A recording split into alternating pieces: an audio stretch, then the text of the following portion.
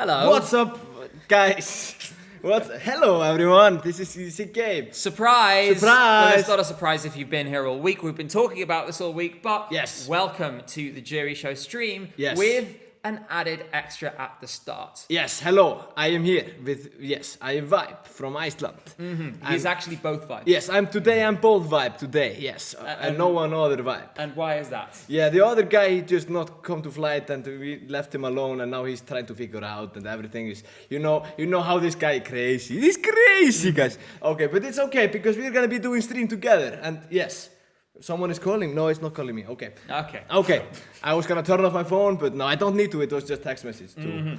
Okay, yes, let's do review. What are we gonna review today? So, yes. as you all know, today is the Jury Show stream. Tonight, 50% of the points for Eurovision 2026 are going to be cast, or if you're Vibe, 0% of your points. Bro, yes, that was tragic last year. I hope no one saw how it went. We fell on stage and we broke our bones and that's why we got 0 points. Exactly. So, what we're going to be doing is, in a little bit, we are going to be going through the show and then we are going to be watching it. Obviously, you won't be able to see it because it's a jury show, it's not public, but we are able to watch it as accredited press. And so we will tell you what's going on. We'll let you know who does well, who does badly. We will talk you through the entire thing. We'll tell you about the interval acts. We'll tell you about the voting sequence. If there's anything unusual, we will, of course, cover the all-important fake results. Yes. And then later on tonight, we will have the audience poll. This is the longest stream of the year. We are going to be with you, and I'm not kidding, for the next 6 hours. Not you. You're fine. I was like, I got things to do. Yes. Mazzy's going to be here for like 35, 40 minutes. Yes. But, of course, what better way to start than with someone who knows exactly how all of these artists feel in this moment. Yes, right I know it. What are you doing 1 hour before? So all of these artists are sat in the arena right now. What bro, are you doing 1 hour they before are the show? probably very stressed right now and probably just meditating. I think it's very quiet, at the venue. Like everyone is like in their own zone, And in the there was this massage chair last year. That was amazing. That was peak. It was peak. Was there a queue for that? A queue? Everybody waiting to get on the Oh massage yes, chair. oh yeah, it was no, but the worst thing is like the people in the delegations were always using it, so the artists could not use it. No, that feels like a misapplication of resources. Yeah. Thanks so much, HR Owens, who says, thank you for the hard work you do. Having an insight on dress rehearsals and jury shows has been a massive help in getting my Eurovision spirit back this year. Thank you so much for your support. We really appreciate it. Shout and out. it is, of course, an unfortunate case, and I imagine it's difficult for you guys in some ways, and weird that we are here, we're having this party, but of course Iceland is not. Oh yeah, we're And not it's competing. very sad. Yeah, it's very sad. How is that? Is it strange to sort of, as it is, still be the most recent Icelandic country at this stage? Yeah, I think it's kind of strange, I would love to have Iceland here though. It would be more party, but it's still though cool, last Icelandic representative, it's an honor, great honor to be, last representative. But what do you think, chat? Yeah, do you want Iceland back, guys? I think they want you guys back. Oh, should we, guys? Okay. You can go back with Roa 2. Oh, okay, million like on the stream right now. And then they'll be back. We'll be back. Boom, yes. What do we have here? Yannick says, oh, don't worry, there's a sorted. Oh no, yeah. Yannick says, is this small vibe or big vibe? Yes. Yeah, this is Yes. small, so Yes. small. Yes, yeah, and Yes. big. Yes, Small it's just, and it is big. vibe. It's just vibe, He is vibe. John I'm vibe. entity. Yes, John vibe. vibe. I'm just the Oh my entity God. vibe. Thanks so much, Sonic, who says the best 6 hours upcoming. It's chaotic. I am glad to have Jay here for some of it. He is off to do the audience poll later as well. You will get to witness my descent into madness from the hours of, well, it's 8 o'clock now, from the hours of around 11:45 to 1:45 is usually when things really start heading downhill. Oh, yeah. Especially when the show finishes and we're waiting for the audience poll. But we do have a few tricks up our sleeve, a few things we're going to be looking at. What is that? Are you gonna tell us the tricks? Yes, well, there's a goodie bag. Oh yes. And not just, there's a goodie bag of the that Eurovision gave to everyone. Oh. I did want to do a tasting of the Eurovision fan beer, but we forgot to buy a can of it. Apparently, it's like the shittiest beer in Austria, though. It's like a rebranded version. Are you of like talking about the one they're selling at the venue? Yeah. Oh, good. This guy can come here. This is our camera guy, Guðjón. He tried the beer. How was it? I got a beer yesterday, having fun, doing party, watching Eurovision, and I said, I will get your best beer. And they said, we have one beer. And I tried it. It is the worst beer. It's like soap with a little water. Sounds very good.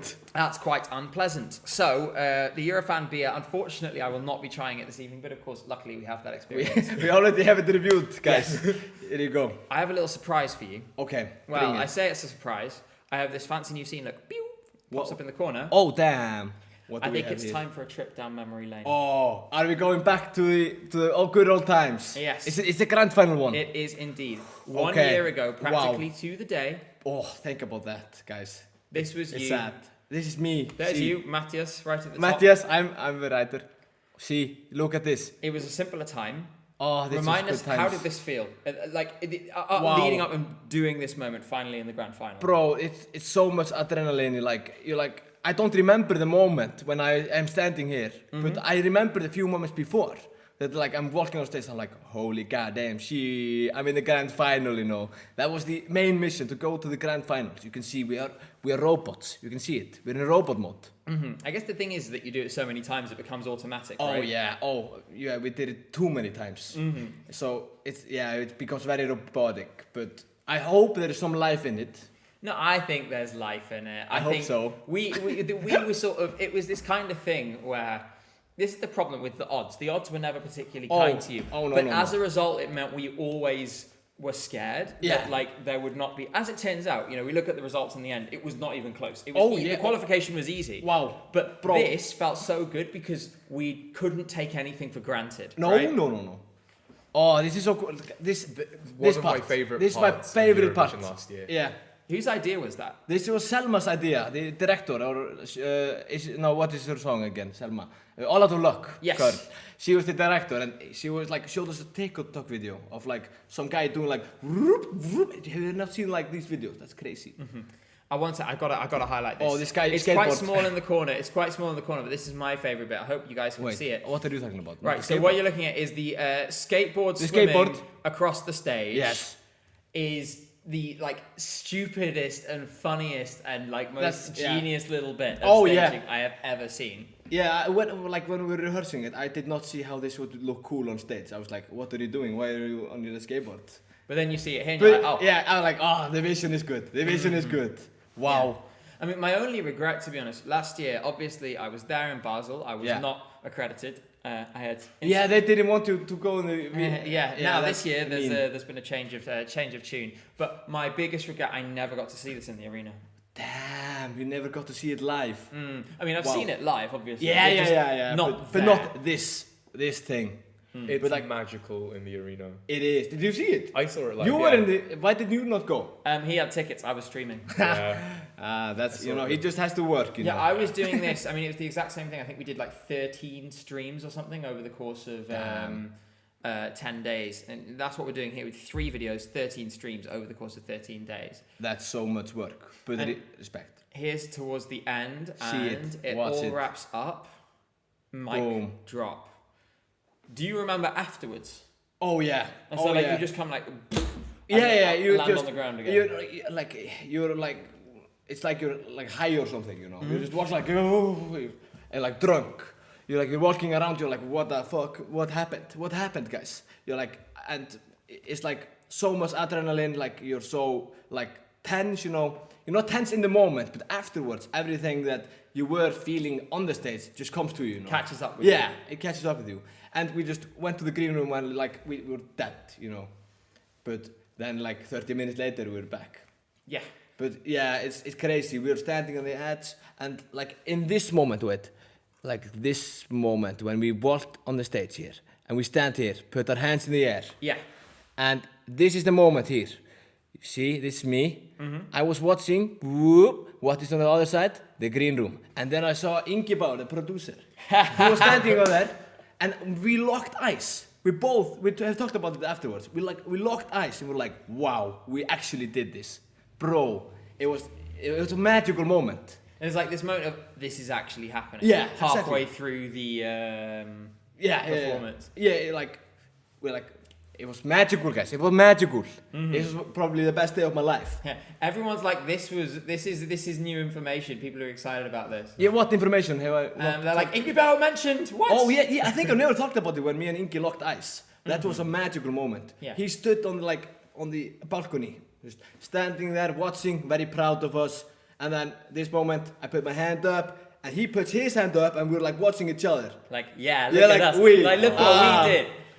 That was Such a cool moment. Gurum, It was an Gurum amazing moment. says, remember when Vibe yelled ESC Gabe on live television? I don't remember that. Wait, when did we do that? I don't think you did that. I think That sounds very much like us. it does you know? sound like you, but I don't think that has happened because like we would remember that. Yeah, that would be a clip. Yeah, and it would have been like on the iceberg or something. 100%. Yeah. Guys, can you put me on this iceberg this year? we can- Oh yes, I know why I can get on the iceberg. Okay. Oh gosh. Okay, right. Well, Yes. I'm scared. I will go on the iceberg, guys. Ramping guy, thank you so much for the super chat. Says, can Matty make a poll for us? Yes. Oh, guys, let's do poll. Okay. What would you like to? Oh. What would you like to poll the audience? Okay. on? One. How many options can you do? Up to 4. Okay. One is gonna be poll. Okay, so poll. The first option is going to be poll. Yeah, poll, and then we're gonna do Smurf number 1. Smurf number 1. Yes, number 1. Yes, Smurf number 1. Or toaster. Toaster. And then Karate Kid. Karate Kid. Full Okay. movie. Kid. Free, full online. Movie free online. Watch now. Watch. Oh, it's too long. It has to Okay, be. film me. Yeah, free move online. Okay, there we Oh, go. guys, this is gonna be an. Oh, what will they vote? Guys, this is gonna be. We don't have too much time for it. Oh, it's the clock is ticking, guys. Vote. Yeah. Get your votes in. Vote now. Vote now, guys. Oh, this. Oh, There I you see. go. All the votes are flying in. Oh, poll is taking. No, Karate Kid, the full movie At the online. moment, but it's getting Oh very no, competitive the at poll. the moment. Oh. Wait a minute. Wait a minute. We have to give them a moment, otherwise we'll influence the results. Yeah, true. Okay, yeah, we cannot be changing your decision. Yeah. It's your decision, guys. In Iceland, like they're voting for who will run the town mayor.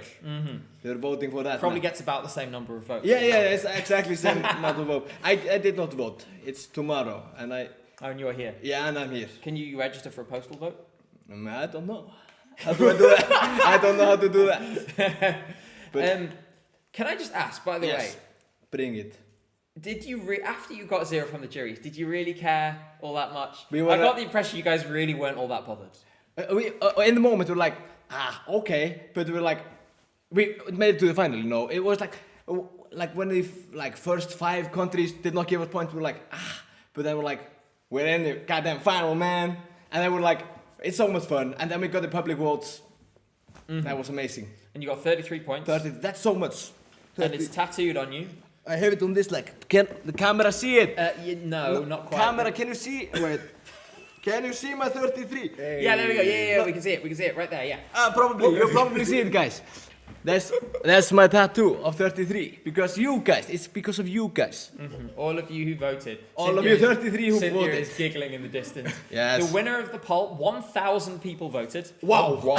So many people in the poll. 33% voted Karate Kid full movie free online. Yes. 28% of people voted poll. Okay. 22% of people voted Toaster, and 17% of people voted Smurf number 1. Wow. Okay, then we have the winner, guys. We have the winner. It's of course Karate Kid, the movie, full online. What's free now? Yeah, and it was 33. It Guys, was meant to be. it was meant to be. It was meant to be. Wait, I saw. Can I get the Ferto hat? Yeah, sure. I can't. I need There the we go. Ferto hat. There you go. You can have the Ferto. Yes, I always wanted to try Ferto hat. It's a good thing to say. So, have you listened to this year's songs then? Do you have favorites? And is this one of them? Ferto. Yes, I've listened to many of the songs.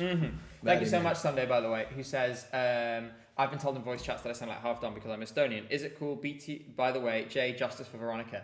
Do you think Estonians sound Icelandic?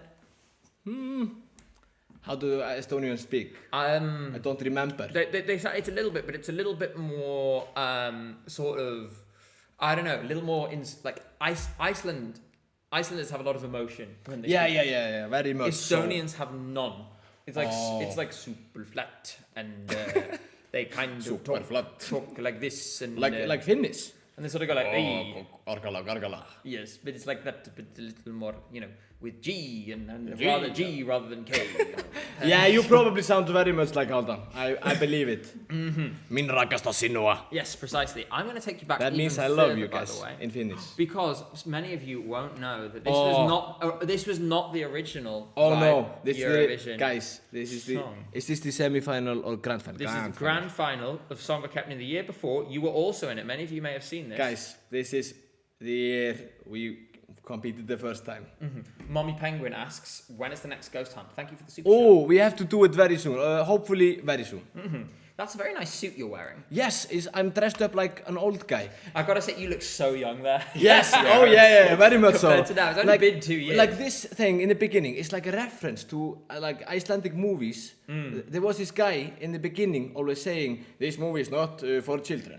Like he was dressed It just was like that this. guy, right. That's an Icelandic lore for you guys.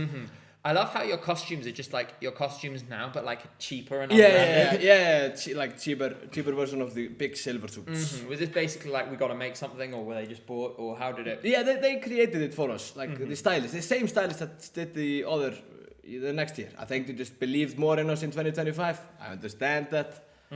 But yeah, these are costumes that were made for us, and we have astronaut and monkey and princess. Be like, yeah, it was supposed to be like movies and crazy stuff. I don't know the thing about the gorilla, like maybe King Kong. Yeah, it could be King Kong. And what makes sense. astronaut? Or Harambe. Or Harambe, it's of course Harambe. Yeah, Bro, justice it's of for course Harambe. justice, guys. Get justice for it. Then princess, but see this, guys. This is the first time we go on big stage. Yeah, and by the way, Dunda says, let the public know that me and Gabe were BMN believers before it was cool. There are tweets from this year where we were like, oh, well, we like Bashar Murad and Vibe, and that's it. Guys, no one else. that's why they're the real And ones. Sigga Osk, of course. Yeah, Go Sigga. Tiffany. Oh, did you know she was Miss Universe? Yes, in Iceland? she's going to become. What I think she needs to do is go win Miss Universe, then enter Eurovision, Oh. and enter Eurovision while being Miss Universe. Yeah, that's like Cyprus. She was in Love Island, right? Yes, she was in Love Island. Yeah, my girlfriend is always talking about it. She's What, like, Love Island? No, that she was in Love Island. She was watching the competition like, this girl is in Love Island! I was like, yes, very good.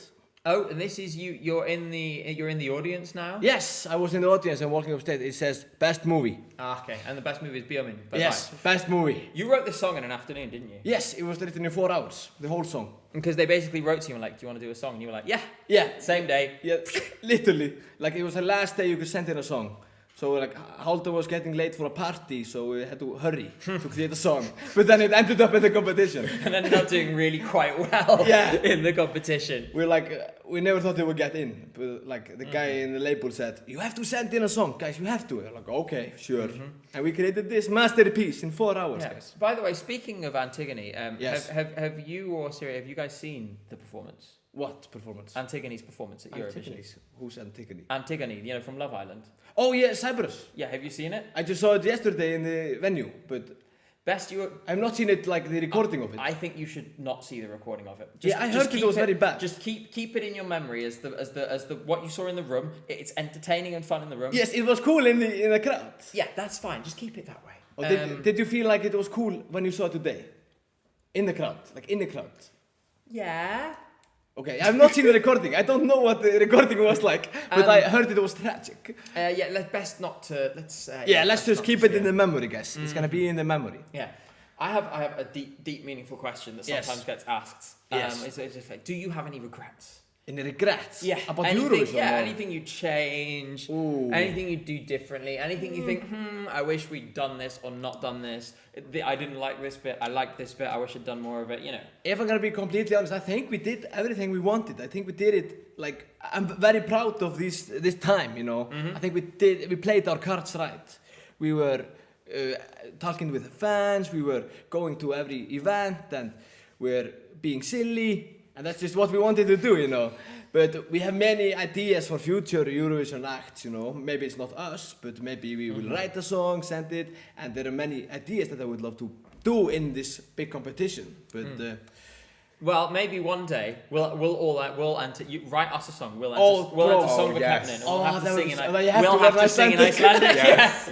oh yes, yeah, let's do it. That's a deal. Yeah, no, we'll just got it. We just have to make sure we use the phrase "verið tilbúin til að bassum dropa." And as long as I have that, I don't understand why this lore is like it's like high school song in Yeah, Iceland. and as long as I have that, Bassi mun droppa. then I don't need anything else, and then the song will be in Icelandic, and Yes. then we'll go to Eurovision and we'll win. That sounds like a good plan. No, the goal has to be to get to Eurovision, make it to the final, get 0 from the jury and 33 from the public. Bro, imagine. That would be so cool.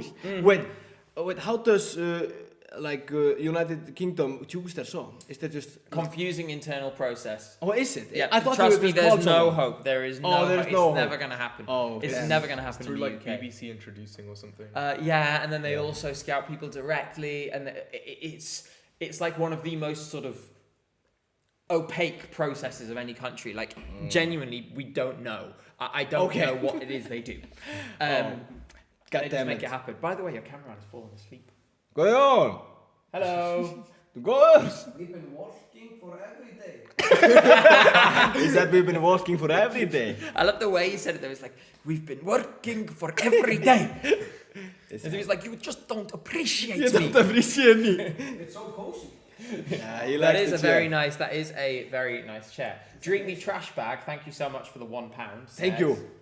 Hey Matty, Hello. how did you end up making a song for Hoyoverse? Love most of your songs, by the way. Oh, Honkasare. Love most of your songs. I love most of them, but not all of them. But that's okay. Are you talking about Honkai Stalrir? Yes. I think so. That was very silly. We just got email.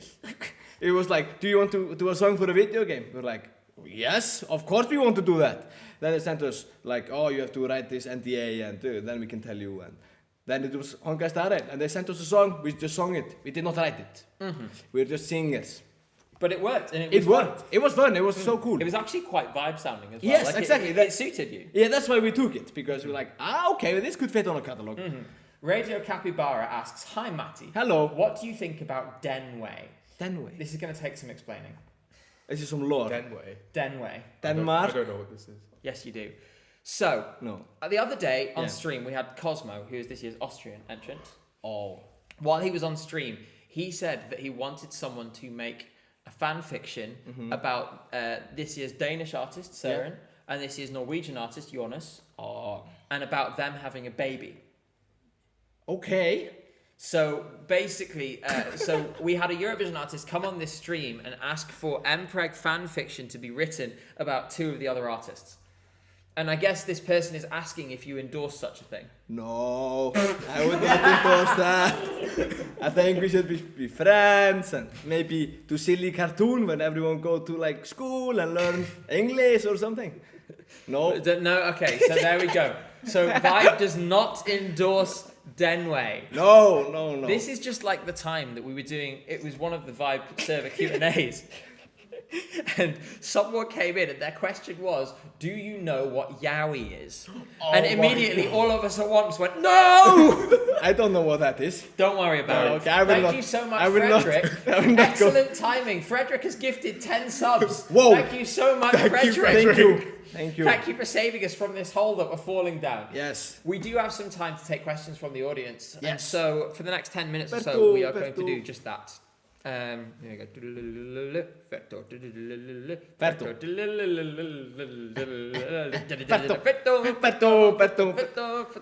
Okay, what is your guys' winner?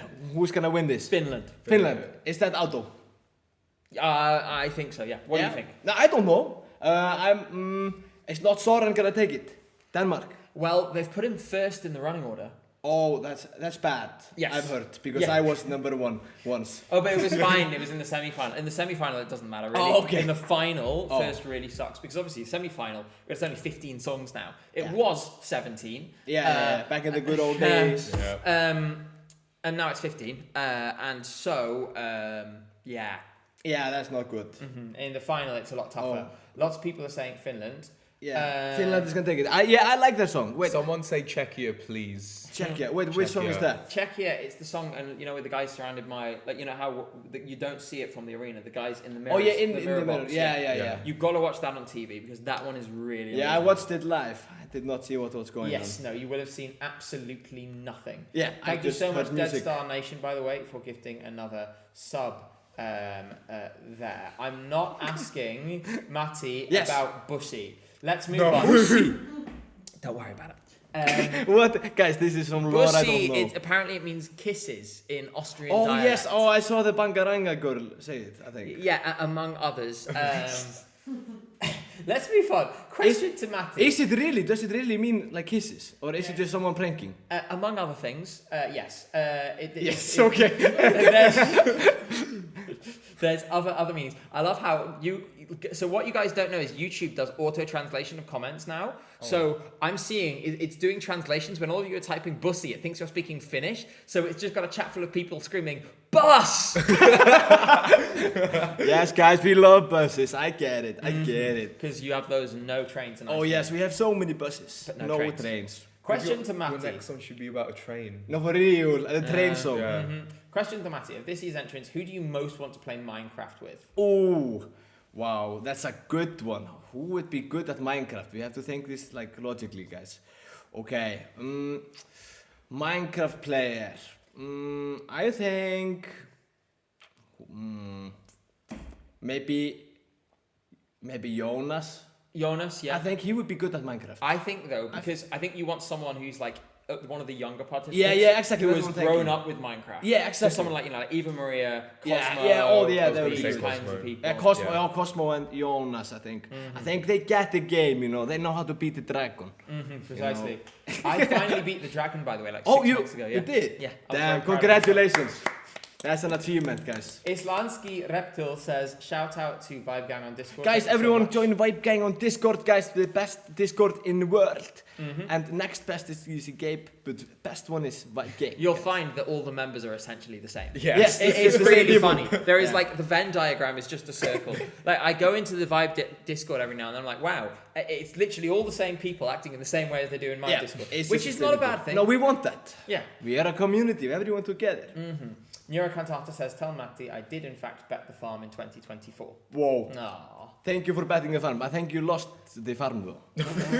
Because he lost. But thank you for betting all your farm. It depends what the question is that was asked. Because on one hand, if they bet to win, then yes. Yes, but then you lost everything. if bets got to the final, then Yeah, then you have many farms now. yeah.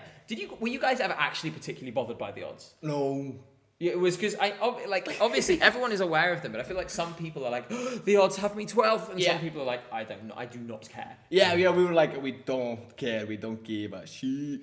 Because like, you know, it's just some numbers on a screen. But we thought it was very, very funny to like, be like crying to get one stage up. Like, get me to 34, please. Yeah. Well, I remember the way that this all started was you posted some shitpost YouTube video. Yes. And I One-shot commented under videos. it being like, I'm quitting YouTube because I can never reach this level of posting. That was literally how it all started. Yeah. If you'd never shitposted on YouTube, Minecraft episodes never would have happened. Charity stream, Nothing. never would have happened. You know, we saw your comment, we were like, oh my god, Easy Gabe! We were like starstruck when we saw your comment. We were like, god damn! Because we were watching you while we were preparing, you know, for Eurovision. Before we won. And you're like, oh this guy's so mean about everyone. Yes, we were like, oh, what will he say about us? And then, luckily, I liked it. It would have been Yes. kind of awkward if I didn't. Oh yeah, then I think you would not have wanted to get us on stream. Yeah, well, no, this is one of those things is that you do occasionally. It's very dangerous to get an artist you don't like their song on stream. Oh, yeah. Because you get situations. Happened once with Alicia from Poland this year. Yeah. Where Did she come on stream? No, she went on a interview with Wee Wee Blogs. Oh. And they start the interview, and then she turns to you. Remember William from Wee Wee Blogs? Yeah, yeah. And she goes, "You don't like my song," and he goes, "I like the verses." And this has become sort of one of the iconic clips of this year. It's not her most iconic interview clip. There was another funnier one where, and this was just this week, where Oh yeah. Oh my god, I saw a compilation this morning, like Yeah. with her doing crazy. yeah. Well, Jay, let's do this as an example. You're Yeah. Alicia, and I'm Okay. the interviewer. Okay. Jay, do you have any message for your fans in Israel? Thank you. It's so good. She's amazing. I think she's clip farming, and I respect it. Guys, we need more artists to be clip farming. I Guys, respect it too. everyone clip farm, guys. This stream is an exercise in clip farming. Oh yes, we're just clip farming. It's all clip farm, guys. Thank you so much, Fancy Confetti, for the 200 bits, who says, what is the most funny yet useful phrase for a visitor to Iceland? Oh, þetta reddast. Þettarredast, which means? It will be fine, guys. It will be all good, you know. We always say it. It's like a slang in Iceland. You say like, oh, when your bus is late, you're like, þetta reddast. You know, if anything happens, if you like explode your car, like þetta reddast. Is that something that regularly happens Oh, to you? yes, yeah. We just have old cars in Iceland, so they all explode. Yeah. Yeah. That's what makes it. It's very exciting. Sort of life then in. Oh, yes, you never know when your car will explode. You know? You're just waiting for the moment. That's why there's not very many Icelanders. Yeah, It's been they're natural all exploded. control on the population of Iceland over the years. Yeah, it's the government, you know. They're just cutting us out, slowly but surely. Yeah, because that way they'll never need to build a railway. Oh, yeah, And that's- they want to save money. It's Speaking of expensive. Þettarredast, Yes. you have released a song and called Þettarredast, and it is Yes. on an album. It's on an album. And you have released an album. Guys, we did album. And would you like Guys. to tell us about the album? Yes, we did album, like with a lot of silly songs we did after Eurovision. It's just like a lot of silly songs, you know. Nothing. It's just funny and fun and party, you know. Silly. It's silly and party and funny and silly. You know, it's just, you know what you're going into when you're listening to album, you know. Guys, you should check it out. Check out the album, guys. Yes, it is called Vibe Out. Like the That was game, nice. you know. Yeah, it's like we practiced it, Yeah. but we did not. We actually didn't know. Yeah, I think people will not believe us, but we did not, guys. Yeah, you have to listen, guys. Vibe Out on Spotify and YouTube and Apple Music. And We were briefly the. Oh no, that was for Gamer Boy. Yeah, for Oh. Gamer Boy, we were in when we saw you guys in Helsinki. yes, Halfdan briefly set a photo of us. yes. As the as the preview. like our album photo. Yeah, it's like you open the Spotify. It was a photo of you. Yeah. That was peak. Shout Oh out. gosh, that was the day. That Frederick Lars Nilsson has £5 tip. Thank you very much. Wow, And £5, asks, guys. You Do crazy. you think Belgium's entry is giving Copacabana Boy? Or also, do you think Switzerland would have qualified if she brought out Clemen's wife during the guitar solo? Wait, I don't understand the question. Is this a question for him or us? Because I can answer this question later if you like, Frederick. I did not get the question, but very good question. But the thing you need to say to Frederick, Yes. which will, okay, I'll just whisper it to you. Trust me, only he will get the joke and no one else is. What you Okay. need to say to him is, Atlas Stone. there we go. He will have gotten that joke and no one else with. Right now, he's going to be screaming angrily at his monitor. Oh, I think so. You have to scream. Yeah. So don't worry, no one else is going to get that joke. It's an obscure prog rock joke from about a decade ago. But he'll understand. Oh, you know that guy? Yes. Oh, very good. I know you now. Yes. He also revealed to me that, and I didn't realize this before, that an anagram of my name is B.I. Legman. So like B as in B-E, I as in I, Legman as in L-E-G-M-A-N. B.I. Legman. So, is that like I'll your be a fun leg fact at a function? Yeah. People, and so yeah.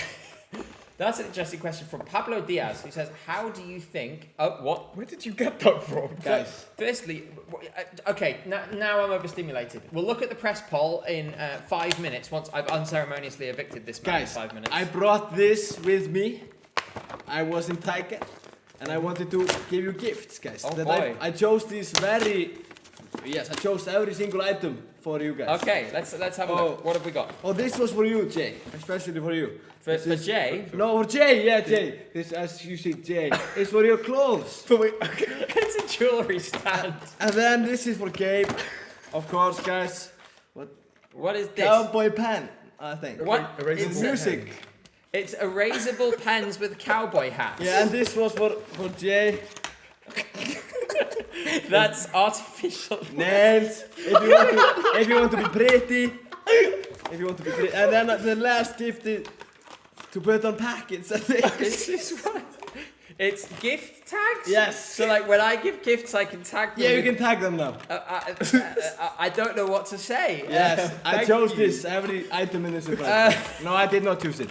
It was just random, you know. You bought like this, you got random stuff. I see. So thank you for the. Oh, it's mini coat hangers.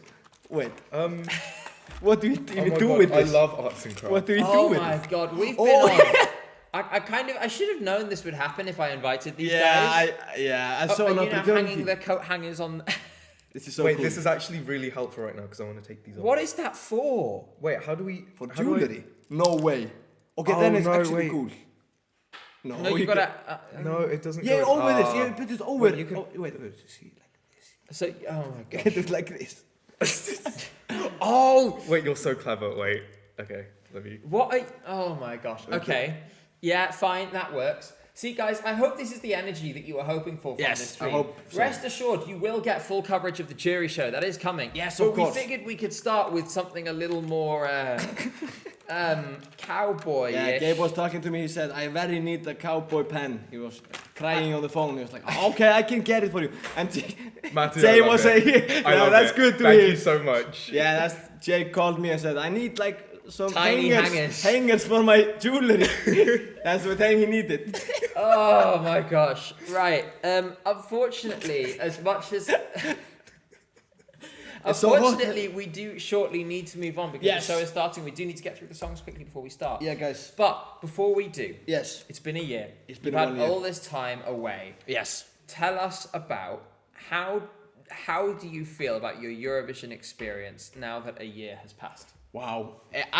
If I'm being completely honest, guys, it was the best time of my life. I would do it again and again. Mm-hmm. It was only fun. Like, it was just good vibes all the time. Only party, and you know, I would recommend it for everyone. I would say everyone, you have to go try it. I think we all miss that Eurovision. Oh, that was a good and one. we miss you very much. Everyone in Yes. chat misses you. Yeah, I miss you guys very much. Lots of love, guys. But for now, sadly, Yes. I must evict you from Yes, the stream. you're kicking me out. Yes, like I am. the juries kicked all my points away. you Well, know. they tried, but Yeah. you know, you had insufficient points. Yes, I don't know what that means even. Well, it's because you know insufficient. Insufficient. That's reach, like a word I don't insufficient understand. points. You know, it's Yeah, English. don't worry about it. I speak Icelandic. You know. Uh-huh. Well, is there anything you would like to say to the audience in Icelandic before you go? In Icelandic. Yes. Allir að fara á bæjarins bestu og á hamborgarabúlu Tómasar, kaupa ykkur hamborgara, pulsu og pítsu og borða pítsu og hamborgara og pulsu og fara á skauta og já, takk, bless. Are you Yes. ordering dinner? No, I was telling them. It's just secret between them and me. Last thing, you see the shark behind you with the hat on the other What? side? Give it a name. We haven't named him yet. This shot? Yes. Oh, he's gonna be called. He looks like.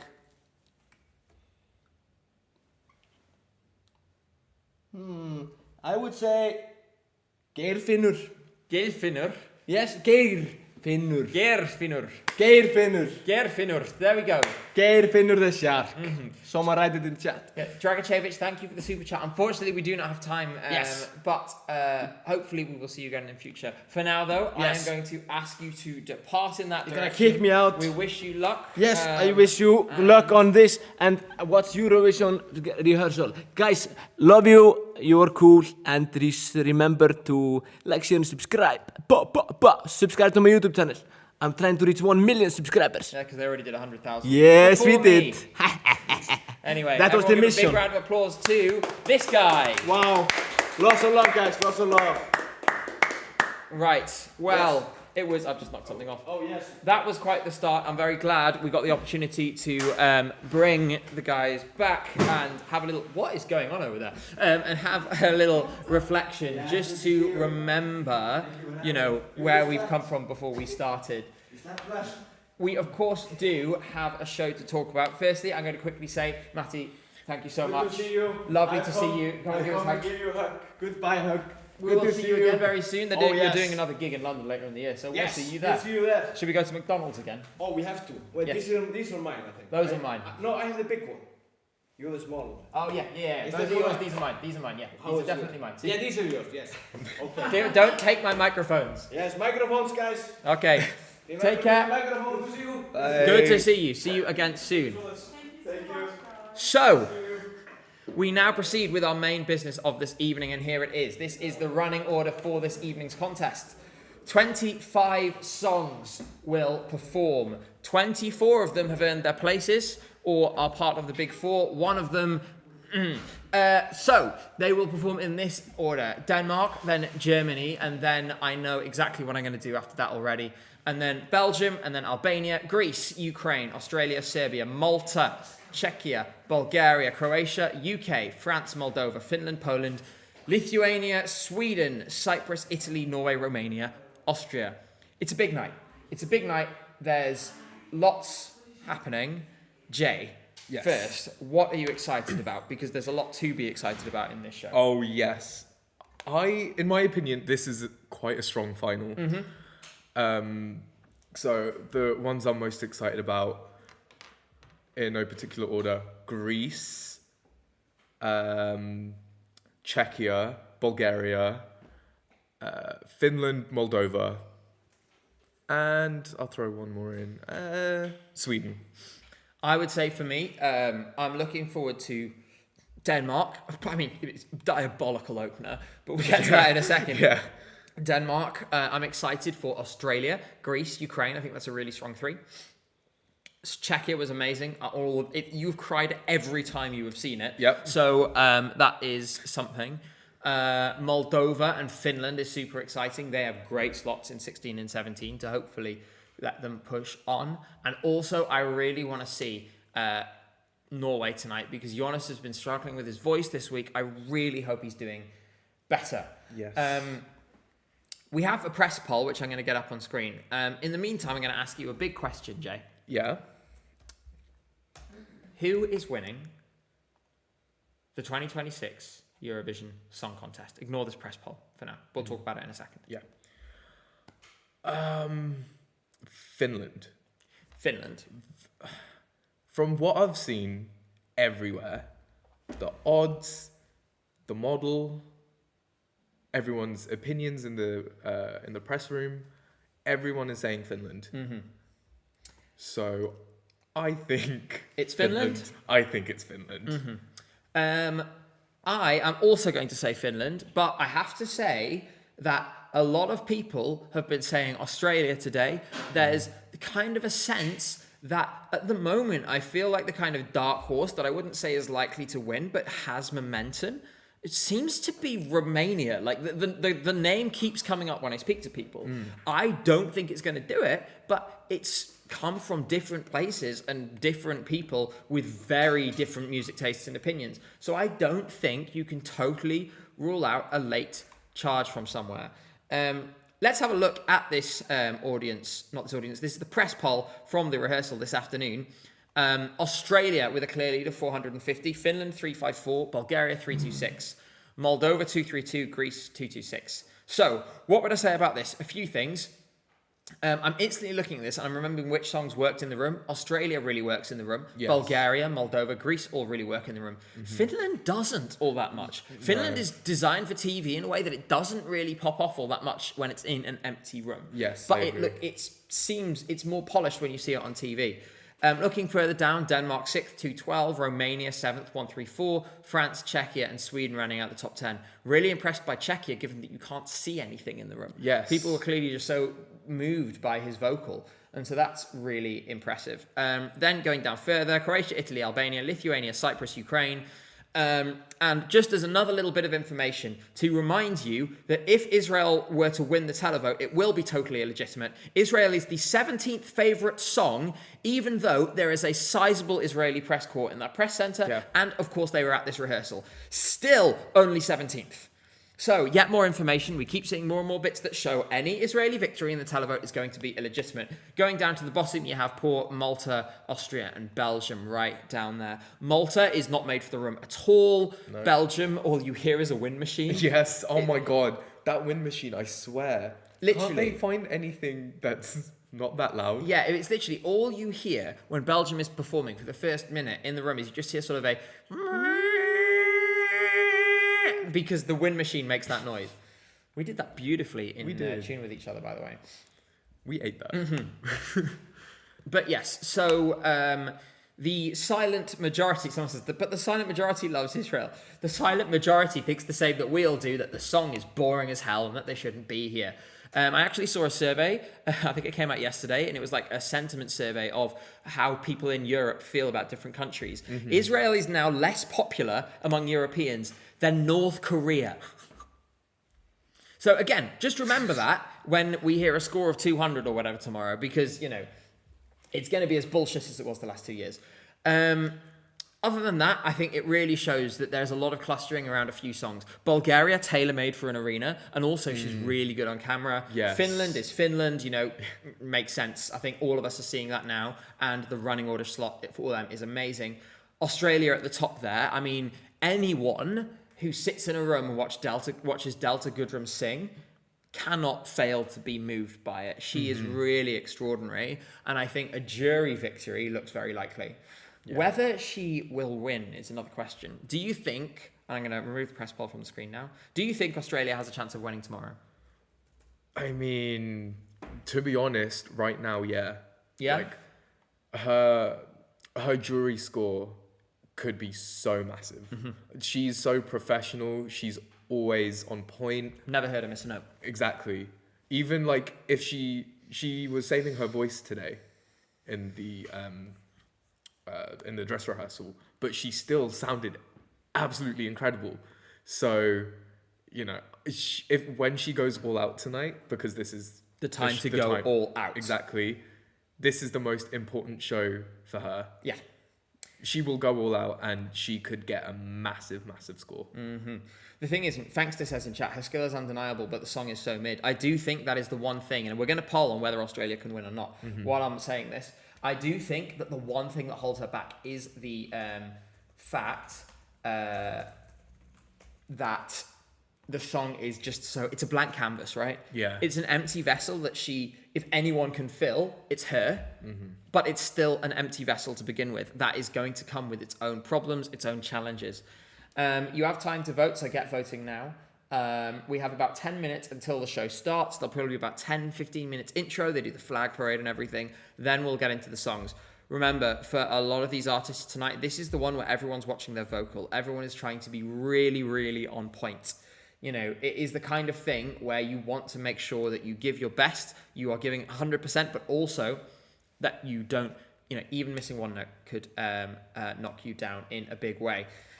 While you're voting, let's take a quick look at the odds. And it is Finland that has actually emerged with a really clear lead. This is the clearest lead that Finland has had.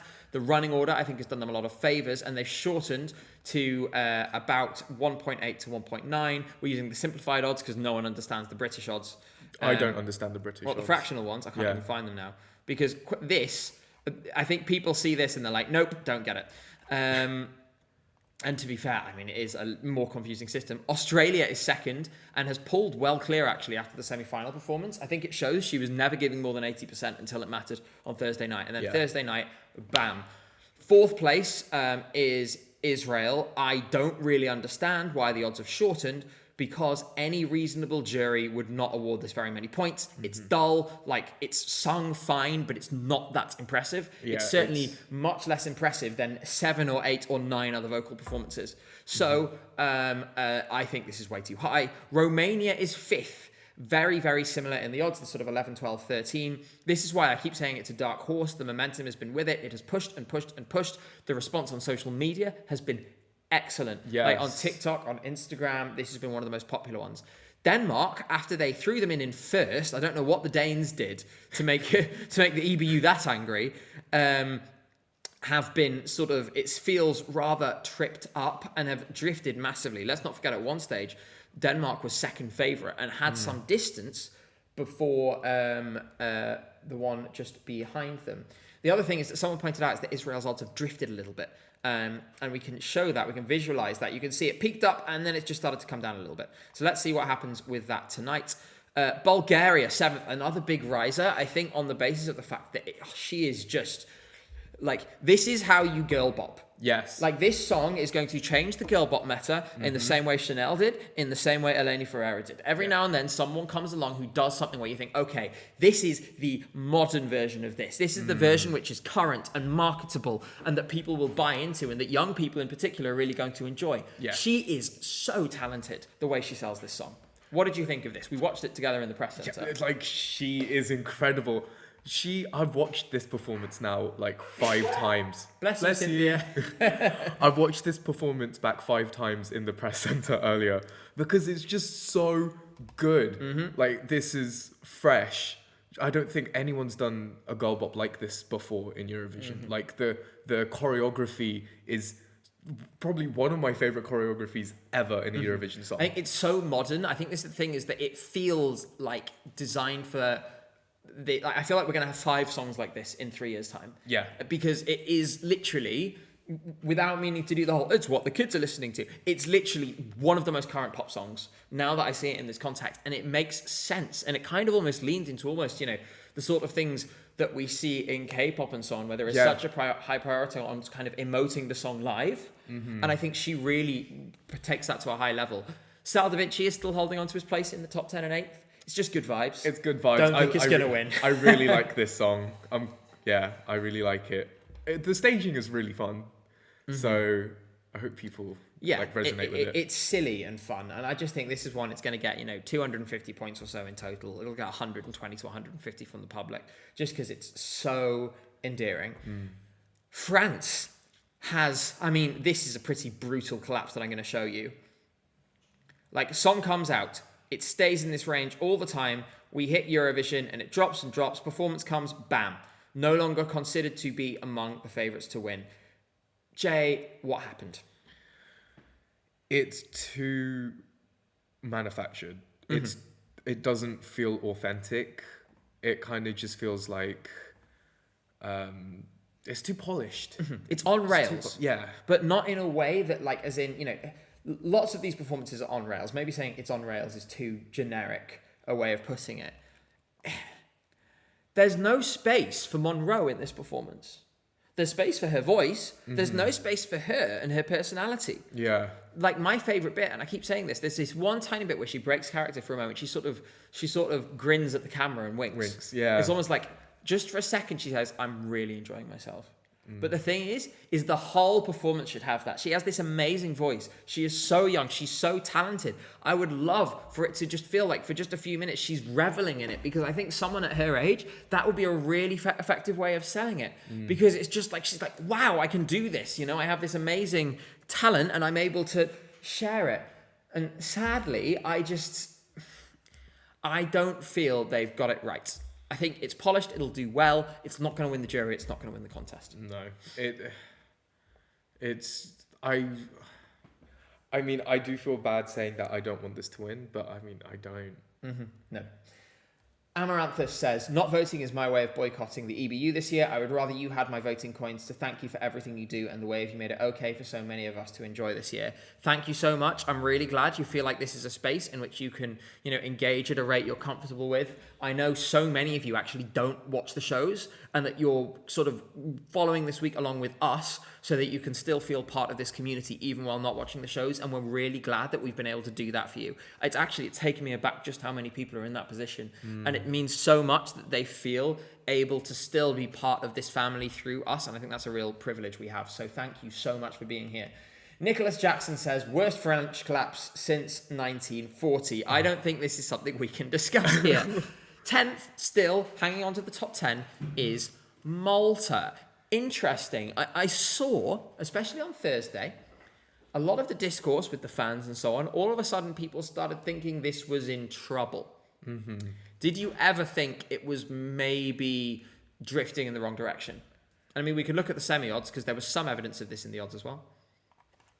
I think when the first press poll came out for this song and it didn't do very well, we saw it in the arena. It wasn't, on TV yet. But still, I think had this have done better in the press polls, I wouldn't be worrying so much. But what place did he get? Almost last? Yeah.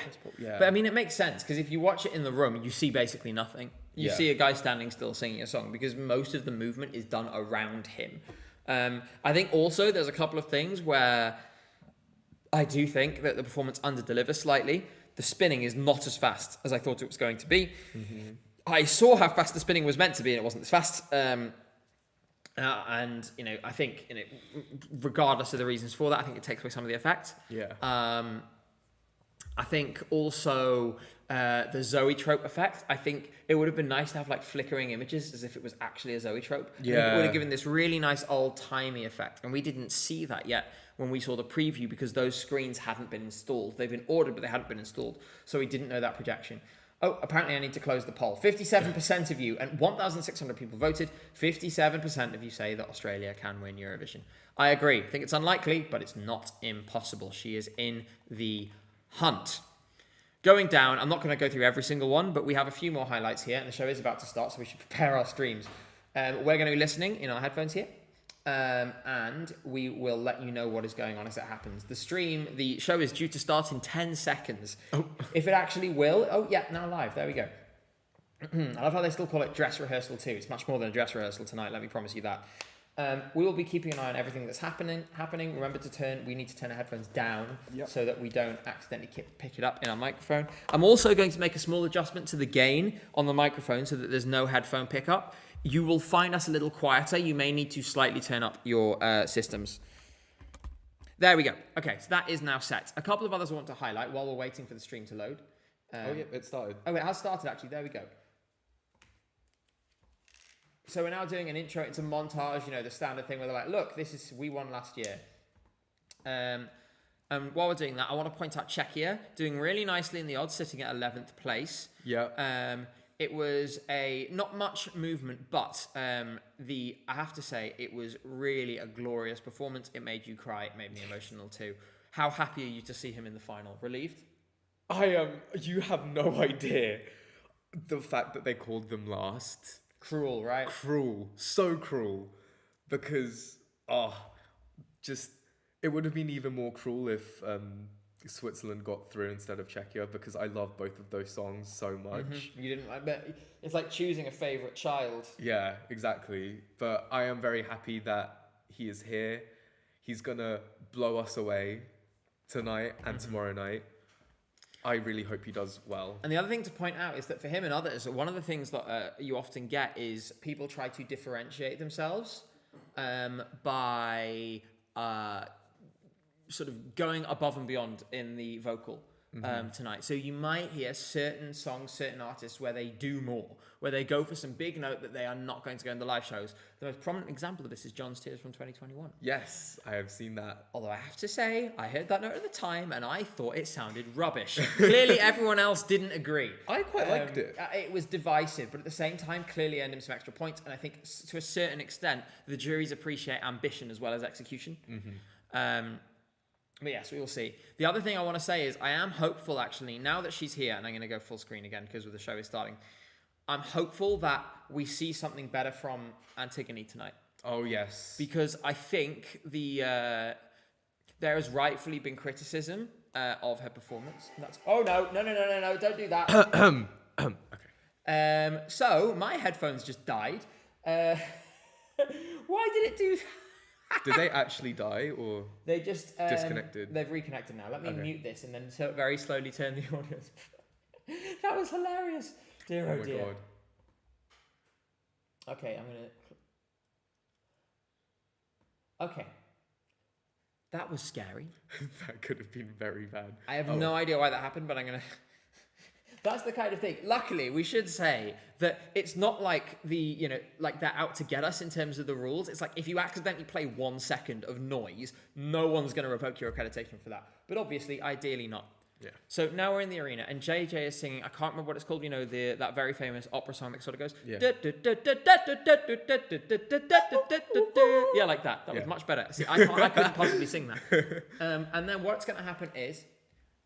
It's going to go into a performance with a circus troupe. It's quite technically impressive, actually. I don't know how it's going to look on camera. It looked really cool in the arena.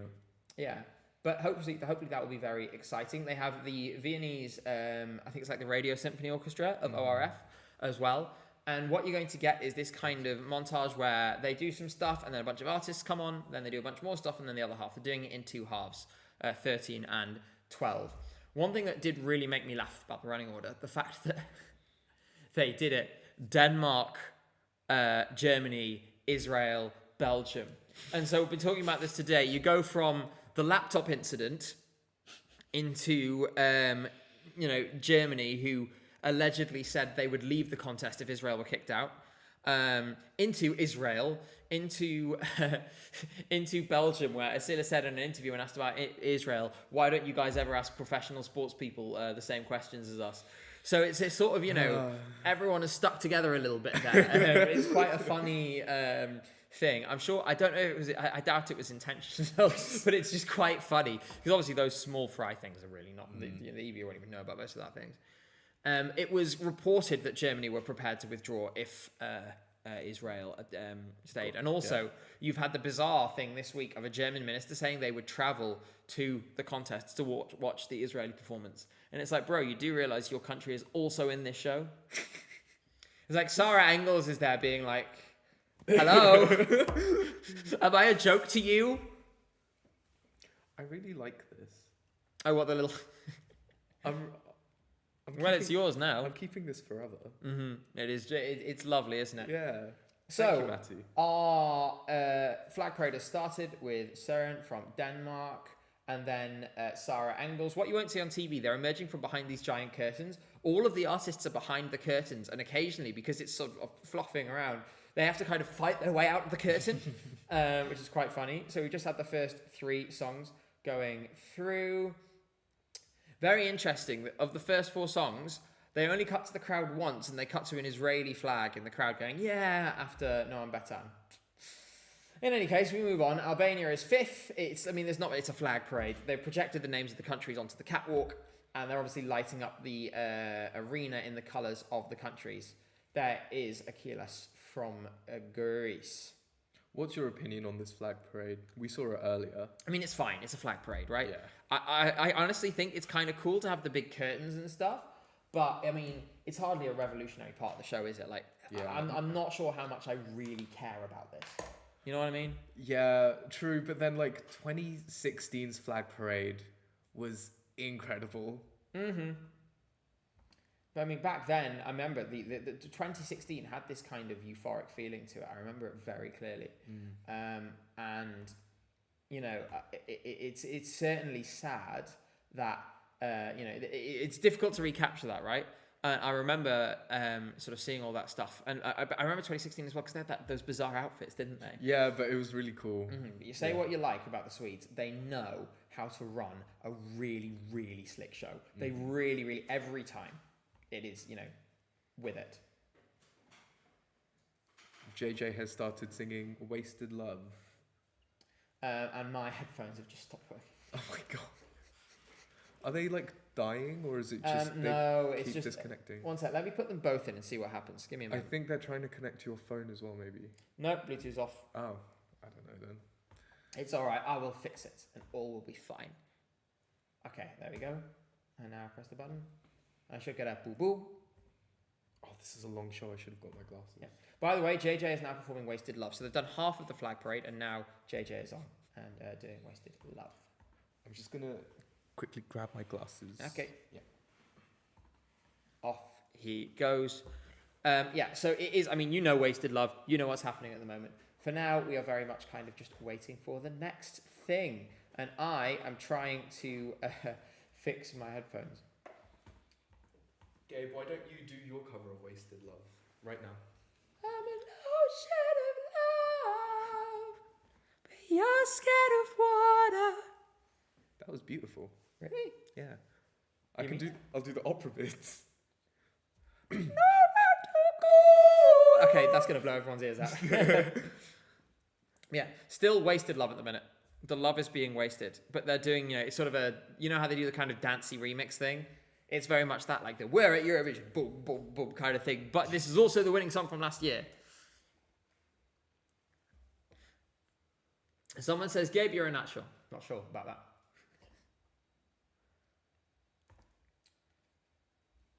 So, Flavius L. DeVito says, I love Aiden, just a bit tired of... Oh, it just disappeared from screen. Don't worry, I will find it. I love Aiden, just a bit tired of the aggressive promo in Romania. Literally, I saw one of our biggest influencers doing a paid promo. Yeah, I think this stuff has not gone down too well with the fandom. I think in future, I would like to see less promotion. I wonder if there's still some more things we can do on the rules with this. Outside of the entire political invariance context, I think it's something we need to talk about anyway, right? Yeah. Because it's a constantly evolving picture, and Eurovision is unique in this event. My name is Jim, says, I'm scared of Bussy. A great many people are. So, JJ finishes Wasted Love, and the crowd cheers. But it now comes onto the sort of the bridge part, and shortly the rest of our acts will be joining. Czechia is next.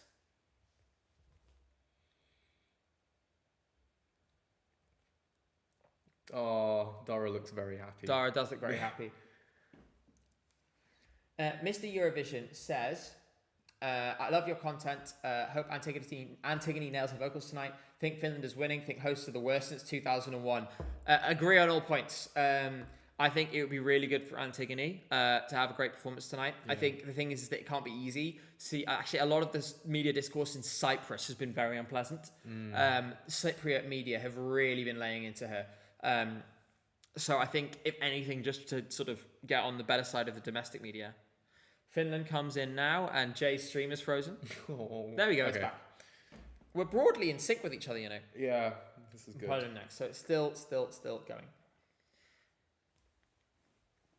Spoon's fan said, be very happy with either Finland or Australia winning. I'd love to see how Australia hosts. Finland will put on a very good show. I think for the Finns, it's quite a safe pair of hands in terms of, we know, because we've seen it with UMK. Yeah. We know they can produce the show, so it's just about adapting that to something else. What is interesting for me is, do they still do the full UMK?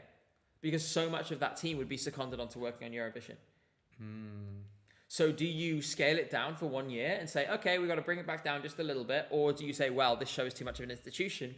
We bring in whatever resources we need to bring in to make sure we can do both? I'd want them to do both to the best of their ability. 'Cause,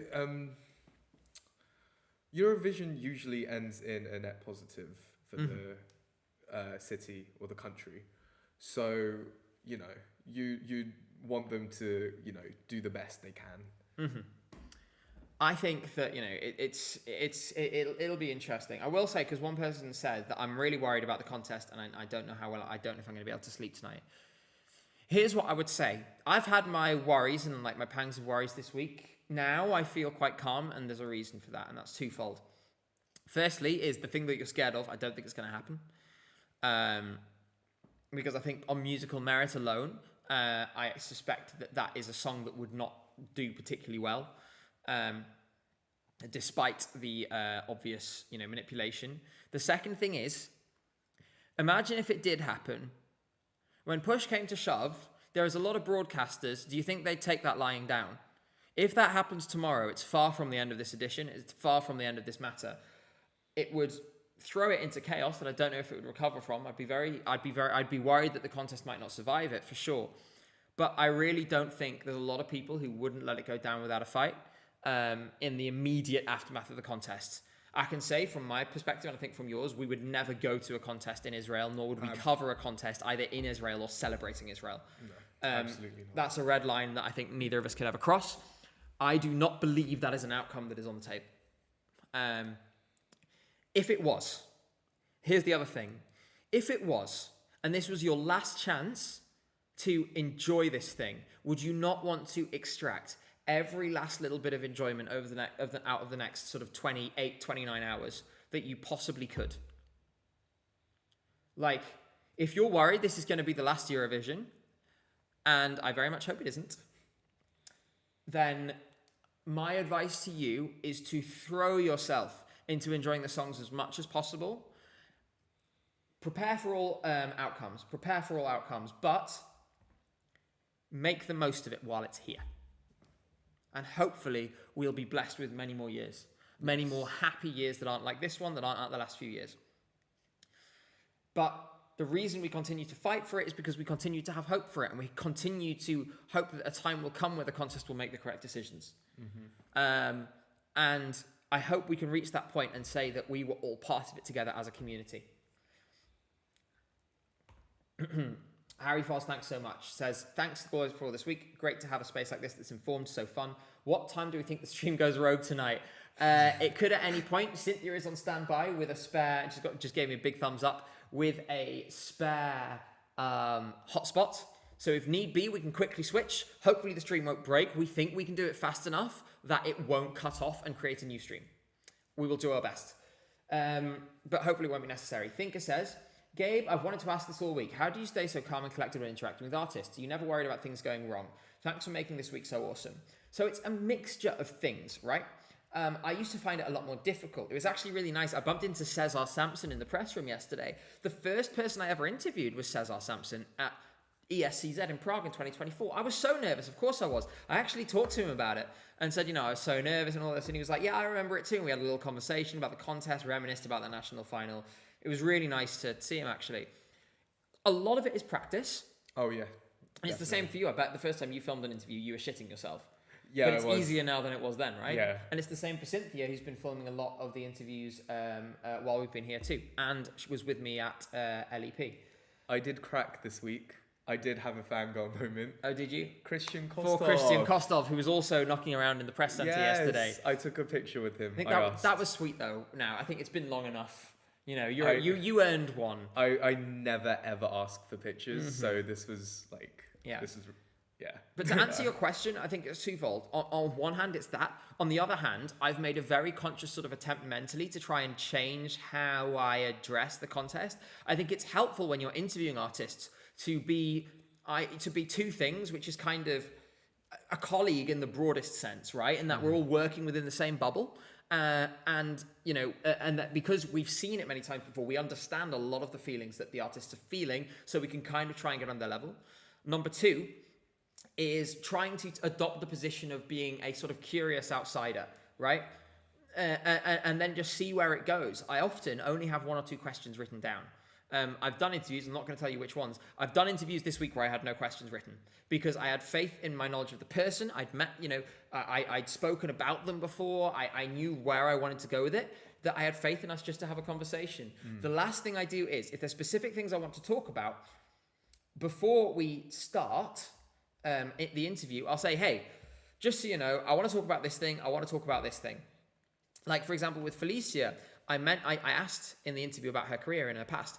I checked with her that was okay beforehand. When you do that, you get, I think, much more open answers because you're establishing a kind of a bond of trust. You're saying to them, look, I'm not going to put you in a difficult position. If I have something difficult I want to ask, you're going to know about it in advance, and I'm going to give you the option to say, that's okay, I don't want to talk about that today. And I would totally respect that. So between those things, you're just trying to build a relationship with the artist and trying to build trust, because ultimately, you guys just want to see us have a conversation. You guys don't want to hear, sort of the same questions over and over again. You want to see different things, and I want to deliver that. The best way is by naturally letting whatever is going to germinate. And I hope that I'm quite a sociable, affable person. Some of you may have met me, and I hope you feel that. And that, in turn, then helps with this. So I hope that answers your question, and thank you for the super chat. Ethan then says, what if they instituted negative televotes to keep the bad apples out of the finale victory? I don't think so, because I think it could result in quite negative, unfortunate campaigns. And it could result with, certain artists being brigaded against. So imagine if you're in a situation where country A and country B are trying to win the contest.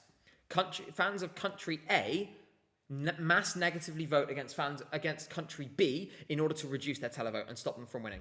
It induces too many problematic scenarios. There are better ways to solve this problem by sanctioning countries that manipulate the vote, and by making the voting system more resistant to this kind of manipulation. I should say as well tonight, because this is the stream that will most likely have the most people watching in the week, there is something that I want to do when Israel is on, and something to remind us of the reasons why Israel should not be in this contest, because it's not just about this contest. So, while Israel is on, I am going to instead take a moment to do some remembrance, and I'm going to read out some names that deserve to be heard, of people, of children who deserve to have the kind of joy that this contest brings to all of us and has brought to us for so long, but we're denied that opportunity by a participant in it. And so we are going to do that during the Israeli song. And I'd ask you all to find some time in the next 24 hours to, remember those people, make donations to organizations that protect them and their families. Find something you can do to advocate for Palestinians and their rights and their, and their future in the next 24 hours, because that's an important part of this process too. So I hope you will join me in doing that when the moment comes. For now, we are already on to the first song, and so Denmark is up. So like I said, we'll go through the first two songs, and then we will come to that, and I will explain it as we go through it.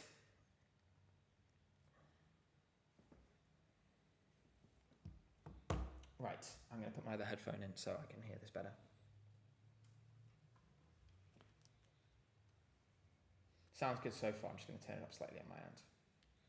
I am slightly behind you, so... All right. Just a few seconds behind me. Maybe you're 2 seconds behind me. Yeah. So obviously now we're not going to be describing the performances as much tonight because you've seen them before. We're going to focus more on, are the vocals bang on? Are all the marks hit? Things like that. For that reason, during the performances, we might focus slightly more because obviously you know what we're seeing, right? If you really want, you could put on the performances at the same time as we're watching them, so you're it's like we're narrating them in real time. Obviously, we can't tell you what we're hearing. We can't show you the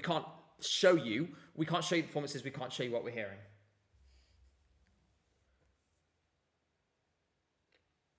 Søren is on the top of the box at the moment, by the way. So far, he sounded fine.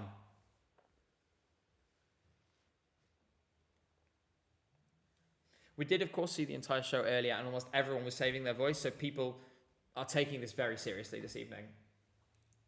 He sounds absolutely perfect so far, by the way.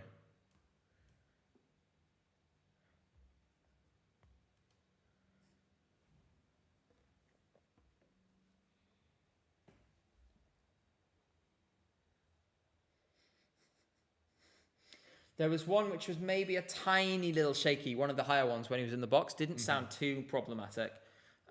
Maybe off by the tiniest little amount, almost imperceptible. Yeah, it's not noticeable really. It's the kind of thing we're listening for it, so we'd hear it. If you were just enjoying the song in the way a jury is, presumably then.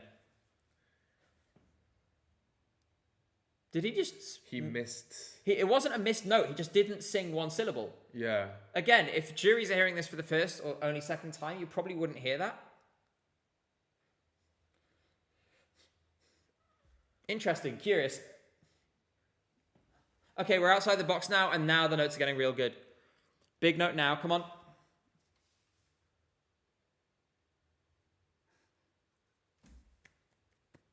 That was good. And now the big one, up. Okay, so he separated the notes. He separated the first half of the big note from the second half.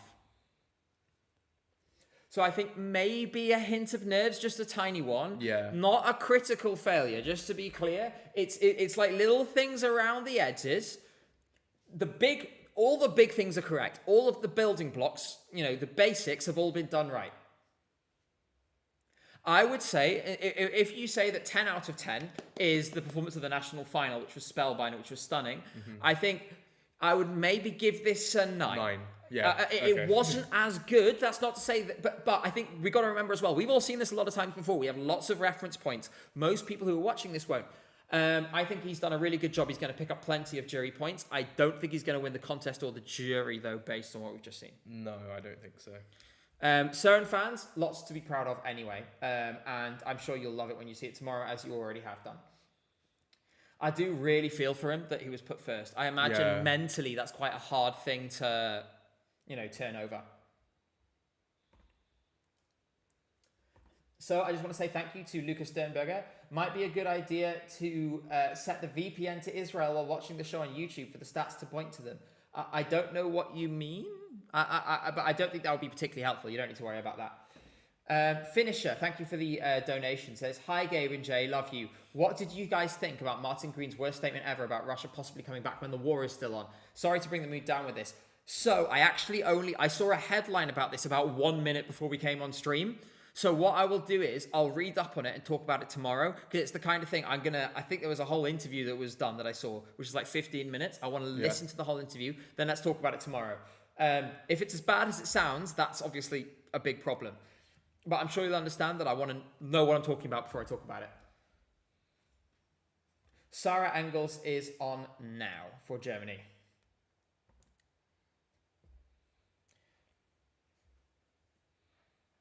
Expecting this to be pretty solid. She's been essentially robotic in delivery so far.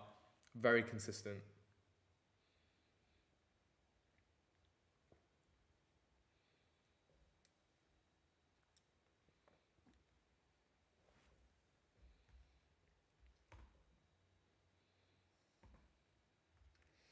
So, not much to say at the moment. She's solid. It's going as planned. You've seen this before. It is how I would have expected her to sound. Would you say the same? Yeah. For now? Which is very good. She always sounds very good. I do wonder whether she has a big note planned or something, because, and there's the trust fall.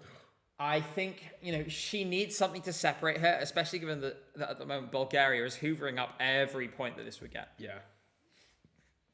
With a way better running order. So.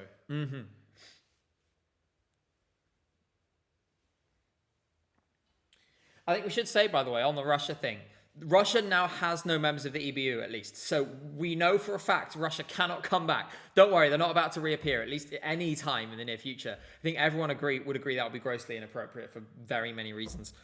All of their members were removed from the EBU in like March of 22, a few weeks after they were removed from Eurovision. So we're still seeing this performance from Sarah Engels. We have not seen anything yet apart from, what you guys have already seen. It's solid. It's on point. I have to say it doesn't set me alight. Pun not intended. It's a generic song, isn't it? It's performed very well though. So, you got to give her that. Yeah. But I wouldn't download this song. It's the kind of thing that, picks up ones and twos from a few places because it's not too divisive and it's well done. So some jurors will reward it. Her big note was really good, though. Yeah. One of her best. Yeah. Here comes the final chorus now.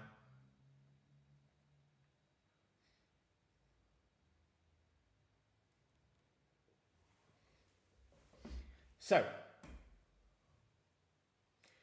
Sarah Engels' song comes to an end, and that means that, of course, next to perform will be Israel. I am going to mute the stream now. I'm not going to listen to that song. I've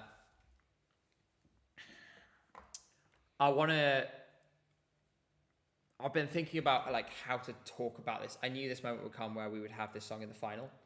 I think these things often become abstract. I think Israel's actions can sometimes become abstract, even to those of us who see it with clear eyes and who call it what it is, as domestic international human rights organizations have done, both domestic Israeli and international human rights organizations have called it, which is a genocide.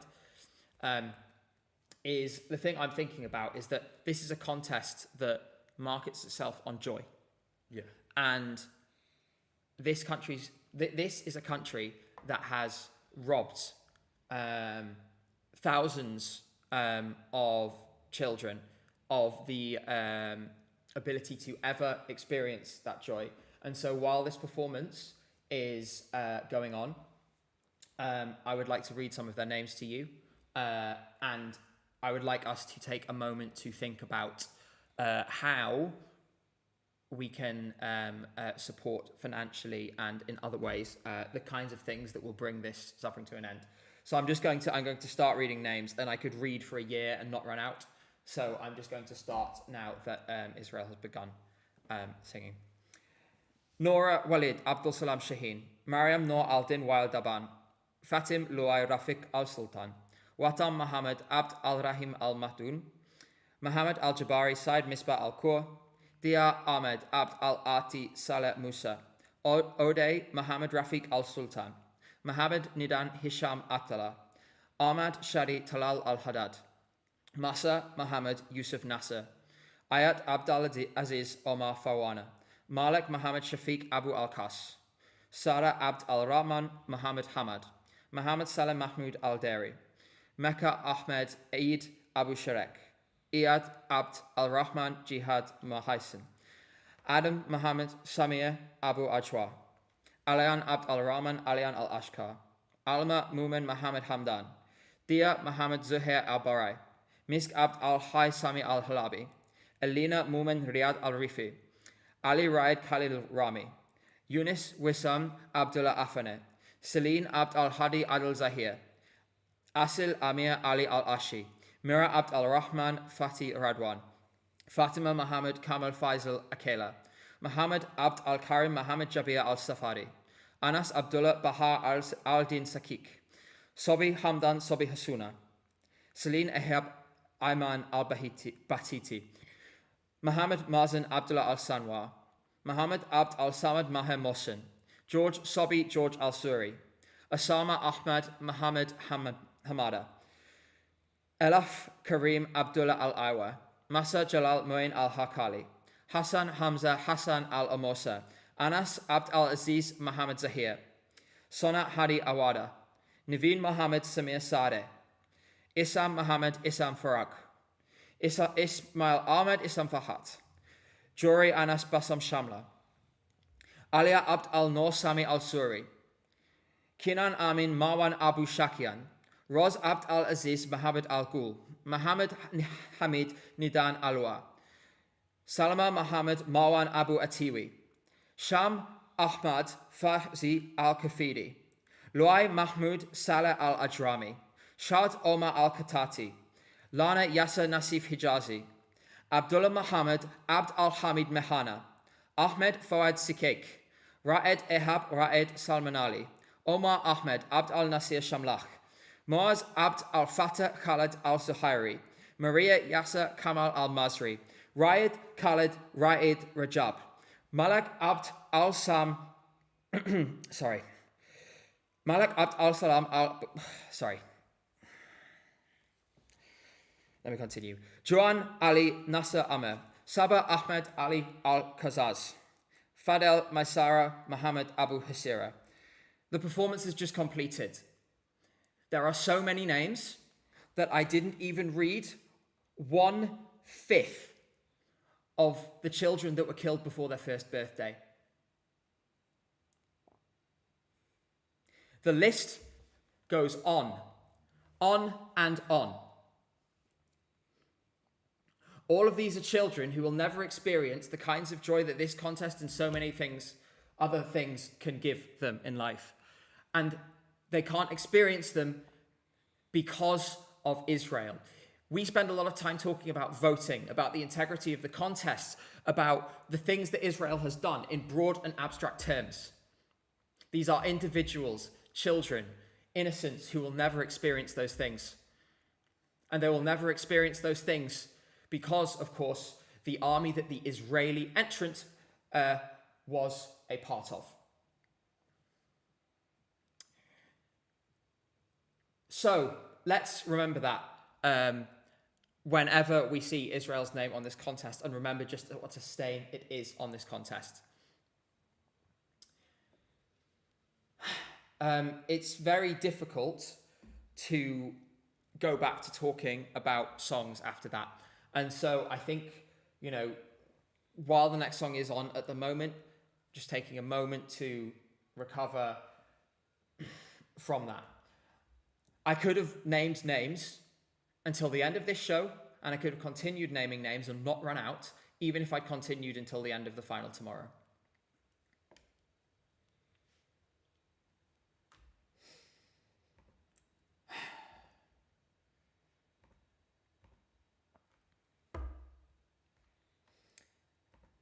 And I hope that everyone who has defended Israel's place in this contest will listen to those names and understand what they are advocating for.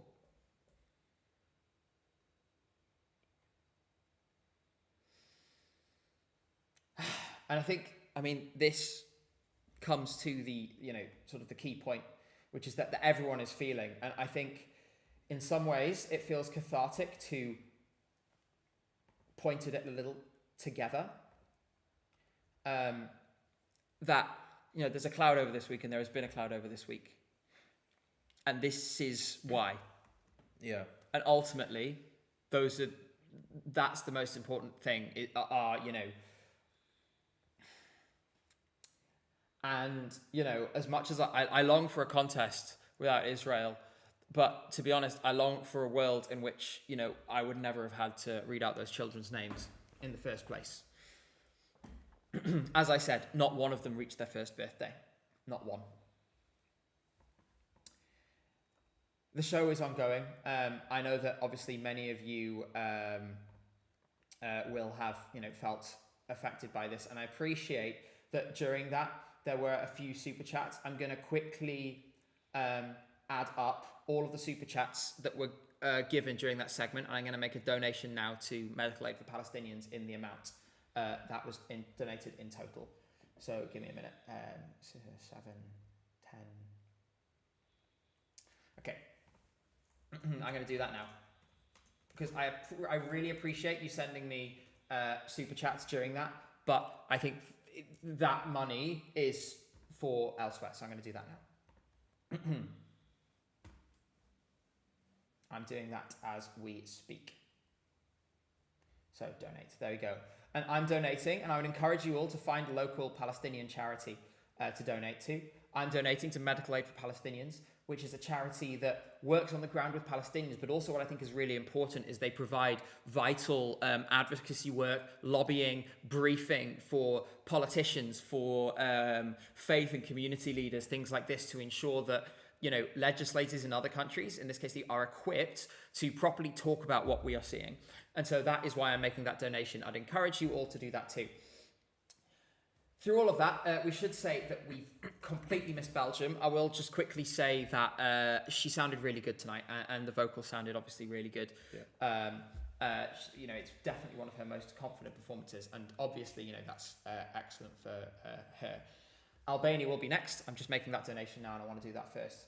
Apologies if it just takes me a second to, regain my composure. Obviously, it's very difficult to talk about these things. Conveniently, they haven't got to the stage ready in time, so that means that I have a moment to do that.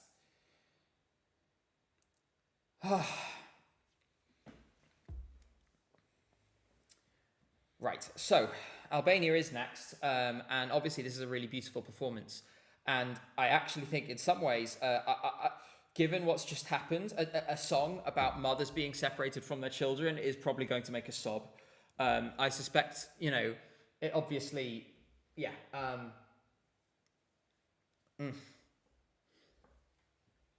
am struggling a little bit to regain my composure. I just wanted to confirm to you all now that I have made my donation now.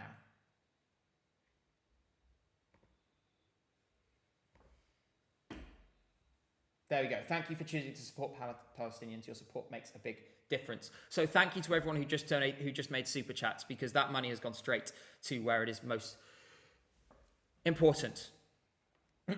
As we say that, Albania is beginning. Obviously, I know you guys want to hear about the show, so we will keep telling you about it.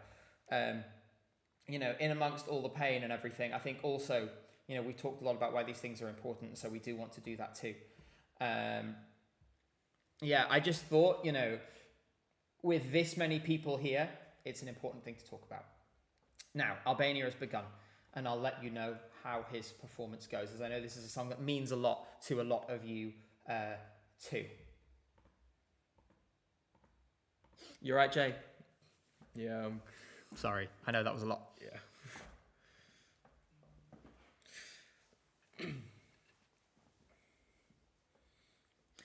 So, we're just approaching the first chorus for Albania. Sounds beautiful so far. A lot of emotion in his voice tonight, actually. Sounds a little almost... I wouldn't say huskier, because that would make it sound... But it sounds like there's more emotion in it tonight. Yeah. yeah, he's definitely putting more into this than usual. I think there's a little bit of, I think you feel a little more pain in his voice, which is selling it to me in a way which is really beautiful.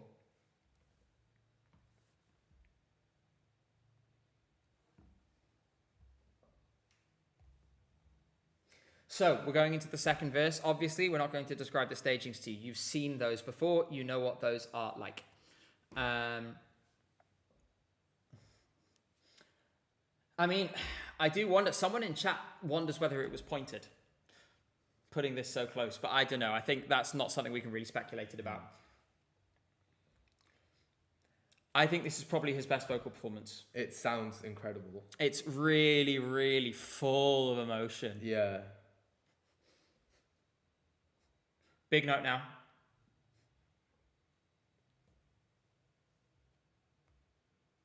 Yeah, totally on point. Totally on point. He's really got it nailed. Really, really nicely done. Really, really nicely done.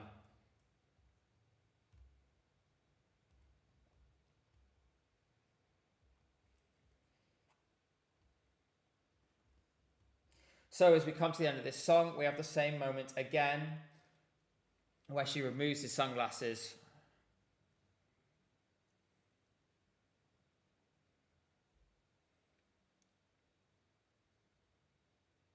Wow. And tonight, you may have noticed last night, the little clock, the watch was the wrong way round. Let's see if they've got it the right way around tonight so that we can see it. Yes, you can see that it's open tonight. That was excellent. That was really stunning. That was the best he's ever performed. That was his best performance. And, oh, what a time to do it. What a time to do it. What a time to do it. That was really emotional as well. You're doing okay. Oh, yeah. I'm okay. I'm trying to focus because obviously there's a lot going on. We do still have a job to do. I feel like we have a responsibility to you guys as well. We know you guys want to hear about the show, and a lot of you have tuned in to hear about the show, and we want to, share that with you.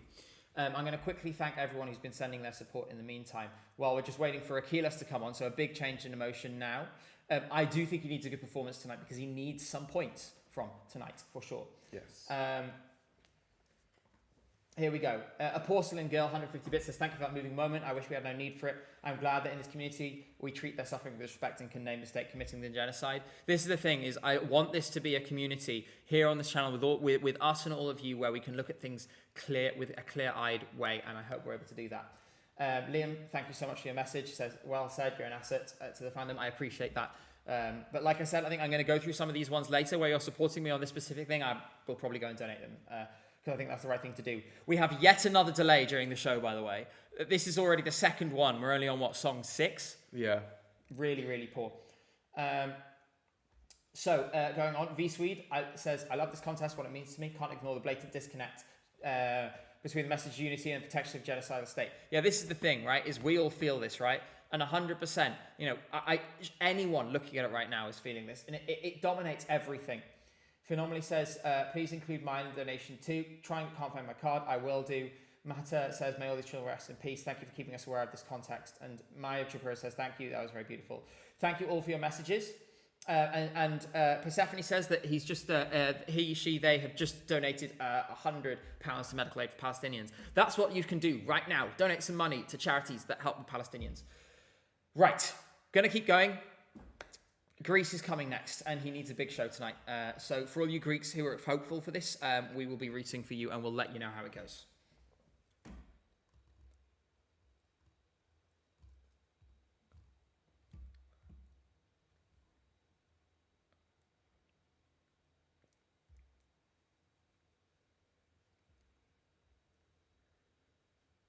He's doing very well so far. Yeah, on point. He feels charismatic, energetic today. Obviously, I'm most interested in what happens with the vocal parts. So that pre-bridge and then into the sort of the emotional bridge where he's singing to his mum. Mm-hmm. I think that's the key bit. He's doing what he needs so far there. He's hitting all his marks. So far, it's exactly as you've seen. Things are right. Things are going the way they should be going.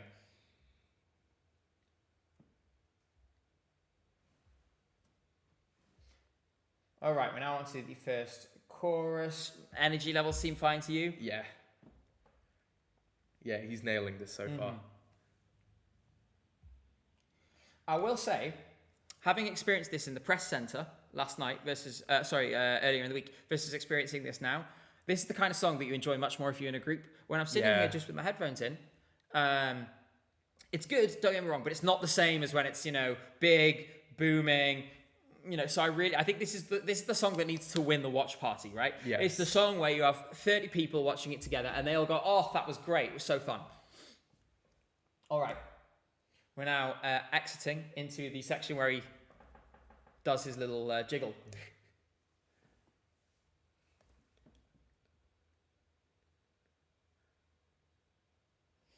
Still all fine.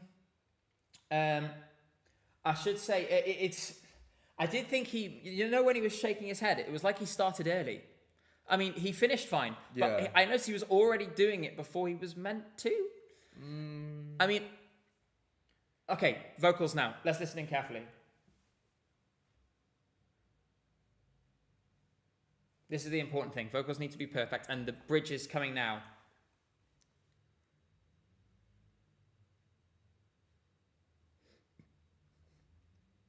Hold it together.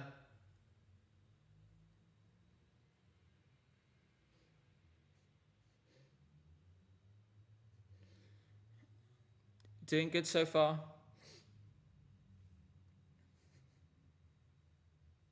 Yeah, that was pretty much perfect. It was good. Yeah.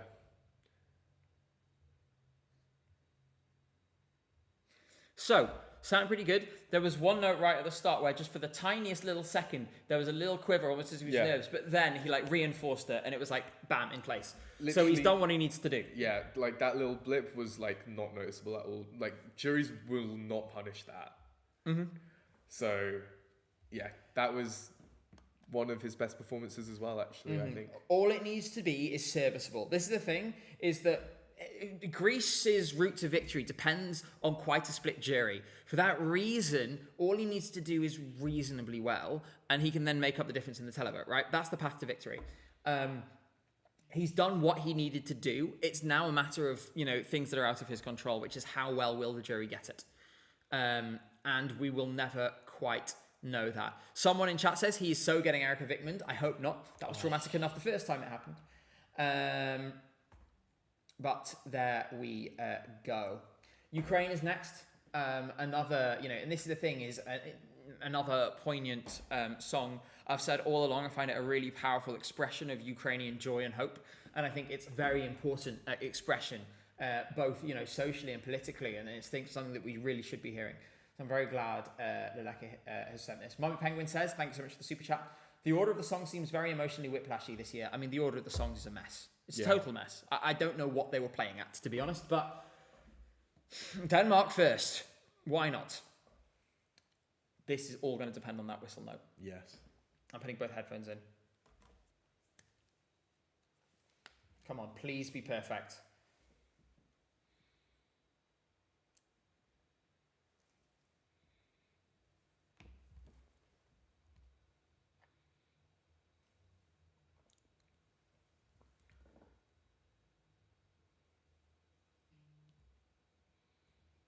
All right, we're going to the first chorus now.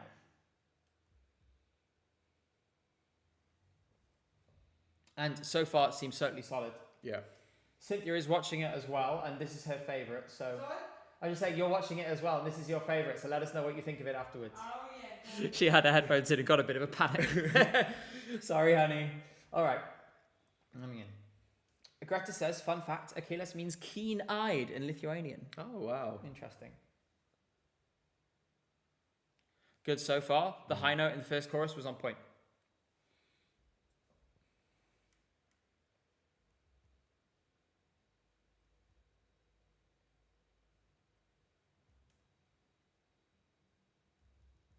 All right, now we come into the sort of more intense break. Good so far. She's had a couple of issues in rehearsal, so I was a bit nervous about this. Perfect. I think that was just right, yeah. Everyone, cross your fingers. The big note is coming.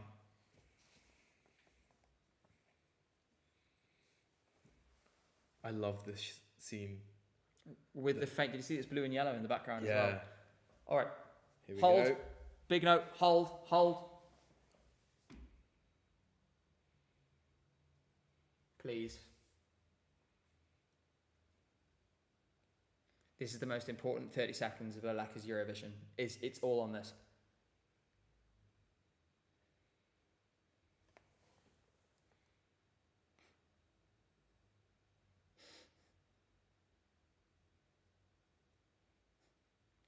She had to throw in a breath, but then she hit the whistle note. That was a really good idea to breathe there. The way she managed that was perfect. Oh, because you could tell that I think she didn't have as much breath as she thought she would. She adjusted in real time, took a little breath, bam, hit the whistle note. Sounded very good as well. Good job. So, Yeah, good job. Good job. It was the cleanest it's been in a performance this week. Really, really good job. It's the thing where maybe the slight breathlessness is a tiny little bit of a penalising factor. But beyond that, you know, the fact that she got to the whistle note then balances that back out and I think adds more. So, well done, Leleka. Honey, how do you feel? I feel very good. You feel good? You thought she did good? Yes, I think so. Okay, Cynthia's very happy. And nothing will ever top that radio performance she did for me. Mm-hmm. But I'm very happy with it. That's a good point. Cynthia's just mentioning, if you haven't already, there's a performance on the radio station Hit FM, which you can look it up on YouTube, that Leleka did of this song, which is literally perfect. It is unbelievable. It's the moment where the song was sold to me. So please go and watch that if you haven't already. we are now at a segment with Oh, we're doing this headphones Professor out. Eurovision. I'm not Yeah. doing another Professor Eurovision segment I'm sick of this. with the AI robots and Victoria Swarovski pretending to be a lecturer. Why did we need 3 of these? It's like, hi, we ran out of ideas. Also, this has been such a broken up show so far. Yeah. We had an unscheduled break before Albania and an unscheduled bake. An unscheduled bake I'm not scheduled me at Greg's.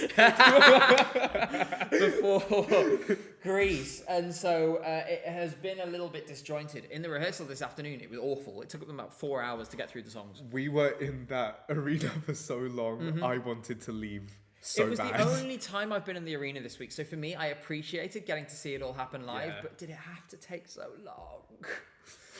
It was really something. They're now doing it's a segment about who has got the most points. So they're doing it in different ways, like who has the actual, which is Salvador Sobral. Then it's like who had the best streaming numbers, who had the most records sold, who's been covered the most times, all these different things.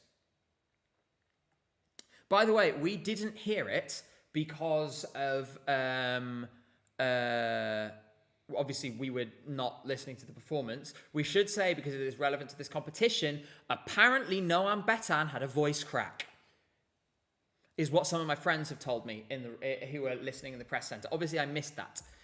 Someone says, you didn't read my super chat? Let me check for it right now. I'm going to go through them and I'll go back. And what was your username? Sorry. Let me find it. Well, people were very excited about that. Hellcentric says, thanks for all you're doing, beyond awesome. Second, any idea if Croatia's 13th is closing first half or opening second half?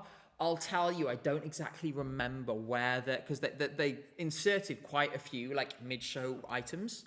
So it's less of a half and more like a 7th. But I'll tell you when we get there. Zintara says, a reminder to not let despair and helplessness win. Even small efforts matter when in high numbers. I hope one day this stain on the contest will be removed. Love from South Africa. Much love to you too. We have to try and pull it all together. I'm trying to spot the super chat that I missed, and I'm scrolling back. Was it Steelex who says, a good friend of mine cannot watch Albania's performance because of an experience with her own mother. I honestly can't really enjoy the song. This is the things that are so emotional and visceral. For some people, they're going to be traumatic too. It's I think it's a natural and difficult consequence of bearing your heart like that. I imagine people will feel about that, about Atvara, about Leleka, about, you know, a lot of these different songs where they're talking about these things that are really, really difficult. Really, really difficult. And so, you know, I think it makes total sense that some people feel that way about certain songs. We've just started the postcard for the next one, which is Australia. So this is big, massive, enormous moment. If there's anyone who's going to hit an unbelievable, unexpected note in this show, it'll be Delta Goodrem. Yes. And we're getting lag. Honey. Okay, we're back just in time for Australia. Yes. Australia is starting now. Okay.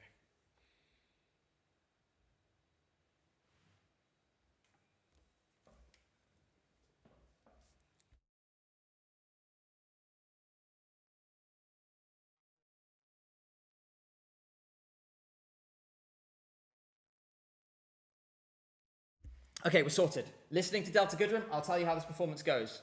See, we were prepared for this beforehand. We knew this might happen, so we had a backup plan that we could quickly just keep going. And Delta sounds outstanding so far. Really, really stunning.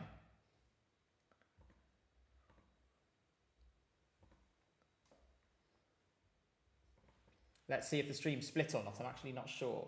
Are we live on YouTube? Can someone tell me? I think we are. I think we may have managed to keep it together. Did we? Let me check the YouTube chat. Seems so. Oh. We're back. It's good. It stayed together. Honey, our plan worked. Yes! Our plan actually worked. Oh, that's so good. Right. Gotta listen to Delta Goodrem. She sounds brilliant so far, but obviously we're still in the early stages. It's the latter half where the big notes are coming. That's the most important thing. Okay, Della. Give them hell, Delta. Come on. She's just walked over to the piano, so we're getting into the good stuff now.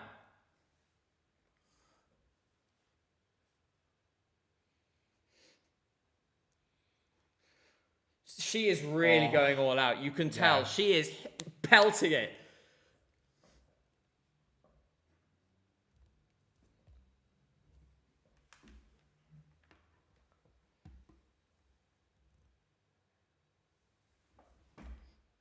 She sounds fantastic.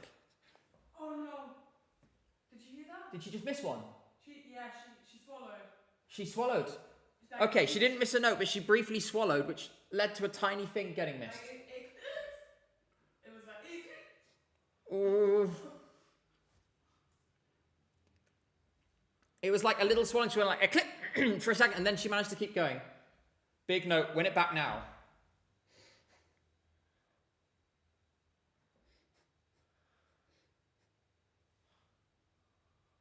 Big notes galore now. And now she's perfect. She's really on it.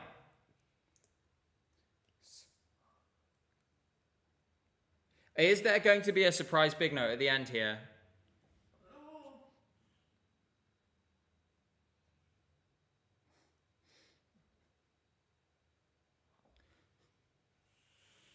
So, there was no new note out there.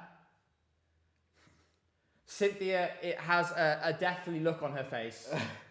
She cracked a couple of times and. Sorry? She cracked a couple of times and then was out of tune in the last bit. There was some problems. It was just a couple of little cracks. And then pushing, I think, really hard at the end. Probably conscious that she had to absolutely go for it. Just that... Strained her voice a bit too much. The tiniest bit of straining, like she was pushing so hard, you could feel it was on the limit. Of everyone in this show, I would never have expected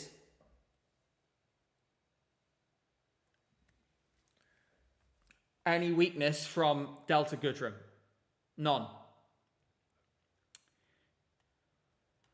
Oh boy, we're going to keep an eye on the odds tonight because it will, you know, it depends. For the rest of it, she sounded absolutely great.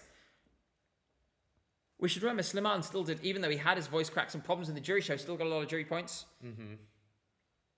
Got enough points to have won the contest, by the way, in 2025. Yeah, exactly. Serbia is starting now. This, less pressure, more of a televote song, I feel like. Yes.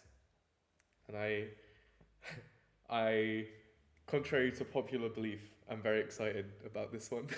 It clicked for you this afternoon, actually, didn't it? We were sitting there and it got to the end of it and you're like, okay, yeah, I like it. I get it. I understand I it get now. it. And that was a really nice moment, I think, for us to see. People are pointing out as well that John's tears wasn't perfect, but won the jury. John's tears, though, was burned by ambition. Let's see what happens. We'll find out in the next hour what's going to happen with those odds, and then we'll see. But it was the way all three of us heard that. Let me see if others, I'll keep an eye on what other people are saying. It may be that others aren't feeling the same way as us.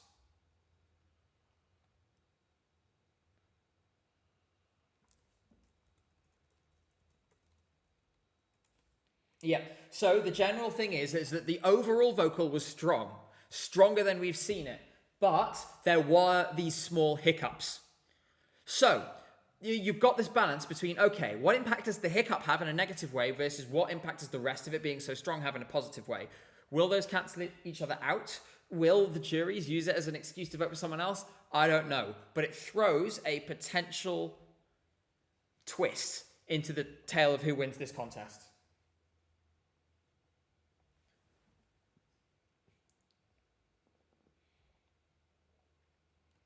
I'm keeping an eye out for more reactions if I can see them. Serbia's still going, sounds great, by the way. Obviously, this is kind of a free hit for them. I don't think they're expecting to get much from the jury. The jury typically penalise songs like this. Yeah. Sorry, I'm locked in. I'm really enjoying this. Mm-hmm. That's all right. I'll do the talking, you listen. Here comes the drop. Wow. There we go. Looks great, sounds great. Really going for it.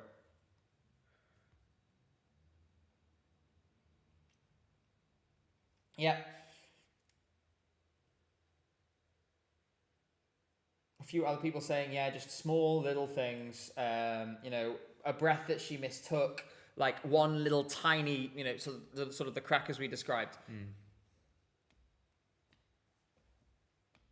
This is just such a complete performance. The Serbian performance is just so nicely done. It's really, really impressive. He's really letting rip on the vocals as well. It's raspy.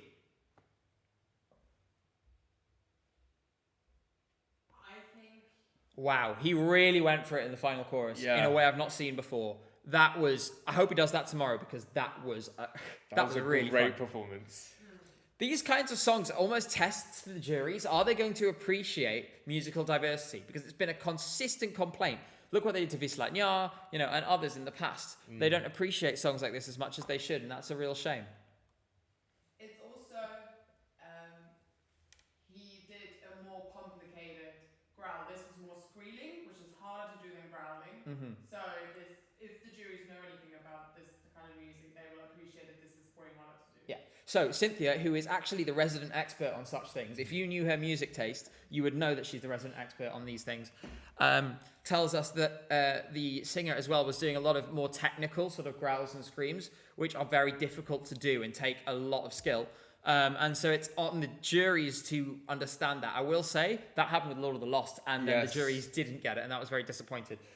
Very disappointing. So let's see. A few people are asking the question. I think what I'm generally getting, to reassure Australia fans, is, number one, not seeing the odds move particularly. And then on the other hand, what I'm seeing is a couple of people just idly wondering whether someone might be able to get in. I would love to see Czechia come out and deliver the performance of his lifetime. Please. I'm so excited for Czechia. Mm-hmm. I think it would be really amazing to see that. Let's see what happens. Long way to go. Malta is coming next. Another one that I think needs some points tonight. Yes. There's a question mark in general when it comes to televote in Malta. I'm not sure this one is going to fully connect with televoters, so I would like to see it pick up some jury points. Mm-hmm. Oh gosh, I'm getting more nervous as the show goes on, Me too, but I think that's just because Czechia's after this. So I'm like... Someone in chat says, totally agree with ESC Cynthia. She's got a big smile on her face and she's just giving you all a thumbs up. Oh, put my Malta now. Let's go.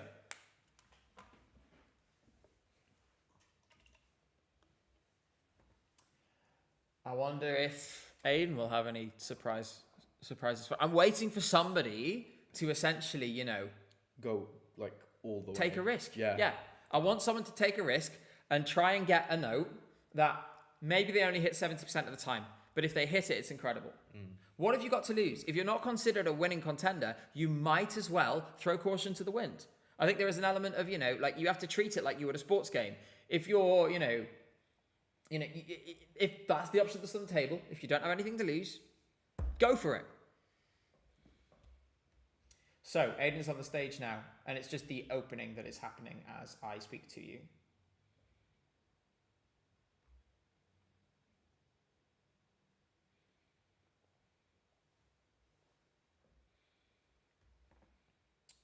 So, I just want to quickly say thank you. Marcel Horvath says Hungarians are excited to return next year, which looks like it to happen. Polyphonic says, thank you for the bit, says, giving you what I otherwise would spent on voting if the Netherlands participated. Thank you so much. These streams have helped me enjoy Eurovision. Keep it up, love your content. Thank you for being here.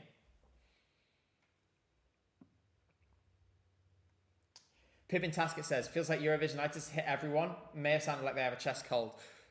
Maybe. I mean, a few people have been ill. Jonas, for example. We'll come back to that later. Yeah. Aiden is very steady at the moment. Very steady, very calm, very, just doing his thing.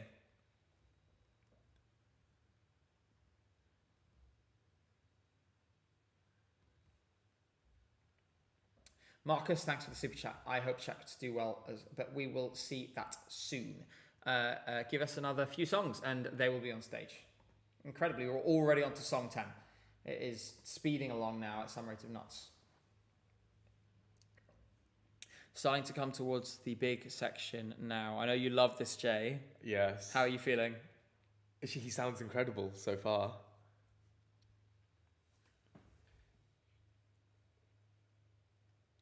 He's so steady, like it feels very in control at the moment.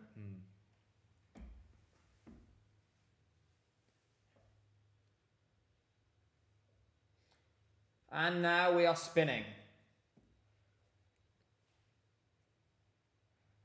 I think it's faster than the rehearsal.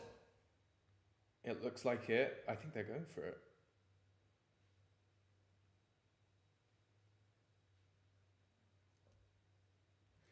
Okay, if there's going to be a big note coming now.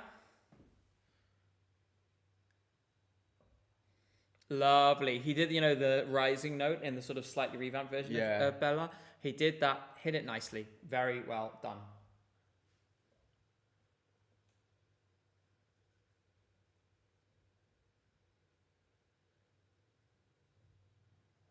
Apparently someone broke their ankle at the Eurofan house this afternoon. Speedy recovery to them. That's very unfortunate. Oh, poor thing. That the day before the final too. So, Aiden has done everything he can. That was a very, very able performance. Yes. I think this one is maybe lacking that soaring high that it needs to get really high up in the scoreboard. Mm-hmm. The next one, though, is Czechia, and I immediately felt a pang of nerves. Same. There are so many. For Czechia, this performance is everything. Mm-hmm. This is everything. This is one of the most jury-leaning songs of the year. It needs to rack them up tonight if it's going to finish high up that scoreboard. They left him until last for the qualifiers.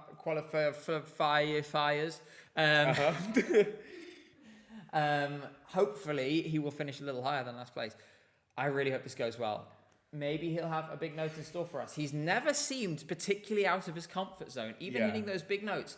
Super in control. He's always zen. Yeah, I just want someone to give us a John's Tears moment.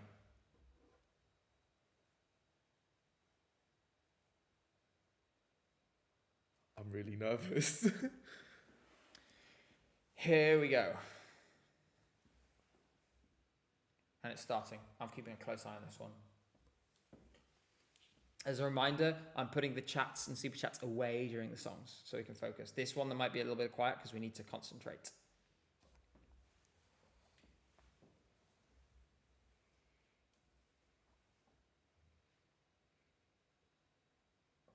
My stream just crashed. Oh, there it goes back.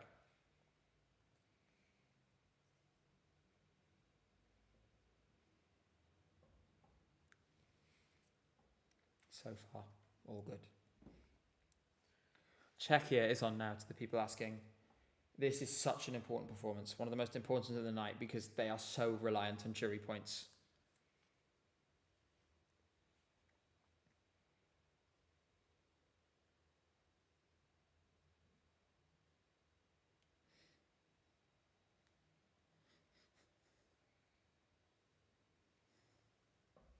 All good so far.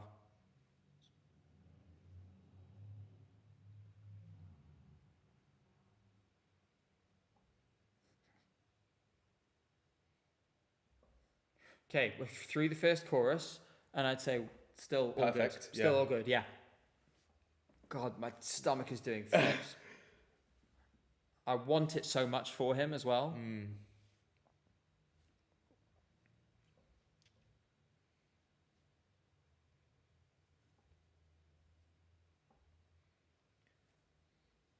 Okay, we're coming towards the second chorus now. Just into the pre-chorus. There was a beautiful little run on the I Get Lost where he sort of ran down and back up again. Beautifully controlled. Oh, and now that second verse that made us gasp so much in the semi-finals. Shot better, in my opinion, than it was shot in the semi-final.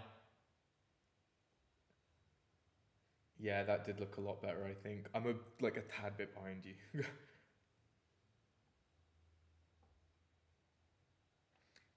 He looks so confident. Oh, those eyes. Big He notes wants now. this. Big notes coming. All right, come on.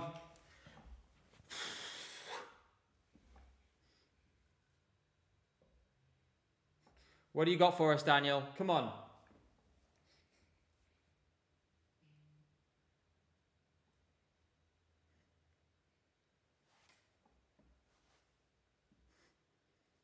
Perfect, perfect.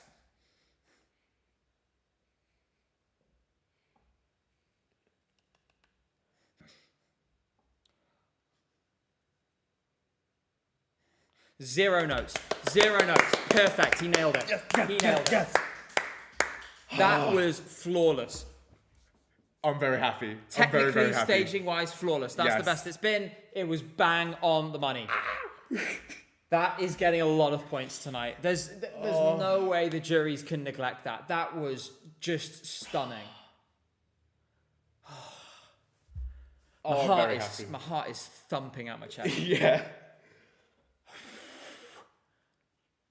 God. See, the thing is, right, semi-finals are exciting because you're discovering new things. Finals are just mental torture. Are you measuring your heart rate right now? Yep. 94? 94 is above resting. My body's lying to me. Uh-huh. Actually, my watch is on 1%, so Stream's frozen. That's unfortunate. oh dear. Hello, I would like my stream back, please. I would like to have the Bangaranga. Oh yes, it's Bulgaria next. Okay, here we go. Are you the Bangaranga? Okay. Okay. Come on, Dara. So obviously, as I've been saying throughout, you know these performances, you've seen them before. We're focusing more on vocal perfection tonight, on everything being just right. This is the night where you nitpick. This is the night where you make sure you get everything perfect.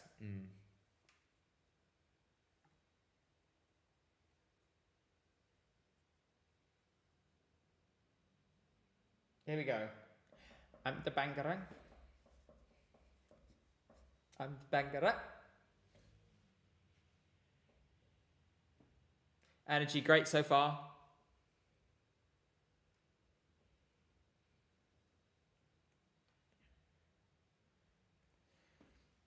I do think the way this is choreographed is just superb. It's one of my favourite choreos in this contest in quite some time.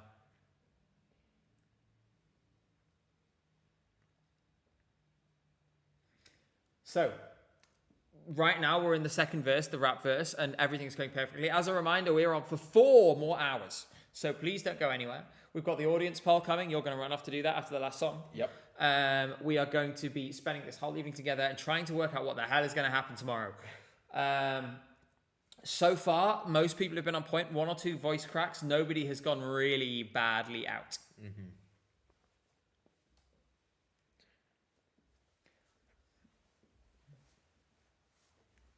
I think the vocal capacity thing is a bit of a difficult for juries because it's amazing. The problem is like the vocal is relatively straightforward in terms of its melody. She executes it really, really well, but I just wonder whether that, that takes off that, little top bit that might only be accessible to the Delta Goodrims, the Daniel Shishkas of this world. That said, the jury meta shifts from year to year, so I could be completely wrong.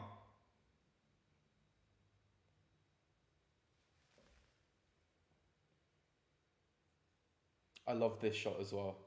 Yeah, the bridge. My favourite bit is the bridge as well.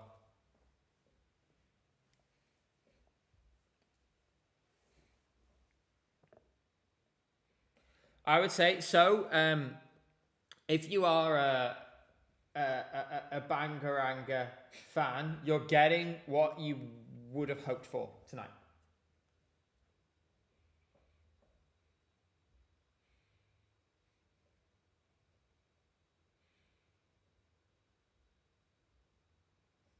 Okay, into the final chorus now. Energy up.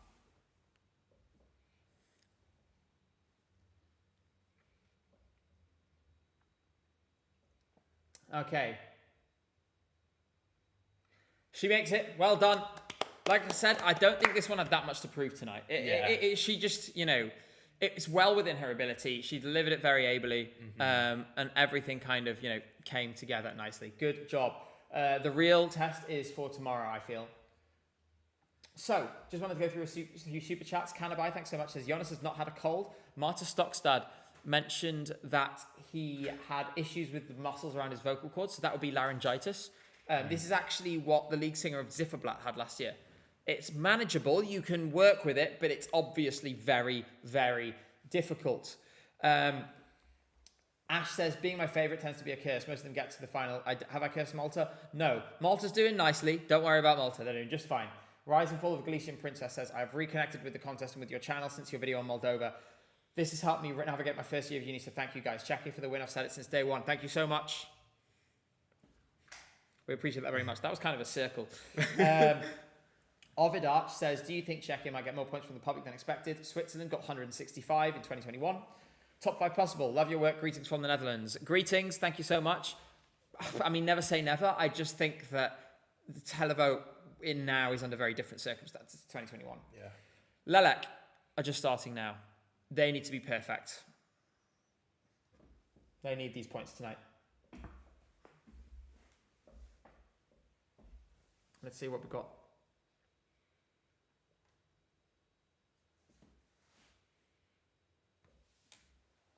I just really hope we don't have that effect where it feels slightly flat. It only happens very occasionally, but just every now and then, there's something that's like, not quite right. Yeah. We'll see if we see it in this performance.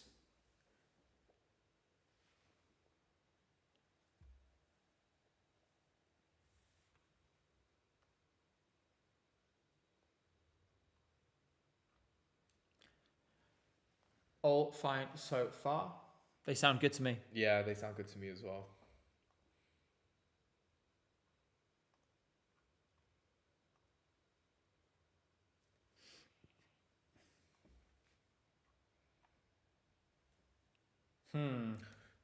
Someone, I think, is a bit flat. Someone is flat. Yeah. Only a tiny bit. Will the juries penalise it? I'm not sure, but there is someone who is ever so slightly a soupçon flat. Soupçon. Oh. Really is a soupçon. Like, if you heard it in a loud room, you wouldn't notice. Mm-hmm. I don't know if they're watching with headphones in like us, or if they've got a TV in the corner and they're all watching it together, or what. I don't know what the layout is. It's not Andromedova. Everyone calm down.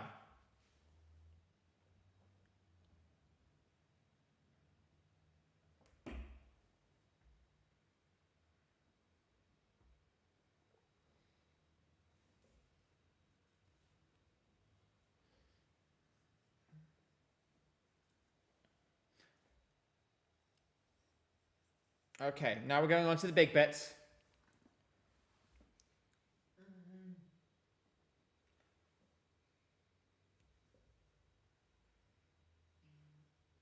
What do you think, honey? I think that there's too much buffering in the stream for me to watch it. Oh, that's not great.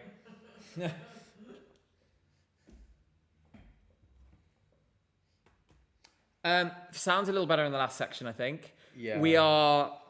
it's tough to say. Yeah, there's something. Something's off. It's not that it's a bad performance, but they've done better this week than this. Yeah. It's distinctly worse than their semi-final, in my opinion. Yeah. And Cynthia's nodding; she agrees. Their live performance in semi-1 was better than this. Sorry? Their live performance in semi-1 was better than this. Yeah, they were better in semi-1. Yeah. I mean, it's not over. It's not over. It's not Andromeda over until it's over. But they can do better than that. They can do better than that. Like we said, remember, with jury shows, it's a little, by its nature, a little nitpicky. We're really looking into tiny details in a way that we wouldn't in a live show. In a live show, you watch that on a television, I think you're less worried, right? Yeah. I think the problem is that even just the little tiny...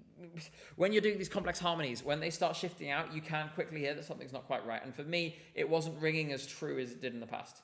Let's see what happens with the odds. I'll try and get some feedback from other commentators as well, because it's possible for us to hear one thing and then for others to say, actually, no, we're not so sure about that. And so we want to try and provide that balance if we can. We'll have plenty of time to do that. For now, the UK is about to come on. Britain! Britain. Cynthia breaks down into a coughing fit after shouting Britain. Come on, Britain. All right, they're about to start. Looks like they've made the transition in time. Good. Thanks so much, Blitters, who says, Czech was my favourite. My less Eurovision-loving partner was very clear how boring they found it. There we go. I mean, it's a divisive one.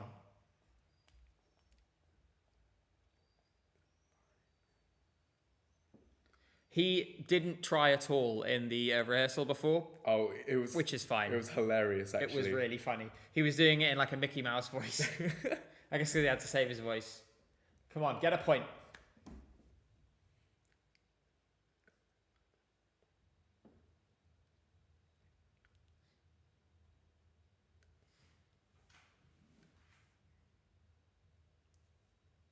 Sounds fine so far. Yeah. We need to see what happens in the chorus. Pew, pew, pew, pew, pew, pew. Oh, yeah! Oh, you're like a second behind. Sounds fine. He has quite a shouty voice anyway. But it's, you know, so it's how we've heard it before, but like on point. Yeah.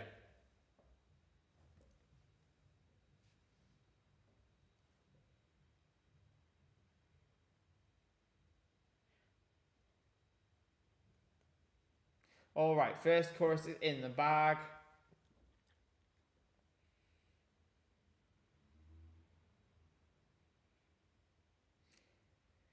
I mean, it's going fine. I'm struggling to see a jury appeal for it in general, and as a result, I'm kind of watching this being like, does it matter that much? Yeah.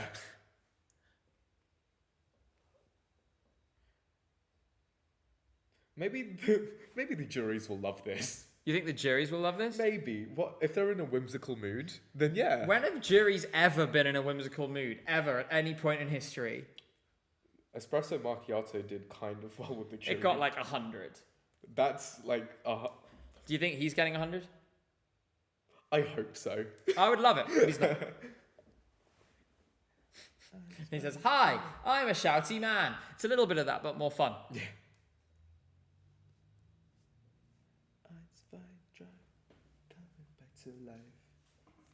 Cynthia's having a great time. She's like clapping a lot. Eins, you say zwei. Eins. Oh, we're we're out out of of sync. Zwei. You can actually hear the crowd shouting.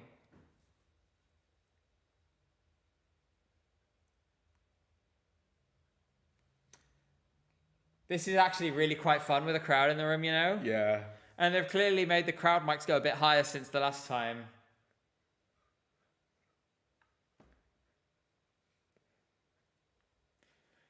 This is really entertaining.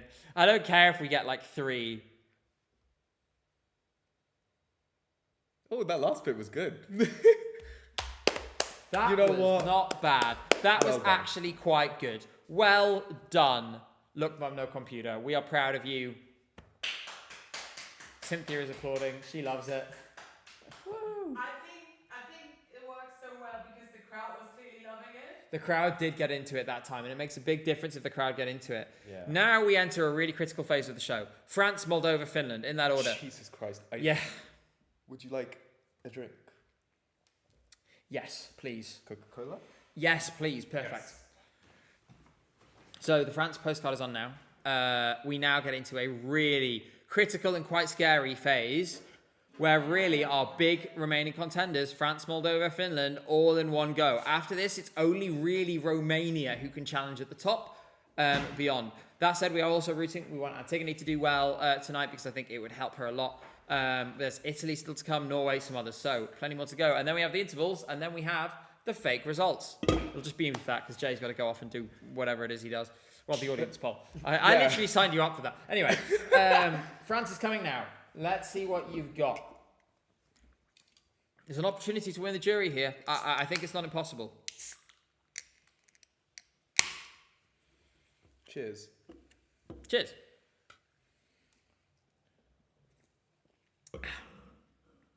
Right. Here she comes. First notes.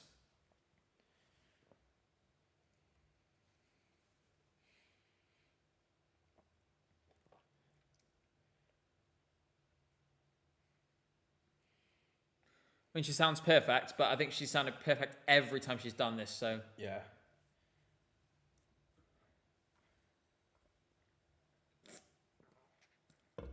I really want it to be perfect for no other reason other than the fact she's delivered it perfectly every other time, and, like, at her age, I want it to be perfect at the big moment. Because it's about a confidence at that age is so important and can come and go so fast. You want her to stay on point. We've got the first big notes now.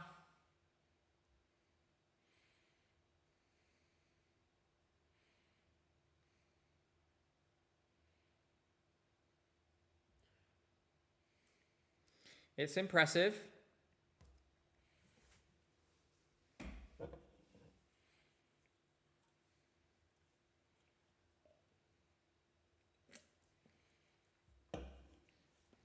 I just think it's still not moving me.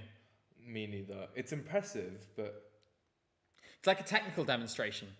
Yes, exactly. I'm a few seconds behind you at the moment, by the way. Yeah. Oh, gosh.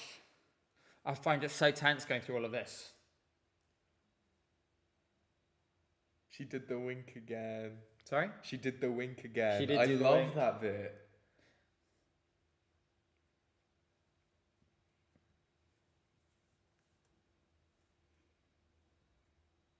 And we're now into the big bit that leads up to sort of the final, thumping section. I'm not feeling anything. It's really impressive, but yeah, it's not moving me in any way. Here we go. Bum bum bum bum bum bum bum bum bum bum bum bum bum. Regarde-moi. There we go. She's nailing it, of course.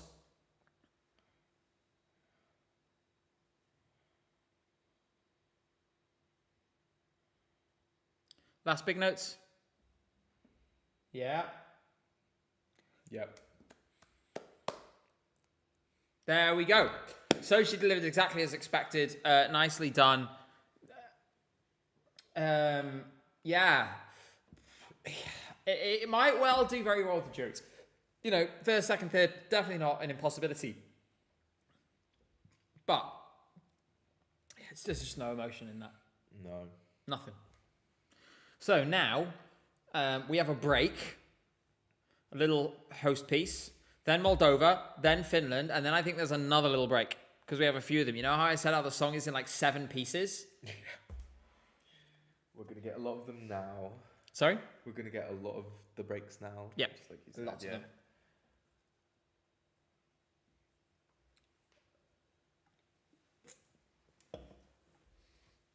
By the way, they're trying to shoehorn in as many Eurovision puns as possible, and they're keeping score.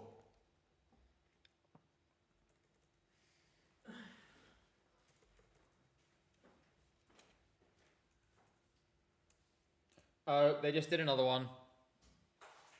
More puns. Oh yes. So many puns. Just waiting. I'm gotta check on Twitter. Just see from our colleagues any sense checks that we can find. Just see what people are feeling. So Moldova is coming soon. We're going to get the postcard in a moment.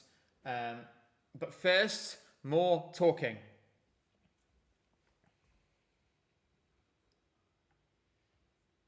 Oh, this is the Junior Eurovision. Yeah, they're talking about Junior Eurovision at the moment. If you hear stuff in the distance, by the way, Cynthia is making us pasta halfway through this stream because she is such a hero. And it's gnocchi. Yeah. And gnocchi and tortellini, right? Gnocchi and before Jay has to go do job. That's a good point. So, thanks Cynthia for keeping us going. Where would we be without her? I don't know how I made it through the stream alone last year. I'm so glad to have you guys with me. They're just doing a little clip of the Junior Eurovision winner, which of course was France.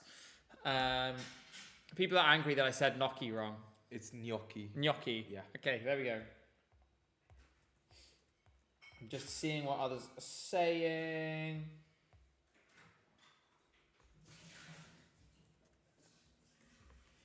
Let's see.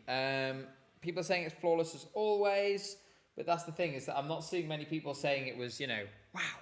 Like it was a sudden jump that has made us suddenly feel it, because no one is feeling it. I don't think. And now they're making a joke about hosting Eurovision Asia in Bangkok. Of course, they will not be hosting Eurovision Asia in Bangkok. Thank God. Thank God. That would kill that franchise instantly. Yeah. Now they're doing the Eurovision Asia. There's such a long gap in this part of the show. It's like they're saying, go to the toilet now so you're sat down for the next two. Like, there must be a full 5 to 7 minutes between France and Moldova. Yeah. It's so long, but also great promo. Yeah, I guess so.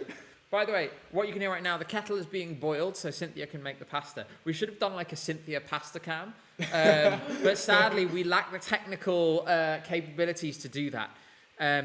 You got to know, our entire setup is running on like a British multi-socket and then like 17 USB ports. Every USB port on 2 separate laptops is being used to make all of the things that are required function.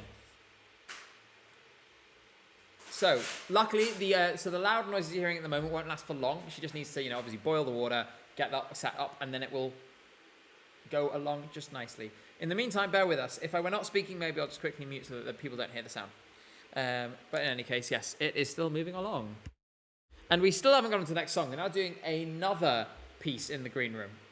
If you remember the English language translator from the Austrian national final, she is the green room host tonight, and she is much better than the other two. She is much, much better. Finally, we go to Moldova. Megan Alkin says, thanks on your words on Palestine. I'm in Vienna tomorrow to visit friends and vibe at Eurovision. One of the vibes on the ground, not at the arena. So out in the city... Oh, did you see that? What happened? It said, look... Oh, we had a camera shot go wrong there just before the postcard, but they've now managed to get the postcard to work. The city itself, Vienna is a great city. There's loads going on anyway. You will enjoy your time here. It's one of those cities because it is so big that there's parts of it where you wouldn't know so much the Eurovision is going on, right? Yeah. But in general, you'll have a great time no matter what you do. Just take it all in. It's really lovely. This is a really big city, isn't it? Yeah, it's huge. If Czechia wins, says Marcus, would you love to go to Prague? Obviously, I've been to Prague a bunch of times. I was there for ESCZ in 2024. Not many people can say that. How can anyone forget? How could anyone forget that? Hi guys, Gabe here, ESC United, here in Prague. First time I'd ever done anything in fan media, basically, in terms of like on the ground stuff. I'd always just done like online punditry and so on. You did a good job. Thank you. Yeah. I would love to go to Prague. I've never been. Oh, well, maybe we'll get to go next year. Let's see. Yes. Moldova is now, again, this one isn't as important. Grakula Valchma says they should pick random fans and do the quiz every interval. Please never make me see that quiz again. Eid Alive says, hi Gabe and Jay, thank you, great content. Thoughts on the rumours that Boy George will be sipping cool champagne at the table during Cyprus's song? Hopefully far, far away. I'm pretty sure he was on his private jet back to London or whatever the next morning. And Sargesh says, greetings from Los Angeles. Have been following you for years. Thanks for great with Gabe, Jay and Cynthia. Right, Moldova's on. We'll come back to the rest of the super chats afterwards. I'll be keeping an eye on the vocal for this. Non giudica una che una Repubblica Moldova.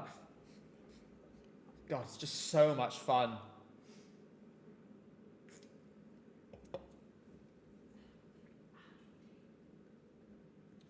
We're all happy here at the moment.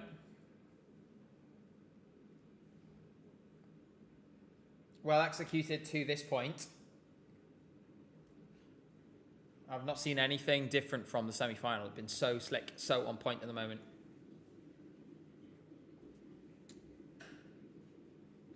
Vocal bit for Satoshi. Sounds a little cleaner than the semi. Yep, that sounded great. That was really good. Nicely done. That was a potential banana skin, ably dodged. Second chorus now. This is a song that needs a crowd. Like, it's a song that just thrives with a crowd. Can't wait to see how it does with the audience poll later.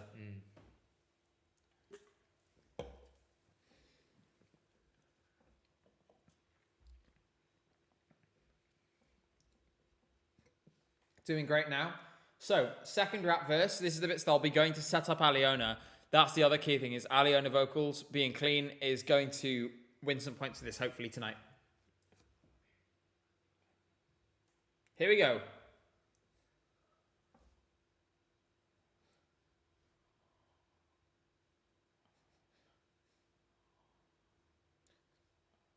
Sounds beautiful. Yep. Honestly, it makes me emotional every time.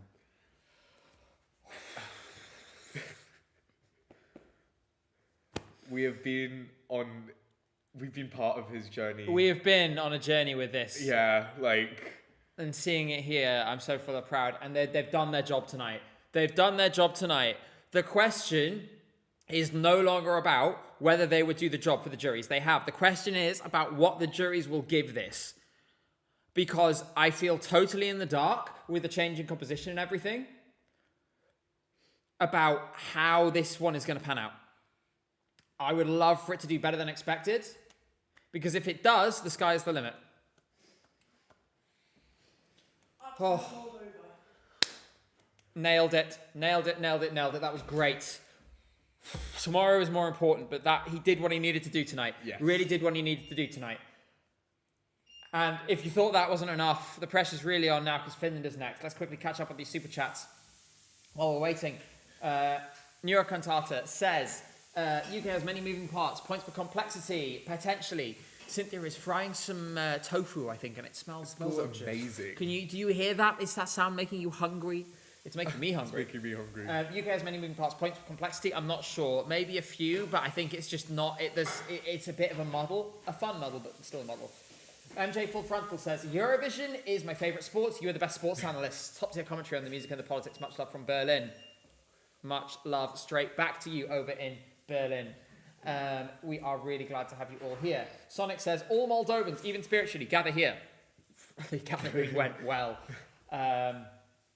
Canabai says, speaking of the quiz, yesterday Martin Stockstad commented on a performance in the quiz and the organisation of it while it was going on. Love to hear more about that. Mr. Eurovision says, don't care if UK do badly tomorrow. He has performed greatly. I love the song to bits. Yeah, me too. 100%. Finland. Okay, full screening. Not looking at chat at all. Stream, don't fail me now. It's gone.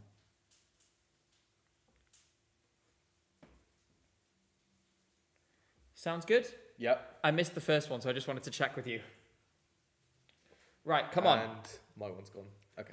People are asking why we're watching it. We can watch it as accredited press. We can describe it to you. That's what we're doing. We can't watch it live.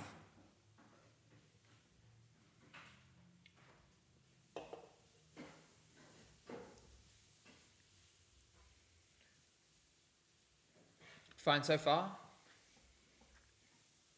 Oh, it just froze. Relying on you, Jay. Yep. Still sounds great. Okay, going into the first pre-chorus bit now. And mine's froze. I'm back. Okay, sounds really good. Come on, big note now. Yeah, sounded okay. Mine's very behind. Yep, that sounded good to Yeah, me. yeah, he's got it. He's got it. He's got it. Oh, why does it keep freezing? Come on! Okay, it's back. Obviously, Linda is doing her thing. She's stunning. Yep. I'm gonna refresh during the violin part.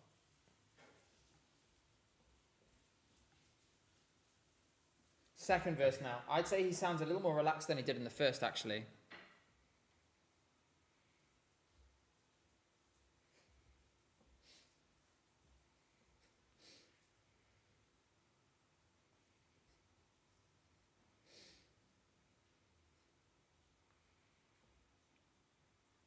The live violin really does make a difference. I really want my stream to just stop freezing. Come on! Okay, we're on the second chorus now, where Linda's walking towards the camera. All on you at the moment. Yep. Petter sounds still really, really good. Okay, yep. He's holding it together. We're doing the spin now, Yep. and mine's just started working again. Petter is doing what he needs to do at the moment. He's Yes. doing what he needs to do at the moment. Okay, Petter's now running to the front of the stage. Oh, mine's freezing. Come on, here it comes. Big note now.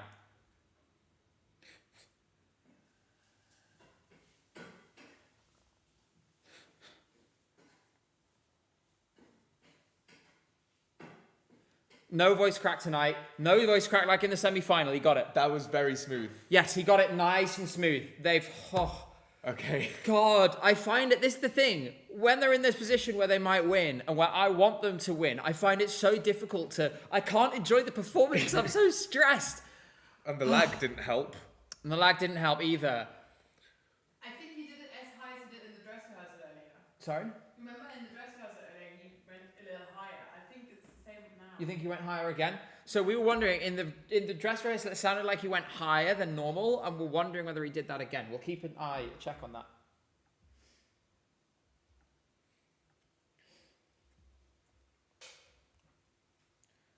Right. All right. I'm seeing lots of good reviews so Yeah, far. me too. Let's see what happens with the odds. Let's see what people think of it. I'd love to see how high this gets with the juries, because I think it does need to finish in the top 3 with the juries if it wants to win the contest. Yeah. Oh.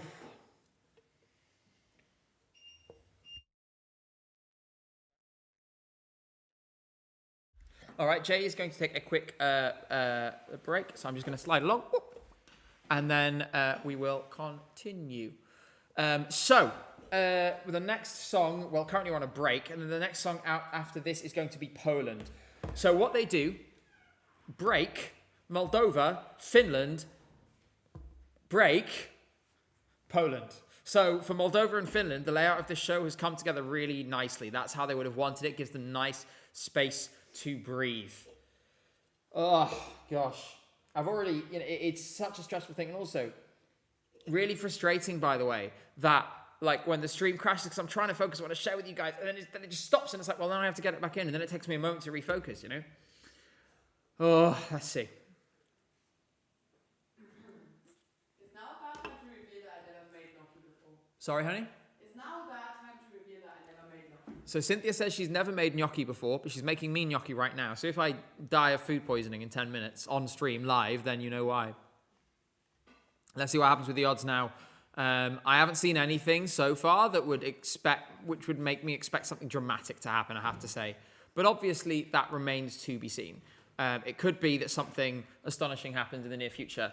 Jay, you're just in time for Poland. Yes.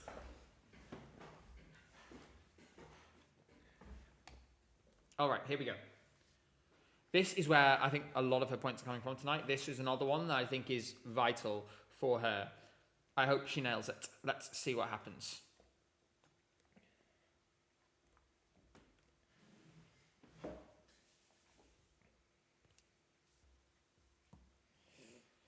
We're in that initial first bit, the sort of slow gospel section so far. We'll see how it develops. This song has grown on me so much this season. It's incredible what a live performance can do, huh? Exactly. This song is way better live than it is in studio. So Aussie Vision seemed to say that they think Peta and Linda nailed it. Just looking on the Twitter now.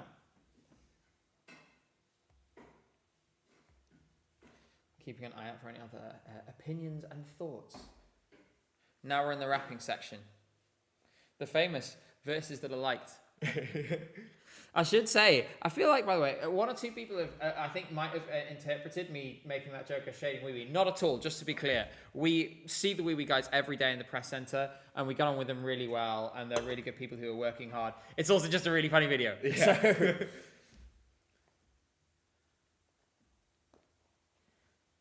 all right, into the next chorus. Everything fine so far. Exclusively focusing on the lyrics, on the voice for this, essentially. Mm-hmm.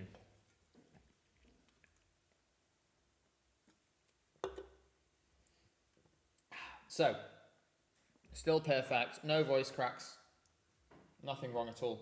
She's doing what she needs to do right now.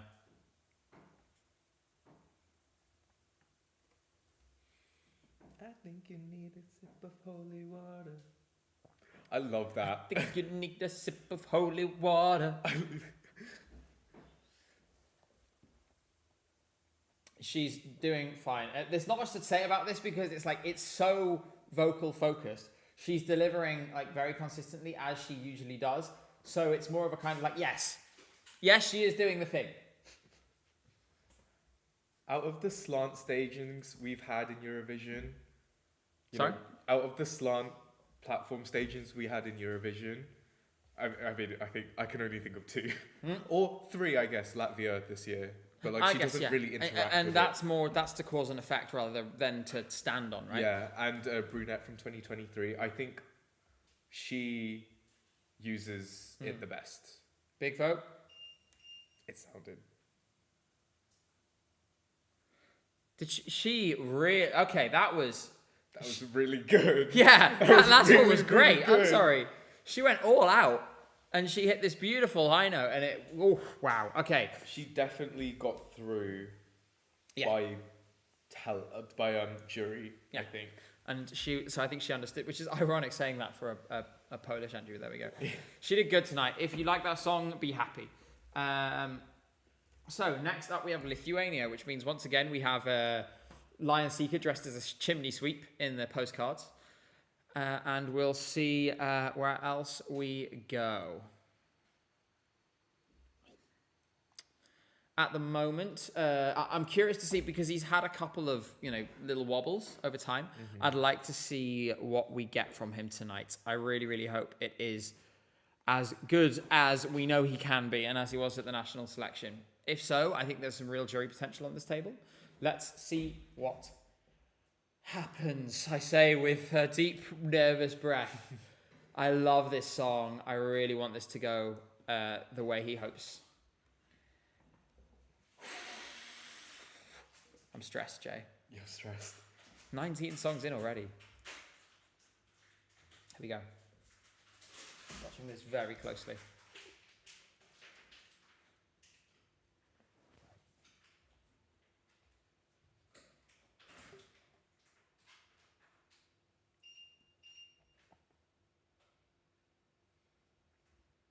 Nice so far, but we need to see how it will develop. This is the easy bit, technically speaking, of the song.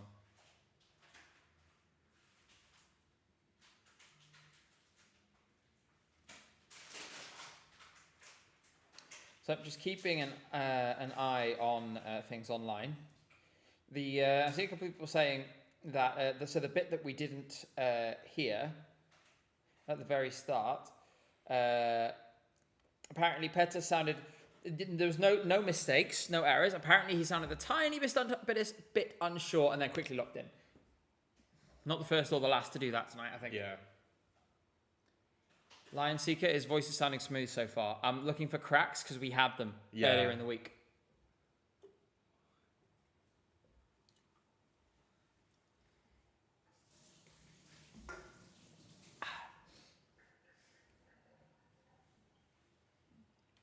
All right. He's staring us down. It's all good so far. Someone says they missed Finland. Did it go off like a winner? Yes, I would say so. It was pretty much exactly as you'd want. Linda is Linda. Peter basically started, just had a tiny little shaky start. Not like anything bad, just a minor one. And then whoosh, off he went. And look, if maybe several others have had the same problem tonight, so it won't be a major issue. So the section with subtitles now. You okay, honey? That's not good. Oh, you're listening to his... Right. All right, here's the section coming now, after the suit collapses, where he's made mistakes before. Good so far. All really good so far, actually.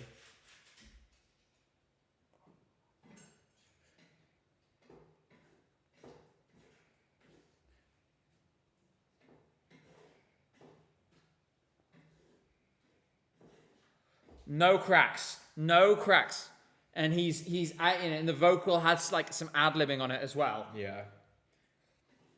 The nature of his voice will make some people will turn some people off from it. But this,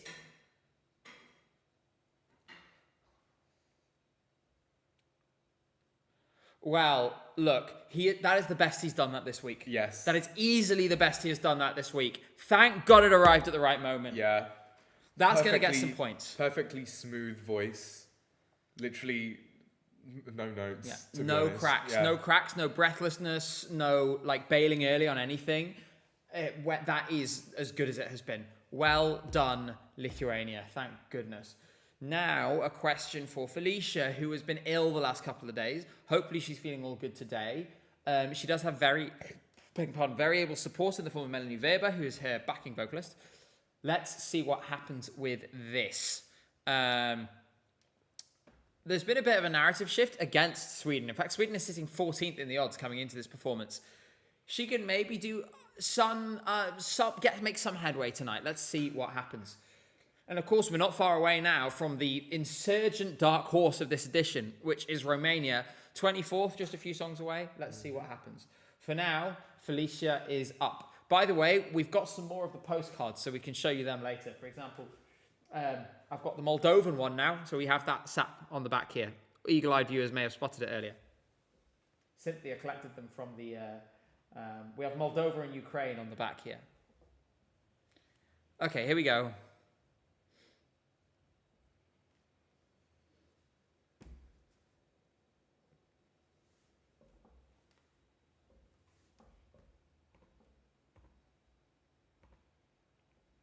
Cherno the Sinner says, Eurovision fan media has devolved into looking for cracks in 2026. Where is the adult advisory?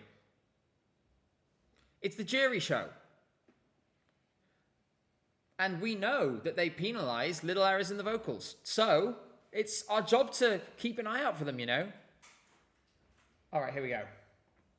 Into the first chorus now. Felicia sounds pretty much perfect. Yeah. I think she's relying a lot on the backing vocal tonight, but she's getting it right. Oh, apparently I missed the joke. Sorry. Sorry, man. I feel bad now. Looking for you mean like Oh. It was a butt joke. Yeah. And I never miss butt jokes. I'm so sorry. Sorry. Oh, man. Anyway, Felicia, all good so far. I will say, this in the arena was one of my favourites. I voted for it in the press poll because the bass is like... It's just really fun. Okay, now she's smacking the lasers away.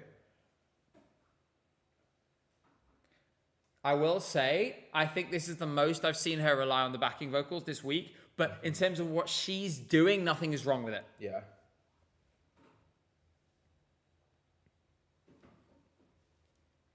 And we've now just finished the second chorus, so we're on to the second drop.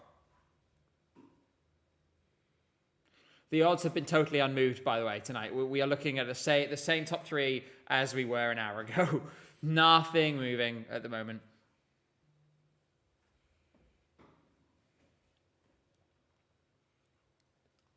All right, so we're now coming into the bridge. If she's sick, I'm worried about this big note a little. Yeah. Let's hope she nails it. Here we go.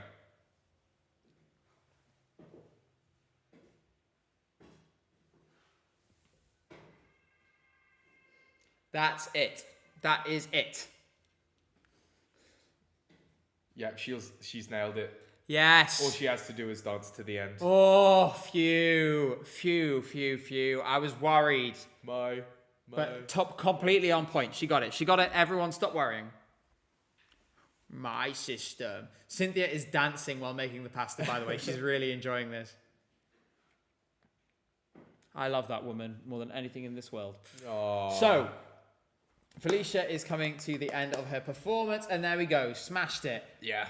Delivering like that when you're ill, great job. Well managed to, early in the performance, felt like she leaned on the backing a little bit, saved it so she had enough for the end. And it was nicely done. That means, I believe, next is Cyprus. Yes. We've all had a bit of a, this has been a big subject on social media. I talked about it in my video. So there's things here that are not going to be fixed, firstly. There are certain things to do with breath control and so on that you cannot just fix overnight. At the same time, I would really like Antigone to have one of her best days now. Yeah, hopefully. Because it can't be easy to come out of a show and know that everyone knows you didn't do so well. Yeah. So, let's see what she's got. By the way, I saw an angry tweet earlier about me being like, how dare ESC Gabe say Antigone was bad? You heard it too, right? We're allowed to criticize. And we do you want us to just sit here and go, yay? Anyway. Here we go. I really, really want this to go well.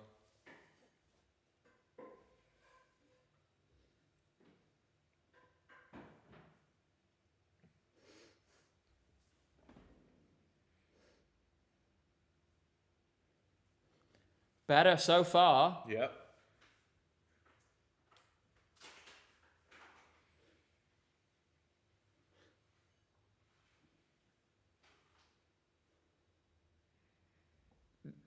This is better. This is better.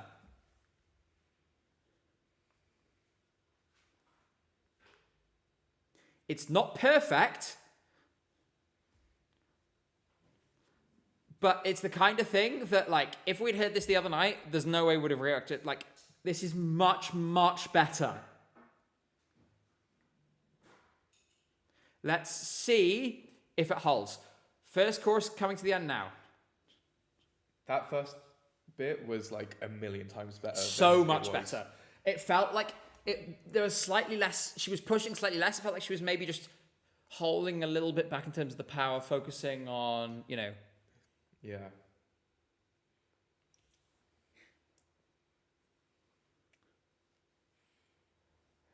This is good. Okay. It's still in. We're coming to the end of the second verse and it's still in.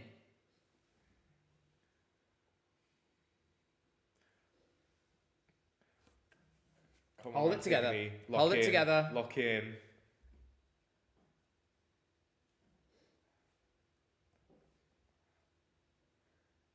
Now into the second chorus. It's still in tune. It's still very good. If she had sung like this in the semi-final jury show, there would never have been a discourse about her not qualifying.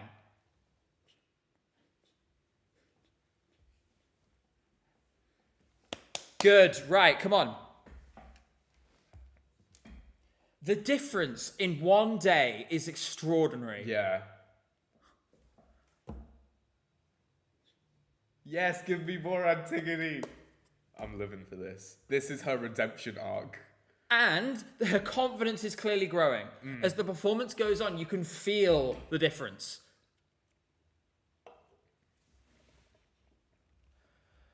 Let's just hope she maintains. I'm quite far behind you at the moment. Yeah, you are. Big note. Again, better than it was. And you can hear the crowd shouting Jala. Wow, okay.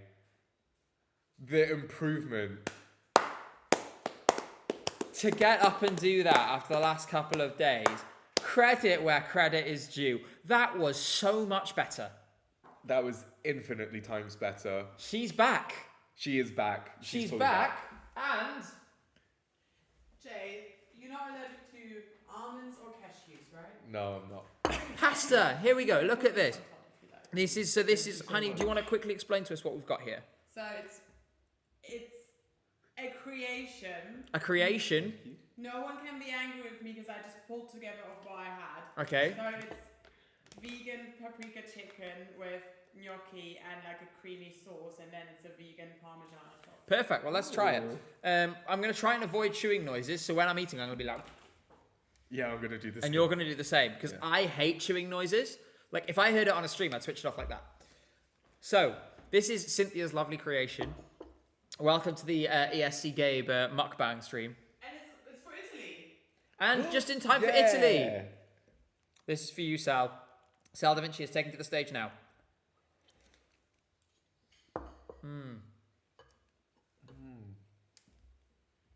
Really good.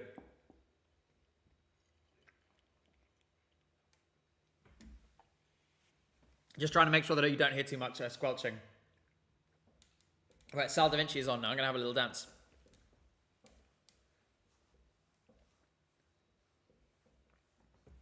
People are asking why I hold a spoon like that. I'm left-handed. I do everything weird. Sal Da Vinci sounds fine at the moment, but to be honest, I think he could do basically anything tonight and come 7th no matter what. Yeah. Like, I've never seen a song which is so 7th in the Eurovision Song Contest as this one. Yeah. In any case, it sounds fine to you, right? Oh yeah.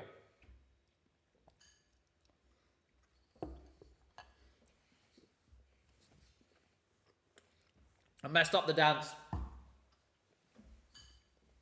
We're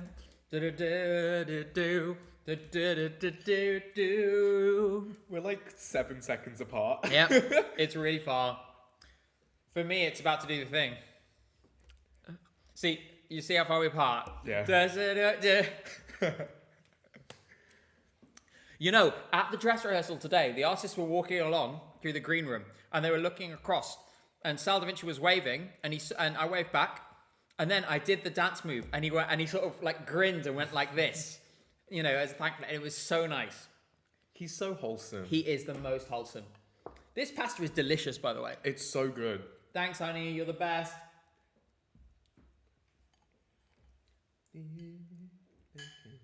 Someone says Sal Da Gnocchi. Period. I love how in the YouTube chat it's translating all the lyrics automatically. So it's saying like, it will be forever, yes. He's doing his job. The vibes are great. He didn't need to worry about any of this anyway. In my opinion, this song is mostly immune to any kind of problems because he has plot armor.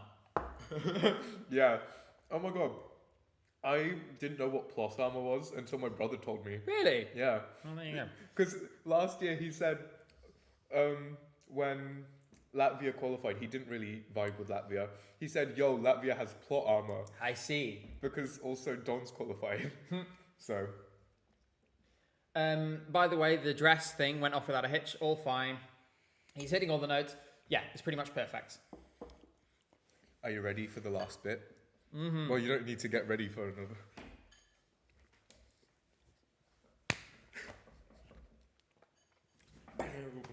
Yeah, that was a great performance.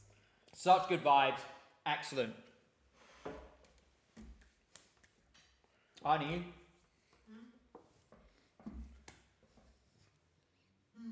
Aww. So, oh my god, the audience is going wild. They loved that. They're going absolutely mental. That's one of the biggest responses we've had the whole night, actually. The audience absolutely loves Sal Da Vinci. They're still cheering. I still can't believe, by the way, how good Antigone was. Can we have some applause in chat for Antigone, who has gone through such a shitty couple of days and then delivered easily her best performance? I think it shows in terms of mental strength. The ability to do that is so, so impressive. Clapping in sync. Oh, that's enough. How fast can you clap? Oh, do you ever do that? What is going on? Oh gosh. So they're doing another piece to camera.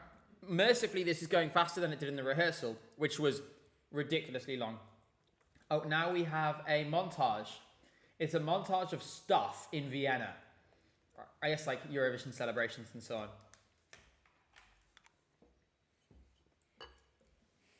I love how hard we're trying not to. Sorry? I love how hard we're trying not to get like the sound of us eating in the mic. I don't want people to hear us chewing. Yeah. Oh, that pasta is so good, honey.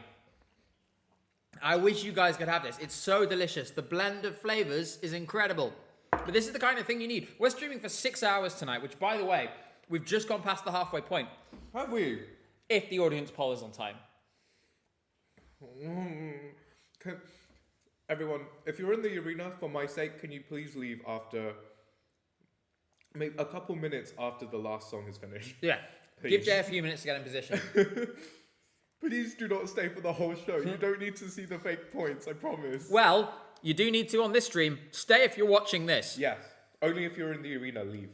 Who would be watching this in the arena right now? Why would they be watching us describing the show that they're in the room watching? Last year, I tuned into one of your streams while I was in the arena. That's you. That's different. You were reporting things back to me. I like True. Melon says, good video on apostrophe campaigns on Russia. I don't know what you mean, but thank you. I'm going to quickly check for other super chats. I think I might have missed one or two. Grackler Vachmet says, who else wants pasta now? Me! I already have pasta. I don't know why I was like, yeah, pasta. Yeah, I have pasta. I don't know why I'm holding it like it's an ice cream spoon. I'm like... You're eating like a 4-year-old. You get it? What's it? Let me go back to it. There we go. Is that better? Yeah. By the way, they're still doing this montage. It's been like 5 minutes. It's unnecessarily long.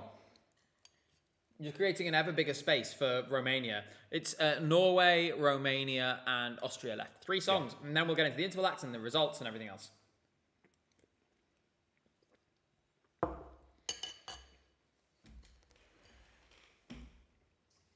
I just took a really big mouthful of pasta. Oh, nice. Oh my god, my Duolingo. There we go. So I like Melon. I understand now. Thank you for your super chat. We're going to talk about that tomorrow.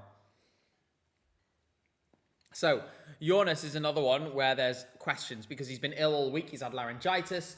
We will see how he does tonight. He's been getting better every day. So hopefully this will be his peak. Fingers crossed. They're doing the postcard now. I have no idea how he's doing today. We haven't heard anything. A friend of ours, Sondra, is the guitarist who kind of looks like Aiden, who's on stage with him, is a friend of ours. We haven't heard anything from them today, so we don't know how Jonas is doing. I really hope he's doing well. And I really hope he's able to deliver because he didn't do the choruses in the rehearsal earlier, saving himself for tonight. Last night, he did well, right? Yeah. In the live show, you all saw it, and it was enough to get him through comfortably, probably. Let's see if it was the same tonight. Fingers crossed. All right, Norway. Here we go. Fingers crossed, Jonas, you can do this. We believe in you. By the way, cashew nuts make the best vegan parmesan. Like, all the best vegan parmesans I've had have been based on cashew nuts. Really? This isn't relevant. Song starting. All right. I just want to hear that big note. I know he'll be finding the verses. It's the chorus that's the question mark, right? And obviously his backing vocalist will be helping him out as well. He's got a whole team there with him. So fingers crossed.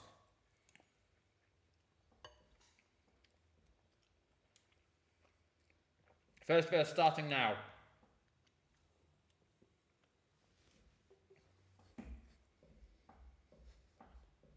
I'm dancing. Got to keep my energy up. I don't know, I'm just kind of like, it's like I'm walking. I'm just kind of like, chorus now, come on. Here we go. First big note is about to come. God, I hope his voice is a little better today. Come on. We're about to find out.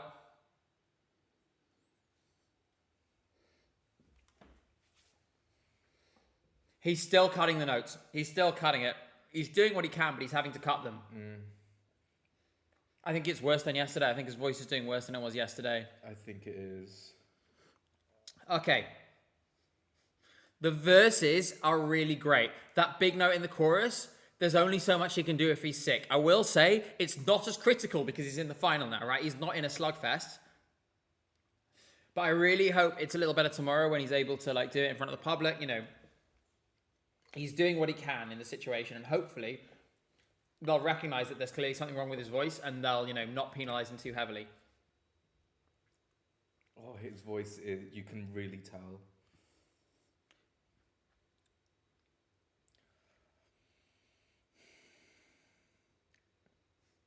It's so tough. You can tell he's giving it everything he can to get anything out at all. Yeah. Oh, yeah, he just did a thing to the crowd and let the backing singers do it. Poor guy. He is really struggling, and it's through no fault of his own at all. You know, it's so cruel when an artist gets ill in Eurovision week. Especially when we know that this is someone who won his national final on the basis of his vocal being incredible. Yes, he got to the big one in the bridge. Okay. He got to the big one in the bridge. So I think he gets away with it. I feel like he gets away with it. I think he'll get away with it.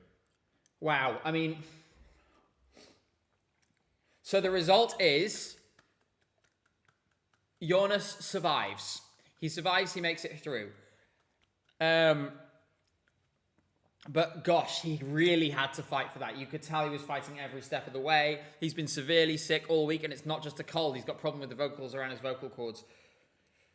Oh, I hope it is better tomorrow, but it seems like right now it's a bit of a random thing, you know, up and down all the time. God bless him. Next up is Romania. I'm going to have another little bit of pasta. I keep covering my mouth like I'm a K-pop star or something.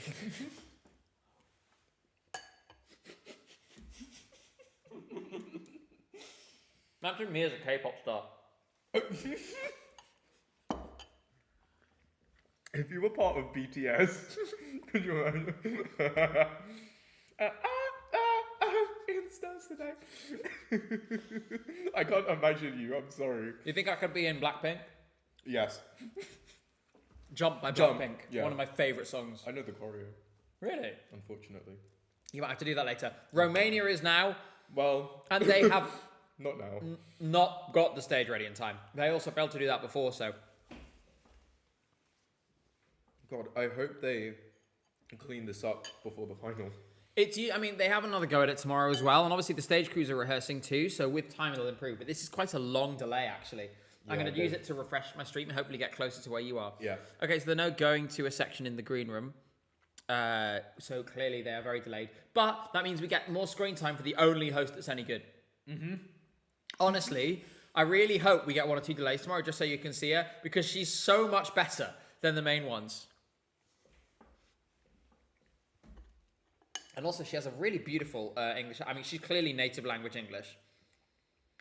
Romania is now ready. We'll be starting. This is a big moment. If this is really good, you know, when we're talking about dark horses, I think Romania is one that still has upside. Still more to give. If this is really good, does it enter the conversation? Maybe. Fingers crossed. Come on.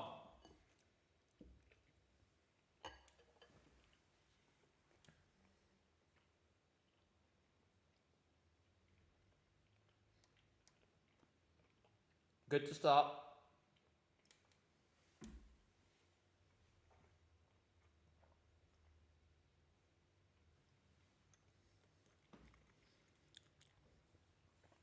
So good so far. First chorus now.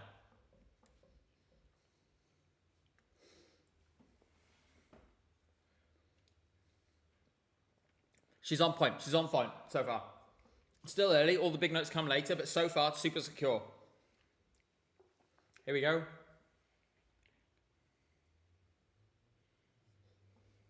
Yeah, on point again with that little run at the end of the chorus, Yeah. the operatic.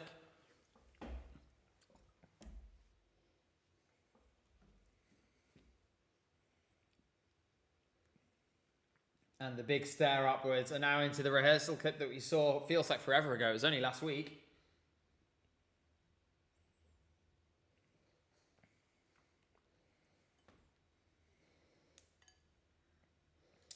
Second verse now. She's killing this right now. Yeah. She is really killing this. This is so good.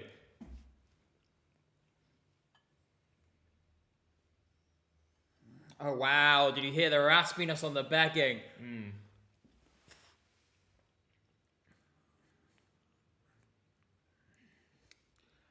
And then the anger in the, you're here to obey me, are you not?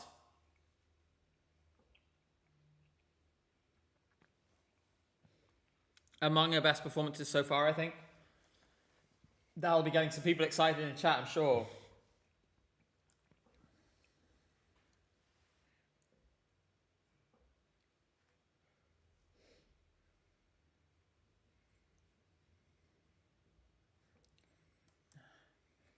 Bridge time.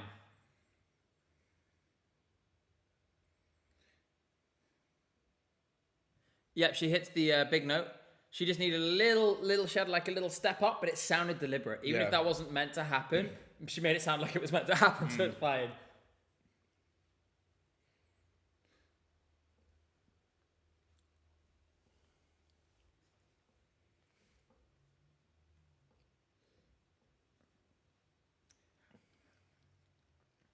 Yeah, she's nailed this. So secure.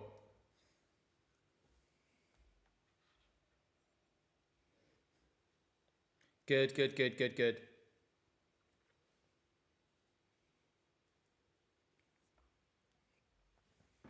Oh, the scream at the end, wow. It was guttural. Yeah. That, you know, she's peaking at the right moment. She, I think, was already where she needed to be in the semi-final. So really what she needed to do was maintain that level. I feel like she managed to do that. That felt really solid. Oh, that camera part was... When she ran off stage, just now she did like a. Yeah, she got very excited. She was like, ah! Okay. Final song of the night. Yep. And then after this, you have to run. I really want to finish this pasta. Sorry? I really want to finish this pasta. Go finish the pasta. So- Go sit over there and finish your pasta. Say Right. goodbye to Jay. Maybe we'll see you later. If not, it has been a pleasure to have you as part of this evening. And I'm so glad that we're doing this experience together, you and I, and of course Cynthia, who's over there. Right. And yeah, so send your love to Jay. Follow me at JisOK on Yeah. Instagram. We will see you later, probably. Well, you will be coming back here, won't you? Yeah.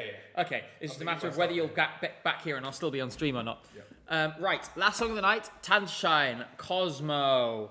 And they are not ready again. There's been so many where they've just not managed to get it sorted. I guess this is, I mean, obviously this is why you have rehearsals. And like they have time to deal with it. But, you know, I would hope that they get it ready. There's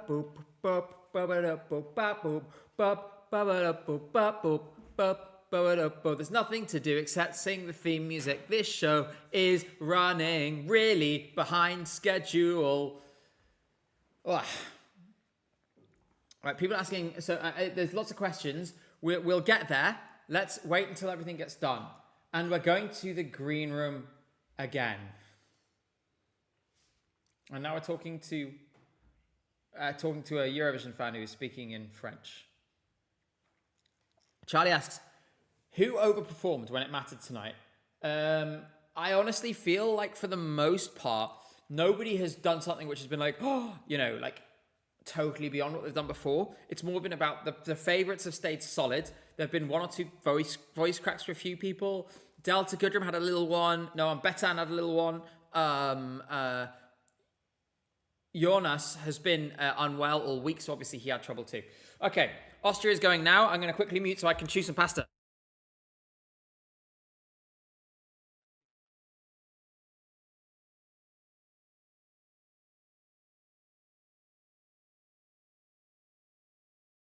Okay, I'm back, and Austria has started.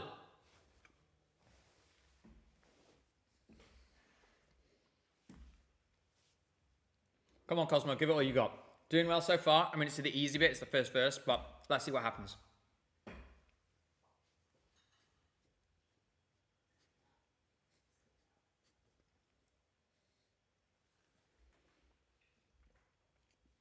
Yeah, I will say, those who are asking, one of the big stories is that, unfortunately, Jonas is still sick, so he's still really struggling to get to those big notes. He's managing it as best he can, and I think he made a good fist of it this evening, all things considered.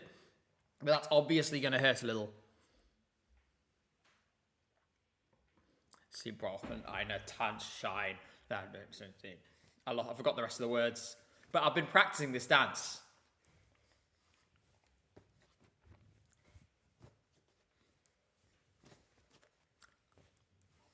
Yeah, got it. Right, lovely. Obviously, the crowd is loving this, as you'd expect. And he's really feeding off it as well. Like, you can tell, you can see he's so confident. Sorry? You can hear the crowd in the verses even. Mm-hmm. All right, here comes the second chorus. I'm going to do the dance again. I have to do the dance. Oh, one second. I'm getting ready. Okay. Everyone do it with me. 2, 3, 4. See? It's not that bad. Jay is doing it in the background with the pasta. I almost made a mistake there. Great job, everyone who did it with me. And he goes, Wien! And everyone goes, yeah! He's nailing this so far. Sounds really, really good.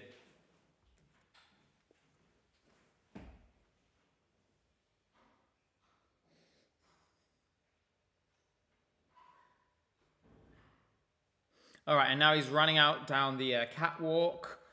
So the big note is coming. This is the only thing that really has relevance tonight, but I'd love to see him get a few on the board. And if he does hit this big note, it would help.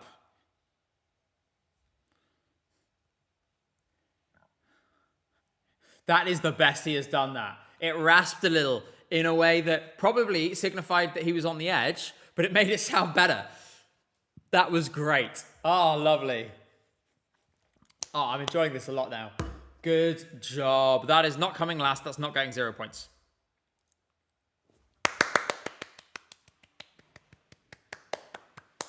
And he says, this is how we dance together, Europe. Thank you. Thank you, Cosmo. Thank you, Cosmo, for doing something lovely. So, all the songs are done. We're going to keep an eye on the odds. We're going to be keeping an eye on what people are thinking, what the social media conversation is. In the meantime, we have interval acts. We have fake results still to come. We also have the audience poll. You're going to want to stick around because we will find out who the audience's favourite in this final was later on tonight. In the meantime, we're going to be discussing everything about the show. We have loads of time to do that. We are now into the biggest, cryptid hours of the year. What's going on? Is everything okay? Do you need a pen? I've got one. I can borrow yours. Oh, Jay is leaving. That's what's going on. Bye, Jay. Bye, Jay. So, they're now doing another host piece. We'll go into the intervals and so on. It'll get more generally unhinged from this point. Those of you who watched this stream last year will remember that things slowly descended into chaos. I would encourage you to stay because the descent into chaos seems to be entertaining. As I try to stay alive and keep my mind from completely falling to bits as we reach towards 3 o'clock in the morning. Hopefully it won't be going till 3 o'clock in the morning though. Neuro says, shitty running order doesn't help the stage delays. We thought this too. Me and ESC, Tom and Jay and Cynthia, we watched the show together. We were looking these giant props getting wheeled on as they were getting wheeled off. For an example, the Israeli prop was still on stage in parts when Belgium started performing. They were still trying to get it up because it got caught on a lip on the edge of the stage. And it's how have you, did you not think that this would be a problem? Whatever. Anyway, they're just doing their standard, please don't vote for your own country, yada, yada, yada. Real Gabe Horn says, Gabe Horn and Gay J transition in greatness. I don't know what that means, but I'm happy for you. I Like Melon says, left-handed G-pop. Yep, that would be my genre of music. Dear Cynthia, can I please have the recipe, says Maria Geata. We can get you to write it down. It was just a big ball of bullshit, right?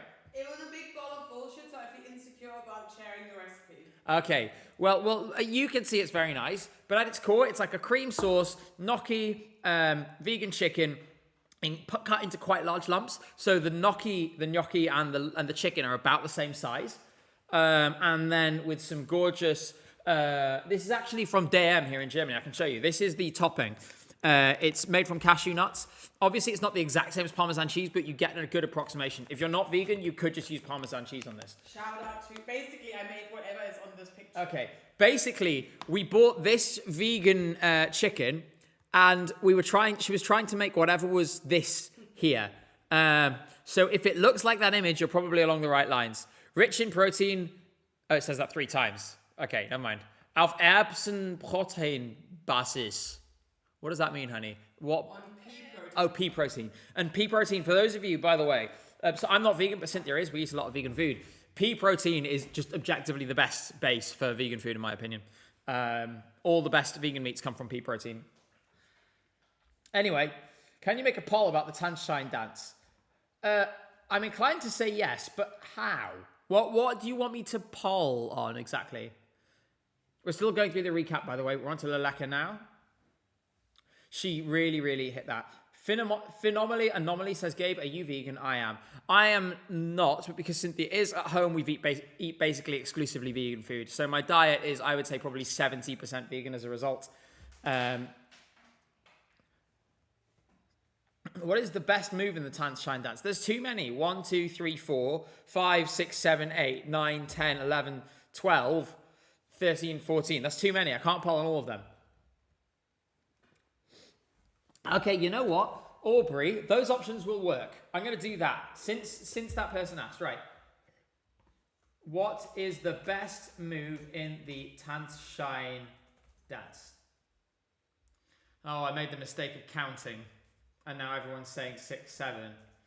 Wow, guys, that's some serious funny you've just done there. I've never seen funny like this before in my life. Good job on the funny. God, they're just playing Daniel Zizka's clip again. Stunning. God, I really hope he wins the jury. That would be amazing. It was vocally the most impressive. Sorry? It was vocally the most impressive. I agree. And it was flawless. Where others made small mistakes, he did not. There you go. There's your poll. Choose your favorite Tanzschein dance move.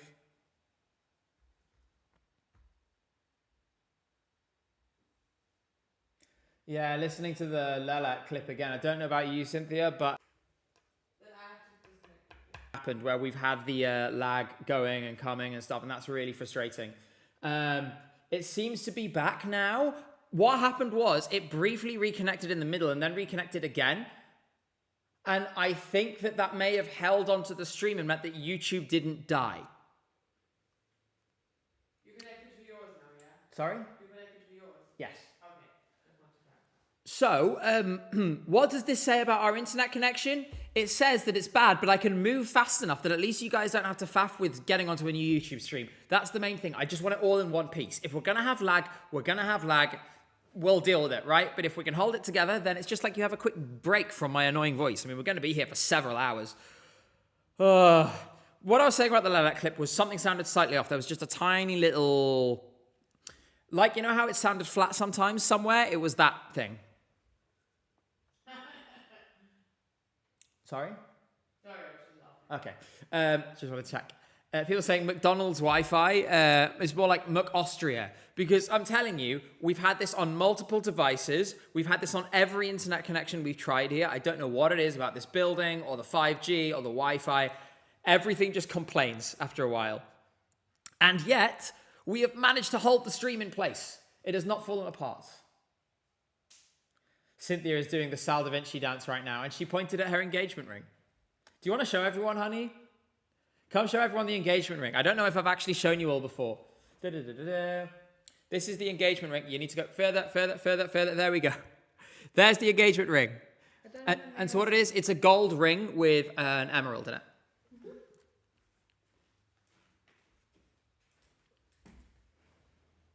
So that's the engagement ring. I hope you guys like it. Armin says, Internet ist halt Neuland. I don't understand, but I'm grateful. I've maybe missed the German idiom. My German is so rusty, I should speak it more. Maybe we should speak more German at home. So they're still doing the recap, by the way. I've got nothing to say right now because I'm waiting for the interval acts to explain them a bit more to you. And then, of course, we have the fake votes and so on. Things are going to get more chaotic later. One thing we do have for later, we have the goodie bag that they give out to press here. There is an inflatable penguin in there that I guess I will try to inflate on stream.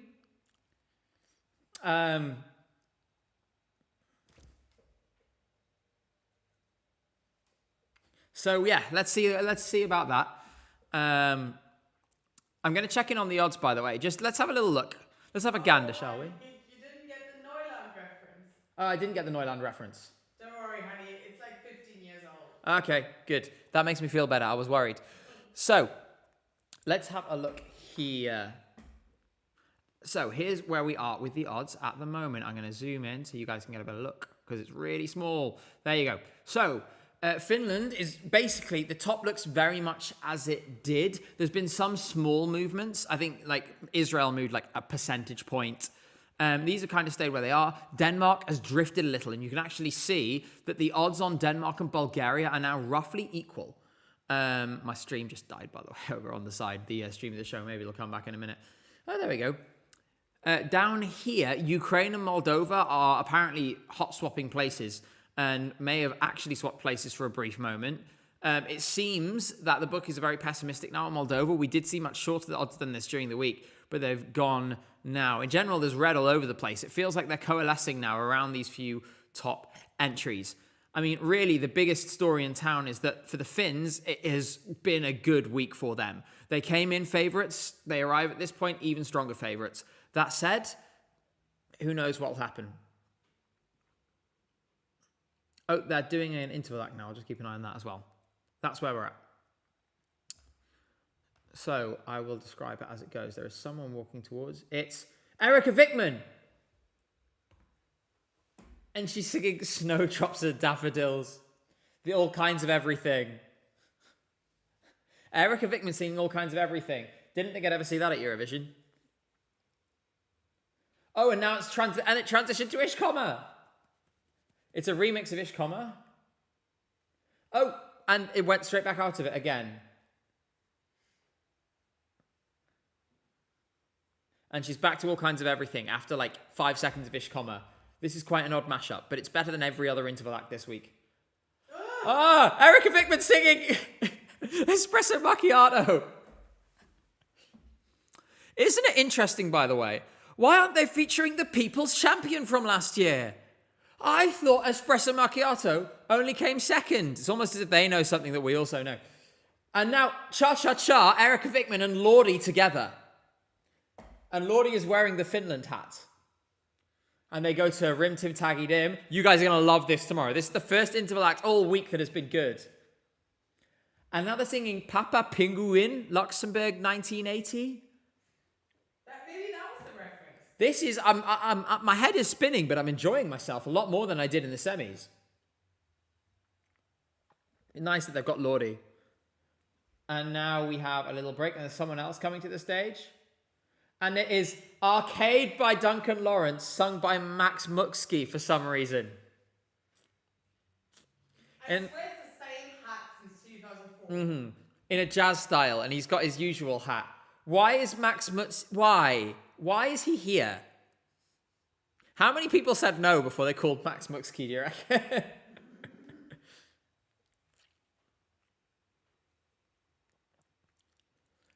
Oh, and it is Alexander Rybak.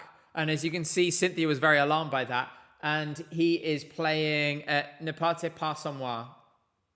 And who's singing? I can't see from this distance. Christian Kostov. Christian Kostov is singing it. Also, it's Rybak, not Rybak. Sorry.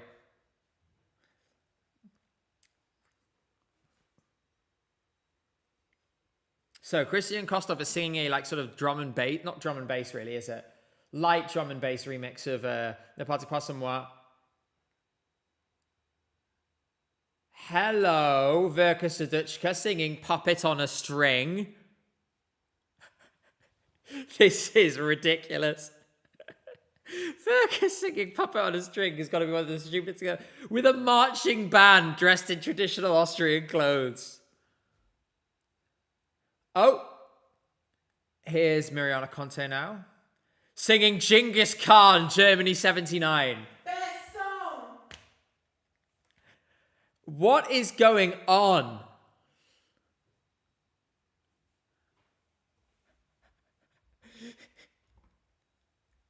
This is bizarre. By the way, I know I've missed some super chats. I will come back to them, don't worry.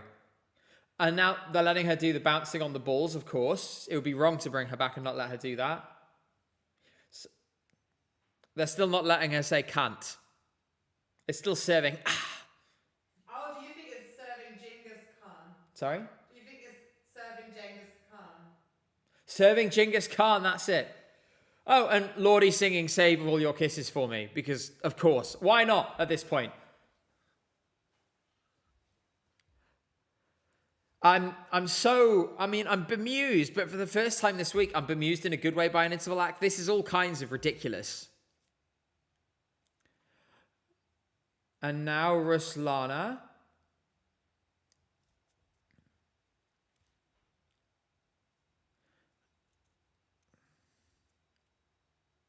And she's singing Mon Amour by Slimane with Mariana Conte in a duet.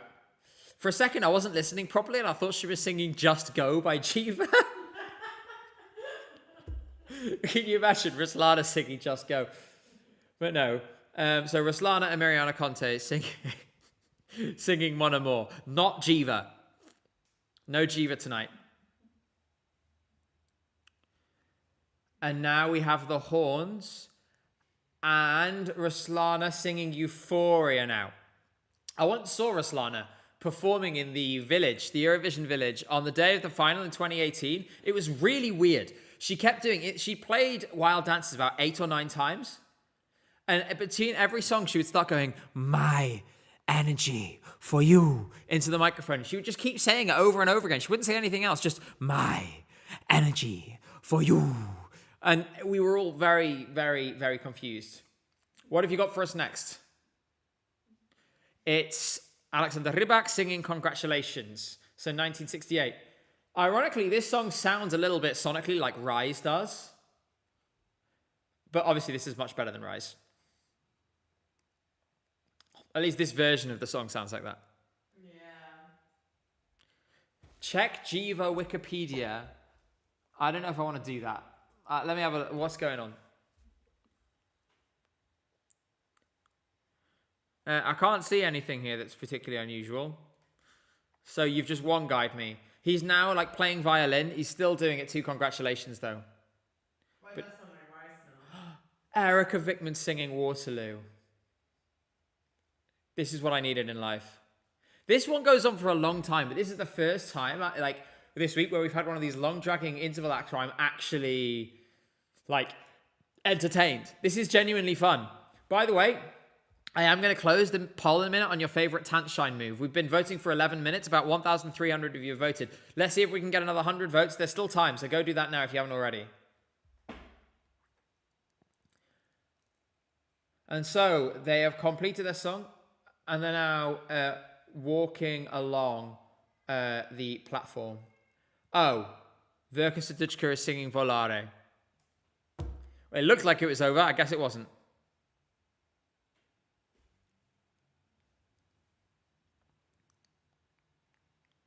I love how, like, do they just, like, put Verka Serduchka in a fridge? Just shows up looking exactly the same every single time and has been every time for the last 15 years. It's very impressive.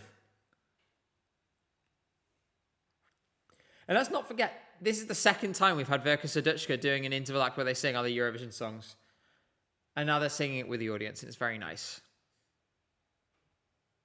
Pinto di blu. And so now everyone's singing along, and it's very nice. Where's my iced tea? Says, congratulations, I have arrived. They should have called Sylvia Knight for this. Can you imagine? You know what I would have really loved, but they never would have done?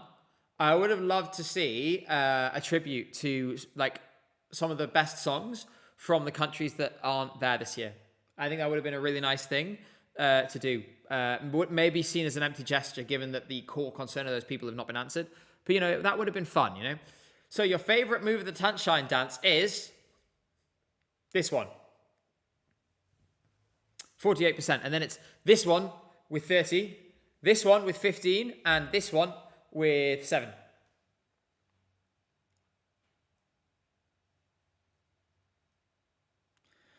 So they're now doing Happy Birthday Eurovision, 1,789 songs, 1,789 dreams. Here's to another glorious 70 years. Well, most of the years were glorious, to be fair. And now we get another recap. Looks like they're using the same clips as before. Again, nothing to report here. So we have plenty of time to answer your questions. If you have any thoughts, anything you want to share, please let me know. I will be more than happy to answer because we have a long way to go. It's currently 11:40. This stream, we're going on until after the audience poll is completed. That's not going to be until like 2 o'clock in the morning. So, long time still to go. Do you think Romania can win? Asks Seungmin Stay 1. Can Romania win? Their odds did shorten slightly after the performance tonight. They've done everything they can tonight. So if they are in with a chance, they've done what they need to do. I don't know if I can see it. I want to see it, but I don't know. I just don't know. You want a poll? You can have a poll. Let me see. So, can Romania win? Yes or no? Here we go. And start poll. I do find it hilarious the way that all of you just go completely mental over polls every time. I'm like, would you like polls? And everyone's like, woo, polls.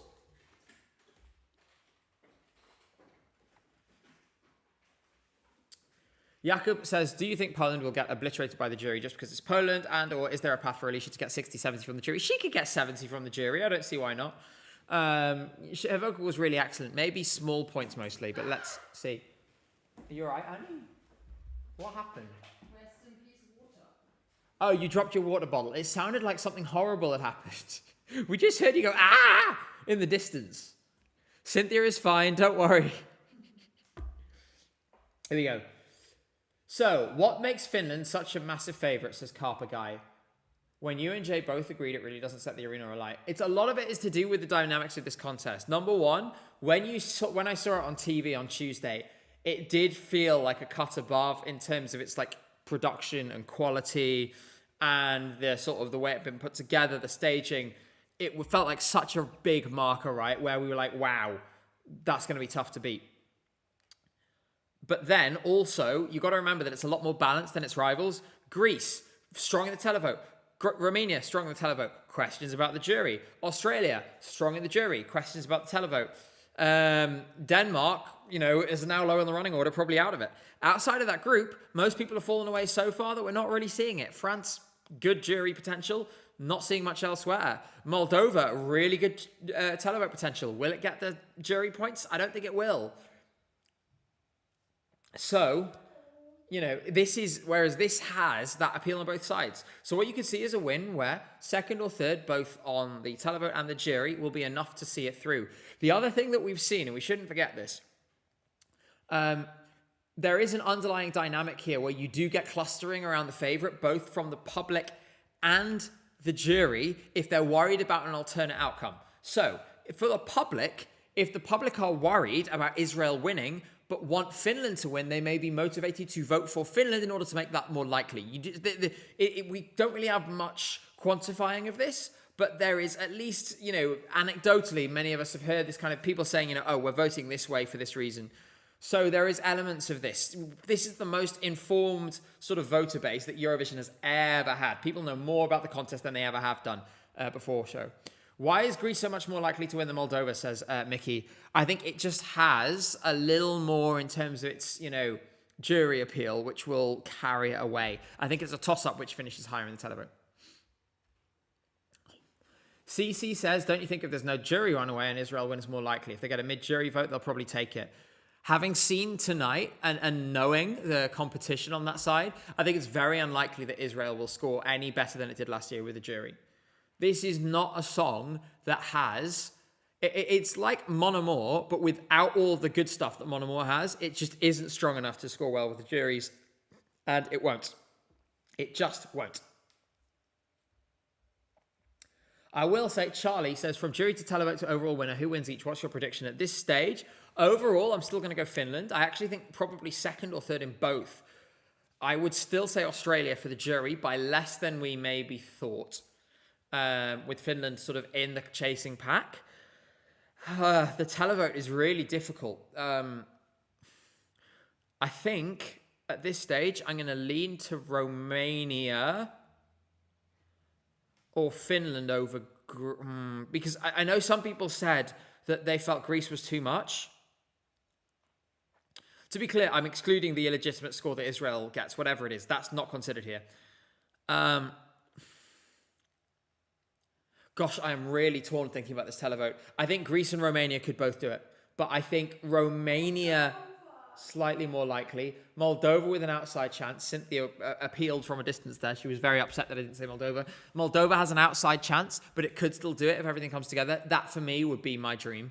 And Finland in with a chance too. I'm going to check the super chats. A couple of people have been mentioning there have been super chats, so I do want to go back. We are now getting, oh God, an interval act about electro swing. A song written especially for this occasion. Welcome, part of Stella? Who? Wait, I'm like a few seconds behind. Well, I have to say I've always hated electro swing, so I doubt I'll like whatever is coming on now. Sorry, in the meantime, super chats. Is this interval act what Eurovision on tour would have been? Yes, it kind of feels like it. ESC Matt says, to vote strategically, would you recommend I give all of my 5 votes, I'm from Italy, to Czech or split them between Denmark and Czech? Neither of those songs are going to win. So if you're voting tactically to prevent another winner, don't vote for either of them. Really, I'd be looking at your Finlands, Romanias, Moldovas, Greece's. But it's up to you what you do, you know?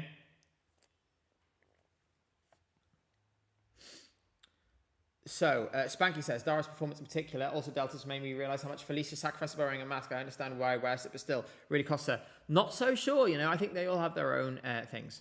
People forgetting Italy can easily get 300 televote. I'm not sure it can. 150, yeah, 300, no. I think it'll get, you know, there's other things. So we're getting this electro swing performance. Personally, I'd happily left electro swing in the past, but this is what happens when everyone else says no, I guess. I think this is kind of a bit... not very good. And the song is not very good. It's just, I mean, it's just inoffensive electro swing. Is that Max Mutzke? Reminds me a little bit of Papa Americano, to be honest. That's the first thing I think of. The last interval was much better. I imagine we're not far from results though now, because we've had 2 recaps, 2 interval acts, so we might get into the fake results before long. And that is obviously the really tense part of the night, and you will not want to go anywhere for that.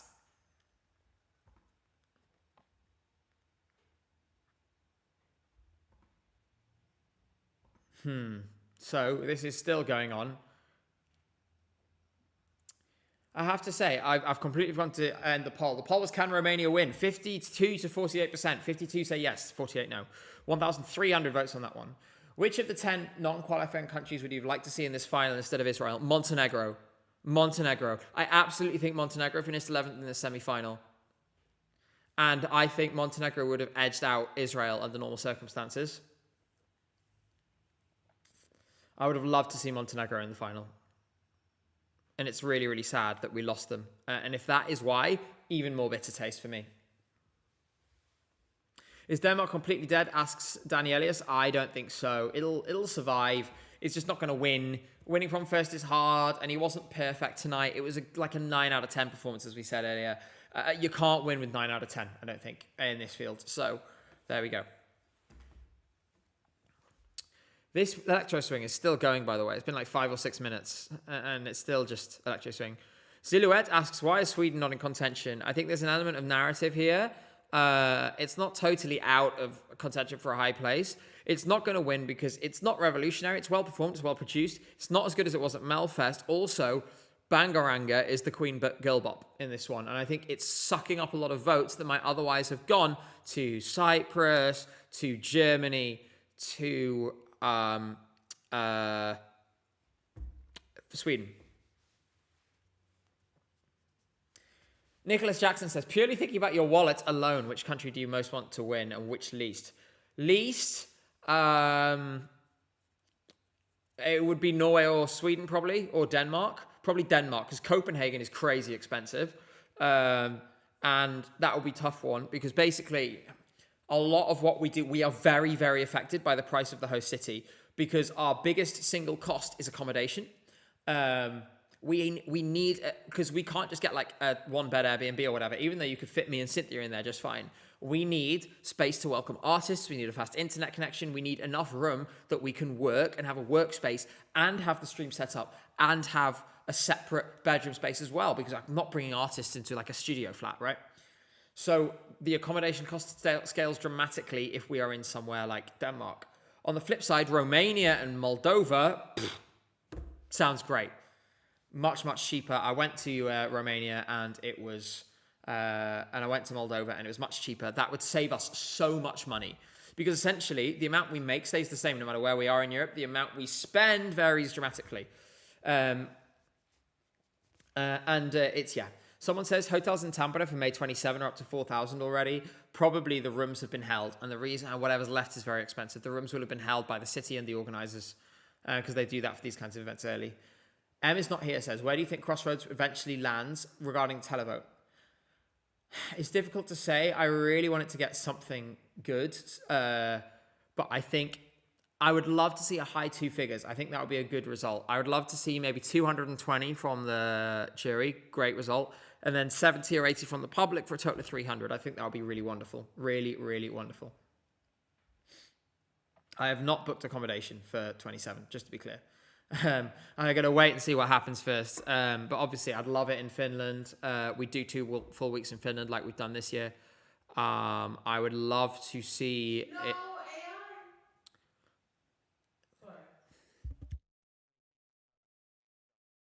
AI. Sorry, just had a quick mute the microphone a second, but it's fine now. They're doing another one of these professional Eurovision things, by the way. It's like the 5th one. Oh dear. Just woke up here in Australia, says Alan. Good morning. How was Delta? Do you realistically see us with a chance to get our first win? Worried about the televote. Jury was great. She could win the jury. One tiny slip, nothing you need to worry about, really. As for the televote, I mean, it depends how many Delta Goodrun fans are watching. If she outperforms expectations on the televote side, she will win. But she needs to clear Finland, basically, by enough in the jury and then limit the damage in the public that she holds on. If she gets 280, 290 from the jury, there's a real chance she could do it with 150 from the public. Will she get 150? I don't know. The other thing I would say, and the other reason, the reason I don't book accommodation that early, I book it as early as we can, but also you can get better deals by booking for longer than 2 weeks. So this Airbnb was only doing stays of 14 days or longer. So by booking for longer than that, we got a better deal per night, and it meant that it was more available, really great location. Artists have been able to come here. It's comfortable. You know, it has everything we need. I really, really hate these Professor Eurovision segments. And Victoria Swarovski is just so wooden. So, yes, we are now going through the remainders of the intervals, killing time until the fake results. Obviously, that's the most important thing of the night, the fake results. We will see who fake wins Eurovision tonight. But let's see. Who is coming last and who deserves to come last, says ESC2026. Who is coming last? The UK, I think. Sorry, I love Look Man No Computer, but that is coming last. It's going to get 2 points. Who deserves to come last? I'm not going to give the obvious answer because I think it's a cop-out. So I'm going to pick someone else. I don't like thinking of it as who deserves to, right? But realistically, who can I see coming last in this field? The UK, Germany, Cyprus, and Belgium, I think, are the 4 that would be in the biggest trouble. But nobody deserves to come last, right? Everyone, here has done something, good. Who wins the fake results, says Danda. Prediction time. I think it will be Serbia, as we get yet another recap. They're doing all in the correct order this evening.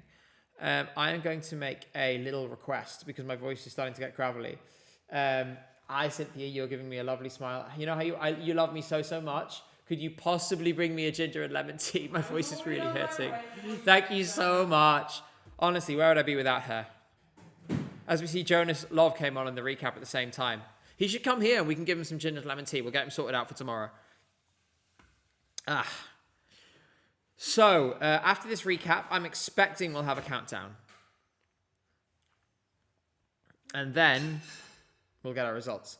Cyprus on the recap now. I will just say again, for those of you who didn't join us before, it was easily her best performance. Easily. She really, really delivered tonight in a way we haven't seen before, and I'm really, really, really happy for her. She needed a big improvement, and we got a big improvement. We really, really got a big improvement, and I'm so, so impressed. I also want to thank, by the way, while I've got you all here, everyone who's subscribed, everyone who's been part of this journey this week.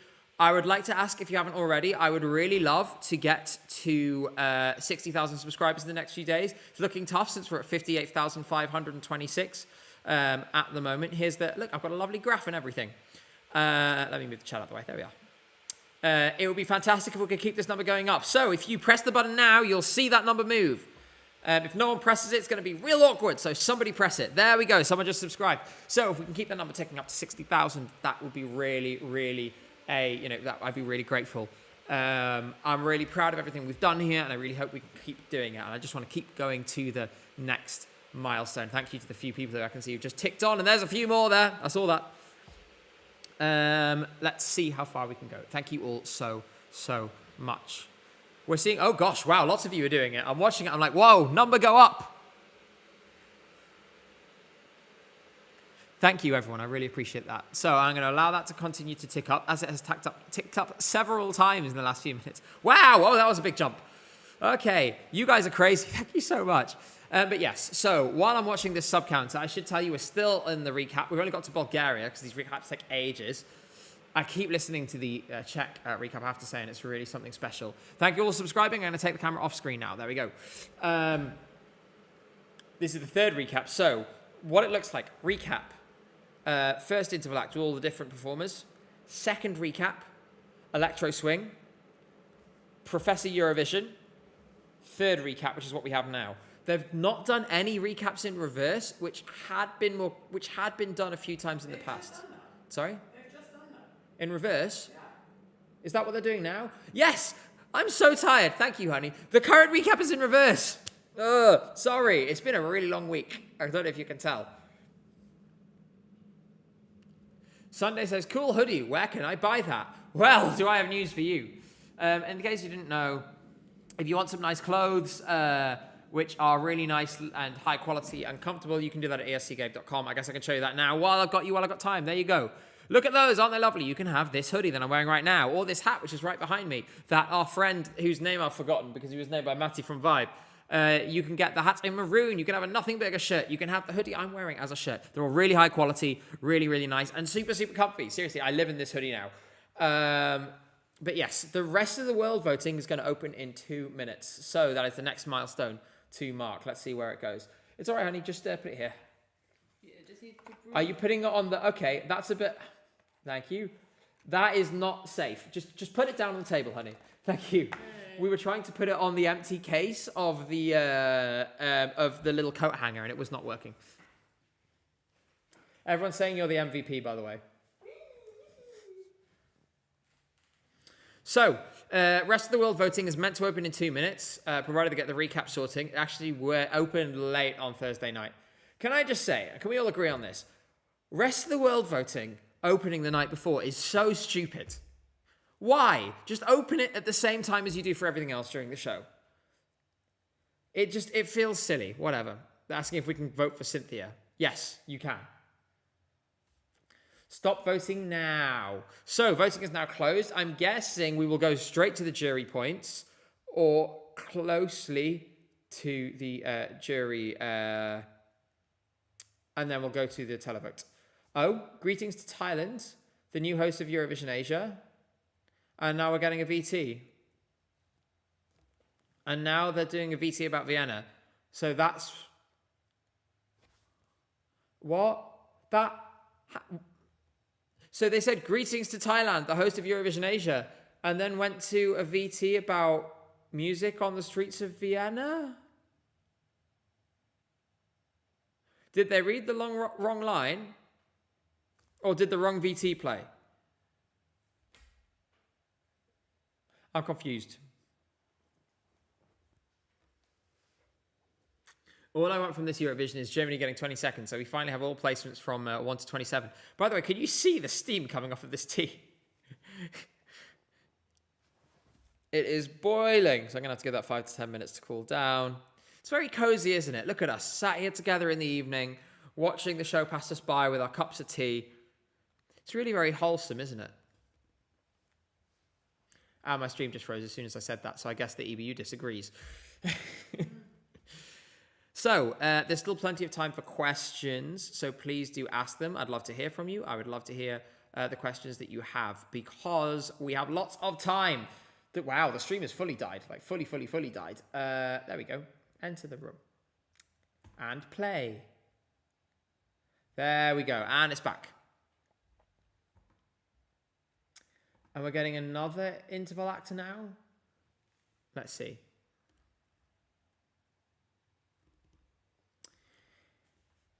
Okay, so we are now watching. I'll keep an eye on this interval act for you. That is Cesar Sampson, and he's sitting at a piano and playing. Don't recognize the name of the song, but it's not his own song. It's like a ballad.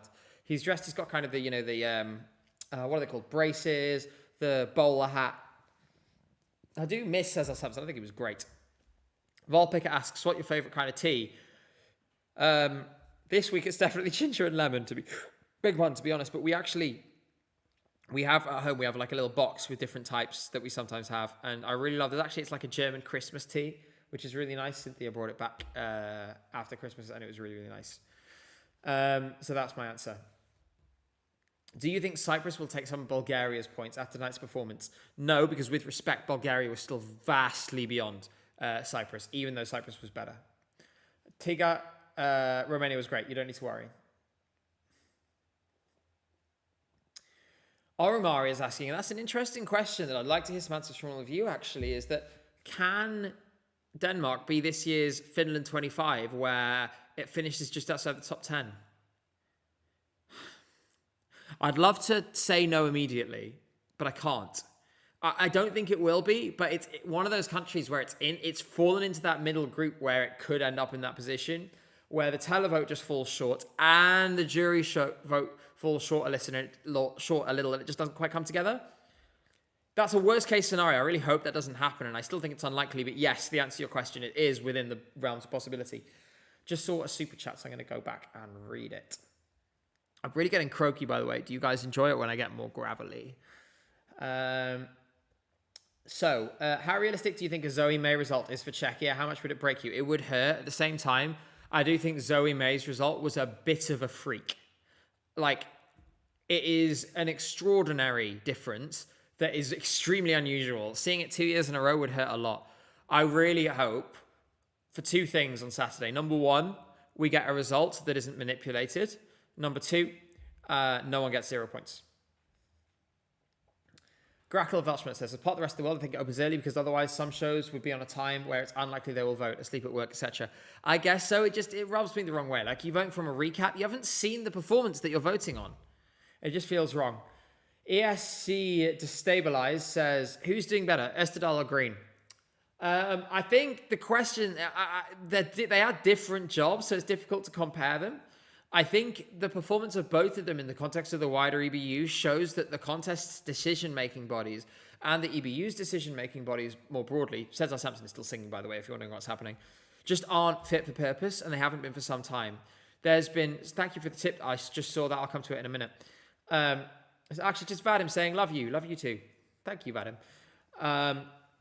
I think there's been some progress in terms of the decision-making and stuff. They've clearly become more able to respond to immediate problems, like the adverts last week they clamped down on very quickly, as an example. At the same time, I think there's so many fundamental disconnects. I really don't know how you build it back up again. They're doing a montage now of 70 years of history. It looks like they're showing different winners, with Conchita's Rise Like a Phoenix playing in the background. So, I mean, when evaluating their performance, I did make a video about Martin Österdahl. And what I will say about Martin Österdahl is, in different times, he was a very good executive supervisor. So back when he started, you're 21, 22, 23. During that time, there was this closeness with the fans. We weren't in our current situation. As, he's a guy whose background is TV production in Sweden, right? He was suited to that environment. When that changed, he wasn't suited to the new environment. I think we'd all agree about that. And very rapidly it fell apart. I think it's good he stepped away. I think he wasn't the right fit for the role in its current form. the thing that is sad is I think the ESC director role was meant to kind of make the contest more agile and make it have a single figurehead, someone who could more easily respond to these things and sort of, well, sort of set the direction. And I don't feel like that's really been done. I feel like there's a few reasons for that. Firstly, I think Martin Green has certainly made some real faux pas in interviews and so on. And there's not been an ability to build up a trust with the fans. There's been certain comms things, for example, like the open letters he did to the fans, where I see that and I think, okay, this is something that would work if a bond of trust already existed. That bond of trust doesn't exist right now. You need to build that first before you can do those kinds of things. So that would be one critique.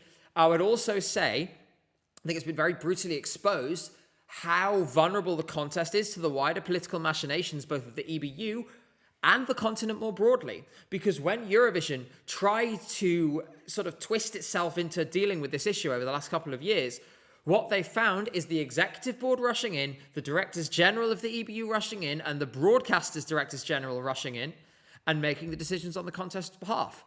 I would say that the broadcasters and the leadership of the broadcasters in this contest, as well as the leadership of the EBU, have made decisions that are maybe in the EBU's interests more broadly because they're critically exposed to politics themselves, but are clearly not in the interests of the contest on a moral level, on an ethical level, and on a procedural level. So the answer to your question is, do I think Martin Green is doing a particularly good job? The honest answer is no. I think there are some things that would have worked better in different times but haven't. I appreciate that he's doing a lot more media briefings and so on, and there is this opportunity for people to ask questions to him, but it's clearly not working. Do I think it's entirely his fault? I would place most of the blame on the fact that this is a structure that clearly still doesn't work. Individuals within this structure are making mistakes, but the structure itself is the biggest problem. That's what we need to change. I think this will be a conversation still for the next year about how you continue to reform Eurovision. I actually wrote an article for the Greek newspaper Katamarini, which came out last week, where I argued that the contest should be spun off entirely from the EBU into an arm's length organization where it has its own governance, its own decision-making processes, it does everything for itself, and it self-funds. Therefore, it's sort of still connected to the EBU. The EBU can still say it's an EBU event, but it has the ability to do things itself. And the EBU has the ability to say we're not responsible for its decisions. The reference group, the organizers, they're the ones who take those decisions. So we need a change in the way the contest functions, a change in the way it works in order to truly address these issues. This is for the long run. The immediate thing that obviously needs to happen is Israel has to be removed. That will fix the immediate problem. The wider governance issues that it's exposed should still be solved even if the immediate thing has been fixed. I hope that answers your question. I hope that was a very full answer. We are now getting our fake results. And we're starting with Switzerland, last year's hosts. So the points so far, I can see 8 for Australia, 10 for Serbia. We're waiting on the 12, and I'll let you know who that is. So fake results, very important. We're going to find out who will fake win.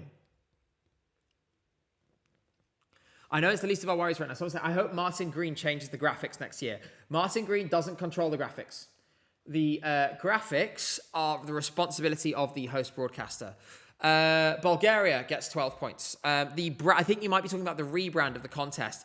I mean, I'm not a massive fan of it. It's the kind of rebrand that I wouldn't care about, though, if we were in normal times. It's loud. It's a bit garish. If we were all in a good place with the contest, I don't think we'd worry about it too much. Because we'd embrace it, the fact that it's a bit tacky, a little bit, loud. So, second set of points is from Malta, and Bulgaria gets another 6, which will take it up to 18.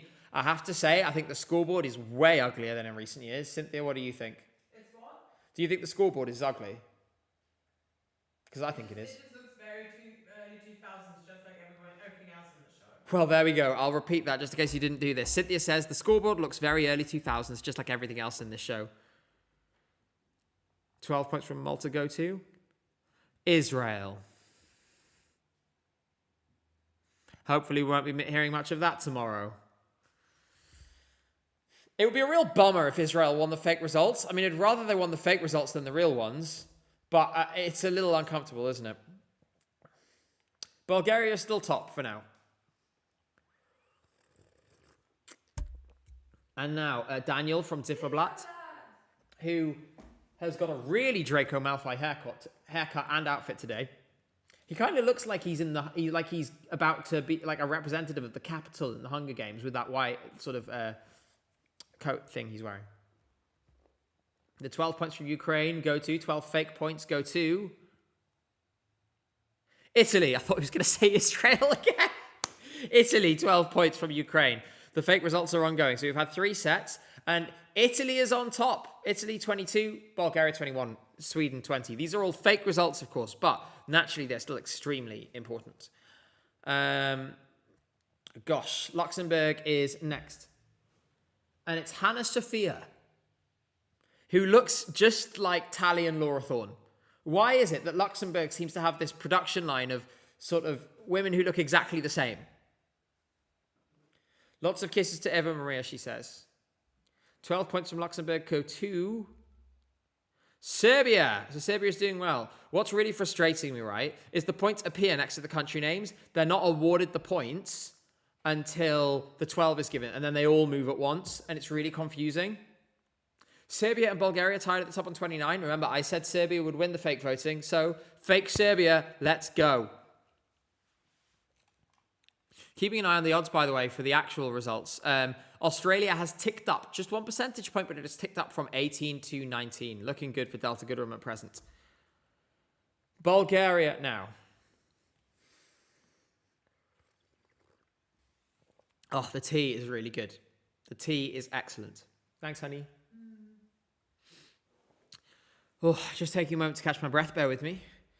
Because as you can imagine, these streams, we've been on for 4 hours now. So this is now our longest stream of the year. These ones, they really, really go. They really, really go on. And we just got to keep our energy up. We've got to keep going. I really enjoyed that little discussion we had about the EBU just before. I'd love to talk more about that stuff in a bit. We're going to have time. What a perfect opportunity to just talk a little bit about the state of the contest, see how we're feeling, see how we're at, sort of share some of your feelings ahead of tomorrow as well, because I know it's a really mixed bag, you know, of how we feel. Azerbaijan is voting next, 6th of 35, and God, I find the way the points are so annoying. Like, I'm having to do maths to work out how many points everyone has before the 12 goes out. 12 points to Serbia! 50, they're up to 53 now, and they're building up a lead, actually. They're going to now be ahead by 12 points, so maybe fake Serbia will deliver it. Someone gave me some bits to check something in my Twitter DM, so let me have a look. I'll look now. Let's do this.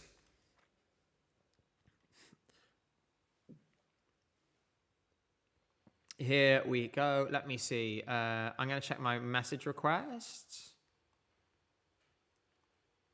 It gave me a warning, like, be careful of messages. I can't see the message here. Someone said they'd sent me something on Twitter and I can't see it. But Liam, who I think was the one who sent it, I've just accepted your previous message request from when you sent me a meme for this stream the other night. So you should be able to send me another message now. So if you can send it to me now, that would be perfect. I did get one guide. Another 12 for Serbia. They are ahead by 22 points at present, and they just got 6 more from Estonia. This year's spokesperson is Getayani.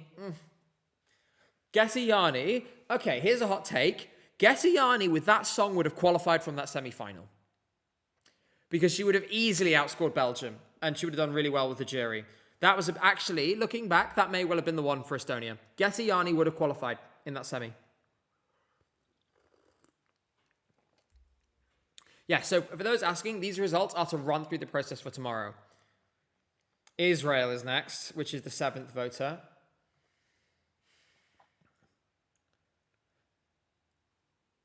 Their spokesperson is some guy. I think it's the guy who's done it a bunch of times before. Not the old one who used to do it, the new one.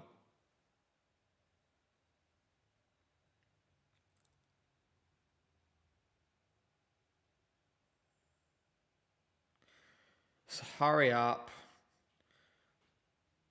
So the Israeli points are taking forever to give out because he's been like, I know who's going to win tonight, but I'm not going to tell you yet. So for you to keep the tension, it's like, hurry up. It's 12 points for Serbia. There we go. Took your time. That was like twice as long as all the other ones. There's so many sound effects, by the way. Every time 12 points go, there's like music that plays. It goes like, and then it goes, boop, boop, boop, boop. I think this might be a long voting sequence. For now, Serbia is winning by a way. So, Serbia 83, Italy 57. These are fake results, remember. Bulgaria also 57, Australia 55. Australia is giving its points now. Nothing for either of our top two yet. Will we get 12 more fake points for Serbia? I did say Serbia would win it. Maybe the EBU has been listening all along. Dami Im is giving the points out, by the way, for Australia. I will try, if I recognize the spokespeople, I will always tell you who they are as we go through this, because I guess that's a nice little thing. Italy gets the 12 points from Australia. Nothing for Serbia that time. Like I said, I'm backing Serbia, because that was my prediction. And, you know, it would be nice to not curse it for once. All right. We move on. Who's next? Who's going to be our next spokesperson? Also, Mr. Eurovision says, hope UK gets fake jury and public votes tonight. Gabe, love the content. Keep it up. Thank you so much. Right now, we are last. Right now, the UK is last in the fake results, and we have 0 points. Heathen then says, explain why you should care about the fake results, because they're the most important thing of the week. Who knows? The fake winner of the fake results is the most important thing of all. It's a tradition. Grackle of Welshmet says any win for Israel would be fake. That is correct. No matter what happens tomorrow, remember, it's not legitimate if they win. Absolutely not. Thank you for the most perfect, eloquent answer, says ESC Destabilize. I'm glad I was able to sort of thoughtfully engage with your question.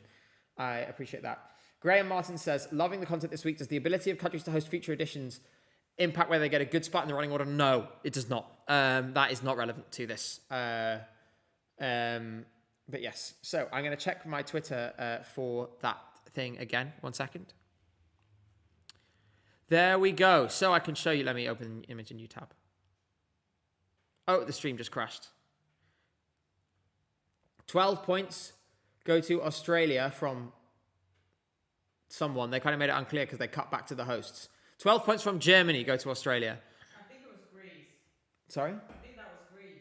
Ah, they said Germany on screen. Oh. Oh, well. Who did this? Are we vandalizing Wikipedia again? Same stream last year. People started vandalizing Wikipedia and you're doing it again.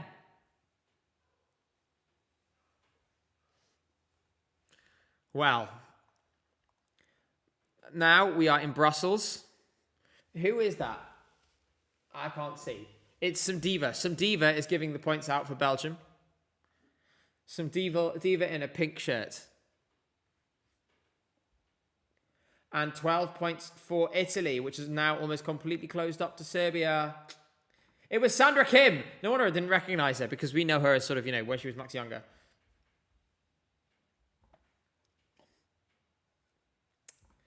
So, I'm just keeping an eye on everything. Thank you again, everyone, for your super chats and all of your support tonight and the whole week. It's been really, really great to spend all of it with you. We still have 2 more streams after this. Remember, we have tomorrow and Sunday. No matter what happens, we'll be streaming on Sunday.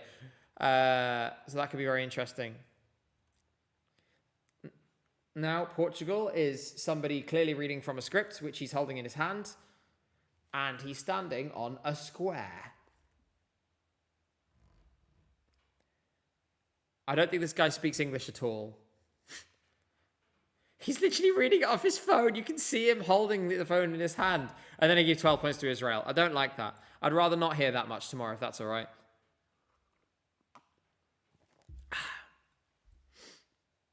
All right. We continue with the fake results. I want some more people I recognize. I'd love to see it. Sweden next.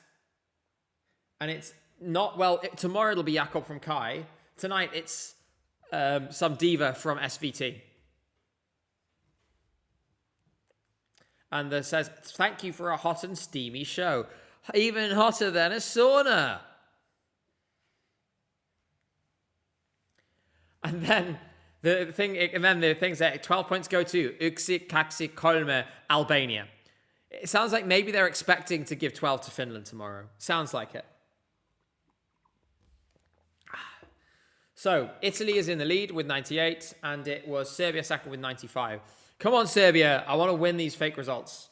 They're doing a little new leader graphic on this as well now, which feels a bit unnecessary given that, you know, it's just delaying things. Albania next, and it's the normal Albanian presenter.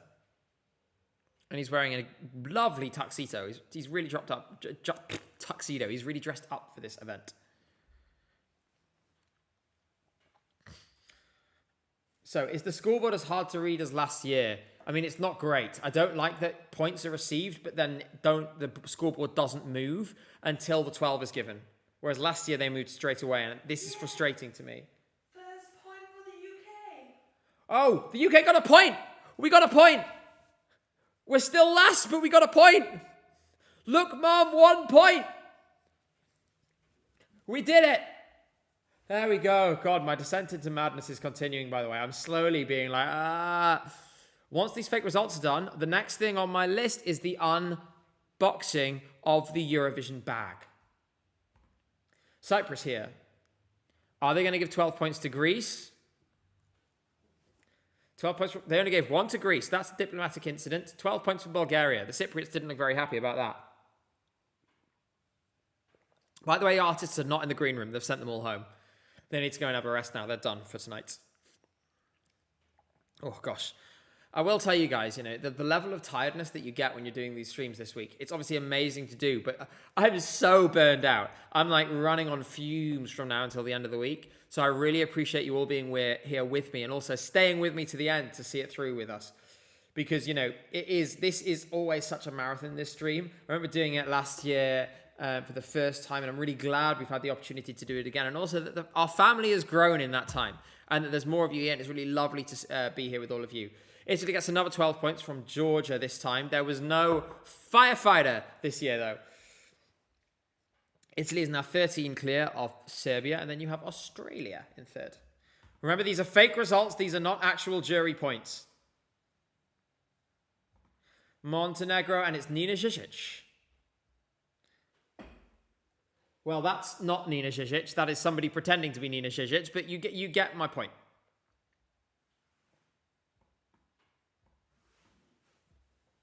These are real points, says Luka Milenkovic, and Serbia has to win. There's only one country I'm supporting tonight. Honey, could you get the flag? Only one country I'm supporting tonight in these results. And I think it's a long time.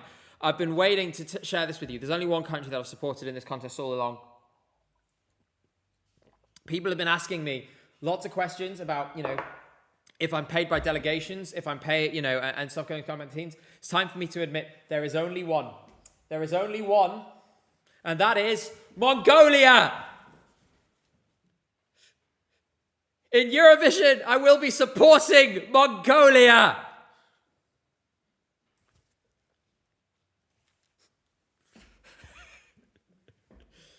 Another 12 points for Serbia. Let's go, Mongolia! No points for Mongolia yet. I can't see them on the scoreboard. I'm sure it's a mistake. I'm sure they'll come soon. Let me just... Oh, there we go. Oh, there we go. Needed a blanket. That's better.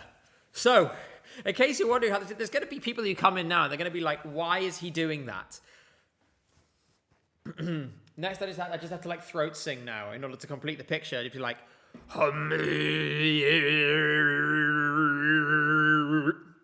There we go. Feel the power. Mongolia, I hope you join Eurovision Asia. That's all I'm going to say. I fucking would love so much for us to see some throat singing in Eurovision Asia. Look, Cynthia, no sanity. That's my favourite comment of the night. Things are only going to get weirder. Things are only going to get stranger. B says Gabe has finally lost it. What do you mean? I think I'm totally sane. I promise. So, Serbia is back in the lead. I missed some points while I was doing this. Uksi Kaksi call me Mongolia, indeed. Puso just said, I joined at the perfect time. We've had this flag. I've owned this flag for 8 or 9 years. I've had this flag for ages. And we just we decided to only bring one. We knew we weren't going into the arena. And we were like, fuck it. Let's just bring Mongolia flag. We have officially entered loopy time, says Nero. Yeah, well, that's the time of this stream between midnight and 2 o'clock when we're waiting for the audience polls, when things get really, really weird. Shadow Gamer says, Gabriel Mill, it's been a long fucking day. It has, but I'm loving every minute of it. I have to say, for all the anxieties, for all the difficulties that come with these weeks, both in terms of the circumstances of the contest, but also just getting everything together, making the organizational arrangements work, making sure that the stream is working properly and working through technical issues and all of that. No, never once have I felt worse coming off a stream than when I started it. I've always felt better. Tired, often, yes, but accomplished, happy, so proud that we get to do this all together. It is such a fulfilling thing. And, I think I would not have believed you if you told me 2 years ago that we'd be doing this and that we'd have all of this, Yeah, I love you all so much, and I'm really, really glad we get to do this. And we get to see out right to the very end of this. And I will say, I don't want to, even if the contest fell apart, I'd want to find a way for us all to still enjoy something all together. Maybe we'll watch figure skating. I don't know. We can watch something, right? We'll have a watch along of something else that, there must be other things in the world, right, that aren't Eurovision, you'd think. So, is the scoreboard different to the terrible one last year? I think it's worse. But there we go. So they're interviewing the current leaders. Serbia. God, can you imagine? We get to the midway point of the jury or wherever we are. And it's like, so we're now going to our leaders. Serbia. Excellent. Just excellent. So,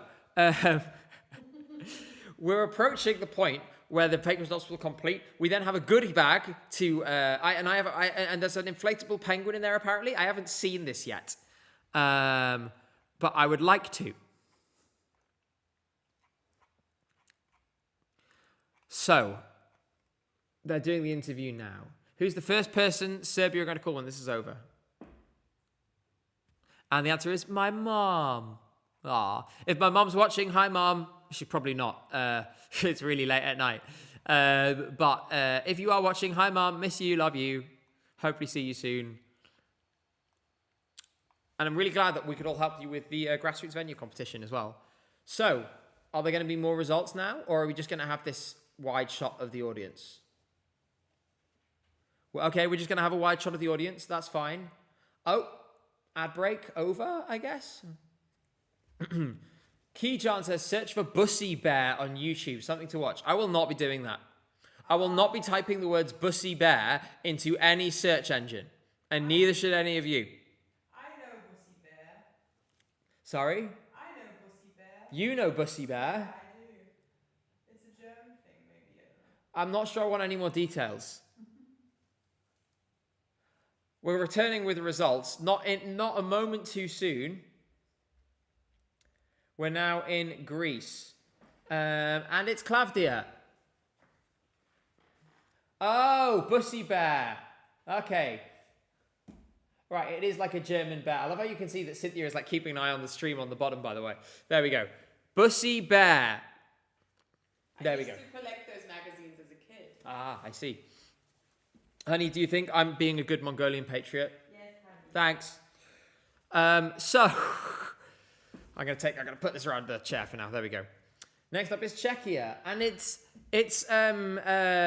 Danny from We Are Domi. She was robbed. They were so robbed. And she's excited about the fact that Czechia is back in the finals. Down to business, she says. 12 points for Croatia. Mentali asks, Gabe, have you heard Tamara expressing uncertainty towards the future of Montenegro participating in Eurovision? I think it's natural for small countries that don't qualify that there's going to be this conversation. I really hope they stay. But it's going to be difficult. It's going to be difficult. And I really hope that some of the big contributors feel able to return to the contest so that broad shoulders can then help support some of these smaller broadcasters. Next is Sissal, obviously from Denmark. And she's making a pun about hallucinations. Taylor with the Lay says, you should absolutely join Elisa Lou Nation if things go terribly wrong. Figure skating is so much fun to watch. Sure, why not? I know nothing about figure skating, but we watched the Olympics. And if any of you watched the Olympic figure skating, it was unbelievable. The men's final, the way that Mikhail Shaidorov ended up winning, because everyone kept falling, it was unbelievable. We were like on the edge of our seats, like gasping. When Ilya Malinin did his fall, me and Cynthia were sat next to each other and we literally like grabbed each other's hand and went like, oh! It was like the most dramatic sports moment of all time. So we will find things to do. Oh, and the French, you're never going to guess what landmark the French are stood in front of. It's the Eiffel Tower. Who would have thought? Who would have thought? 12 points from France go to Israel. Well, Israel currently has 87 jury points, fake jury points, that is, just in case anyone gets worried. If they get that many tomorrow, I mean, under 100 is still fine. But I'd be alarmed if it went past 100. Now, we said they were going to Norway, and it's Elizabeth, but instead we've got a man in a nice green jumper. Luckily, Serbia is winning 163, Italy 146, Bulgaria 140. 12 points from Norway goes to Australia, which is doing very well with fake results.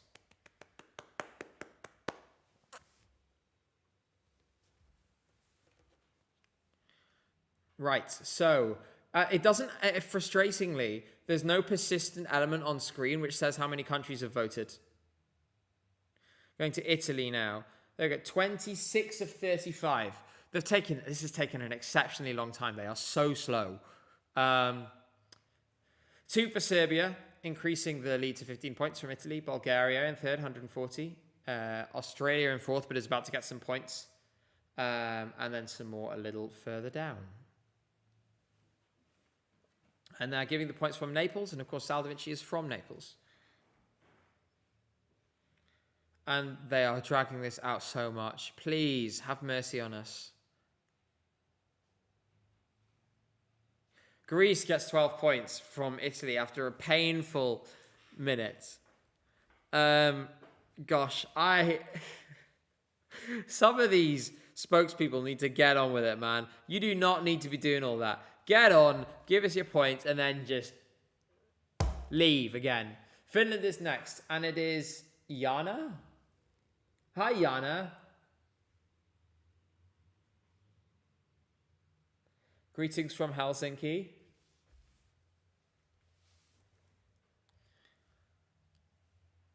And so they're talking about Lordi 20 years ago. And they're talking about Leakenheten. And they've got fire in the background. 12 points go to Serbia. 12 from Finland to Serbia. Of all, if Serbia was going to get a 12, it would be someone like Finland where they love metal. And now Serbia has a 26-point lead. This is not a drill. Cynthia has just gotten the blankie. She has gotten the blankie and she is cozy on the sofa. This is not a drill. Now it's the UK and it's some guy with a nice pink shirt. And Lavoie is apparently doing it for the UK. And they're making a joke about how Victoria has stolen her outfit. Hurry up. Bulgaria gets the 12 from the UK. Not totally unrealistic. I could see it, but let's see what happens. That takes Bulgaria up to 159, puts them back into third place. These graphics are really bad. I don't know what you think, honey, but they look so tacky. There's just too many numbers. Yeah, outdated. Latvia now, and it's Tautamatas.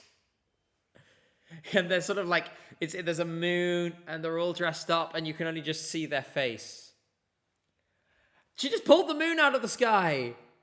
Okay, this is really cool. You guys will love this. And she's like sort of bringing the light around. 12 points from Latvia go to Italy. So, fake Italy is doing very well, still behind fake Serbia, but it's the strong fake second place with fake Bulgaria, fake Australia, and fake Sweden behind it. Then we have fake Romania, fake Israel. That's repeating the same thing twice. Oh, fake Austria, fake Albania, fake Denmark. So, next country is Serbia. We'll vote now. And it's Christina is here. Hi, Christina. She says, Guten Abend. Did you know in languages in the sort of South Slavic languages, the name for Vienna is bitch?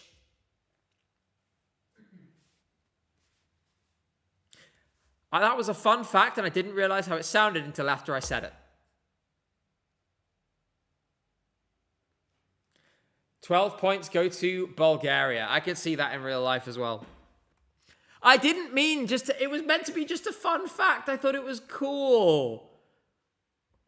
And now all of you you've ruined my fun fact. You've ruined my fun fact with your profanity. It was just meant to be a cool fact.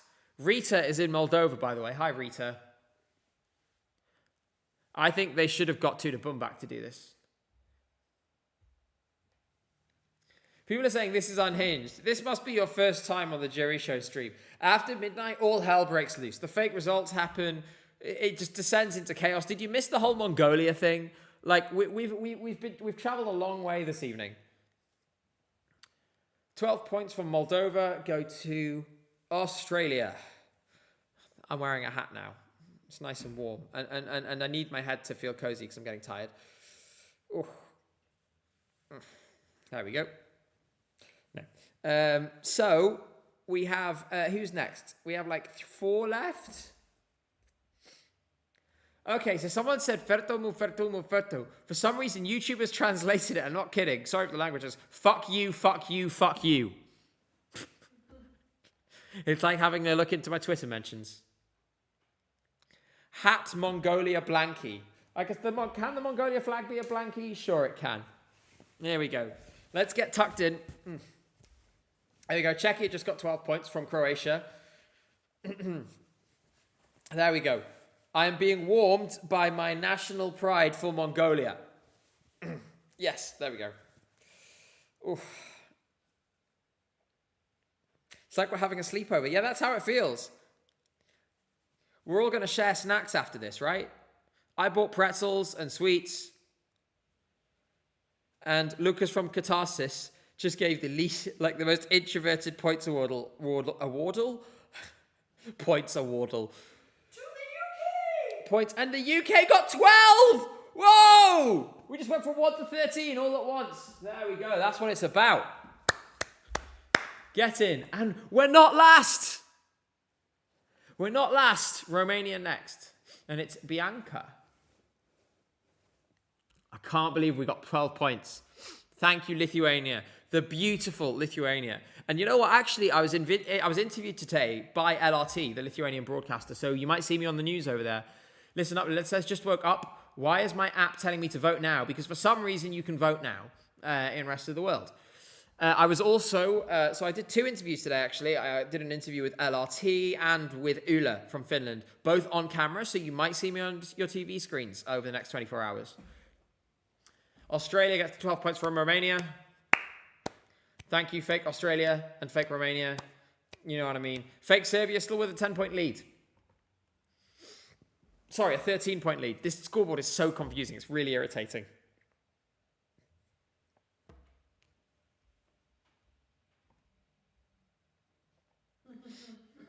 So, finally we go to Austria, and it's our usual man with his usual equality shirt.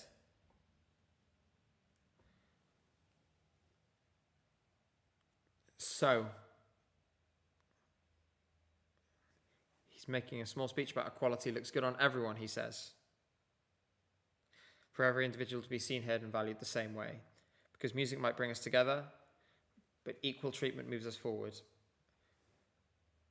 I'm pretty sure Austria and Davina Stadthalle are with me on this one. Well, let's see if he says that tomorrow, because he's made some veiled jabs before. Don't know if he'll do that as a host, though. So finally, after about 5 hours, we have finished the jury results. Serbia, 226. Italy, 201. Bulgaria, 199. Remember, these results are fake.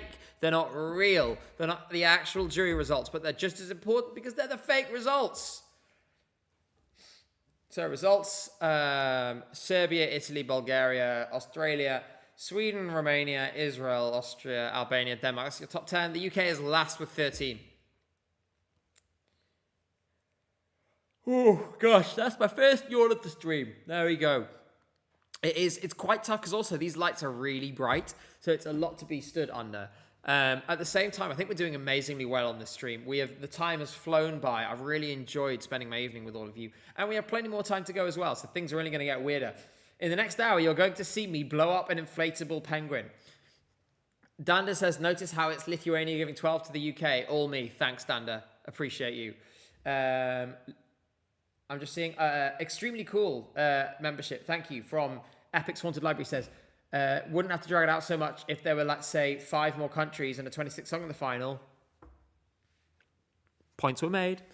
Simon says, are these scores are completely RNG? Yes. Neuro says, jury sequence gets longer over the years. Yes, it does. Nick Johan says, can't wait for the rebranding. Cheese rolling, Gabe. That'd be fun. I'd love to do a video at the cheese rolling. I'm not going down that hill myself, though. There are great things to see in this world beyond Eurovision. We'll be here supporting you no matter what happens to Eurovision, says Stumbling Through.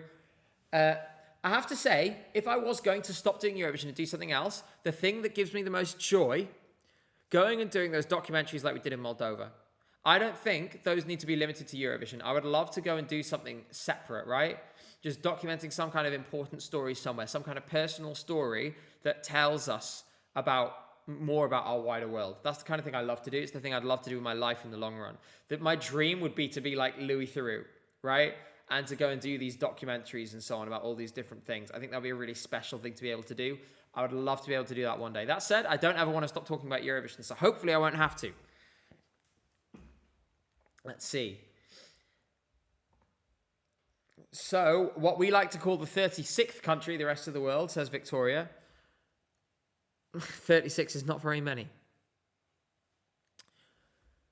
Okay, so we are waiting for the public vote now.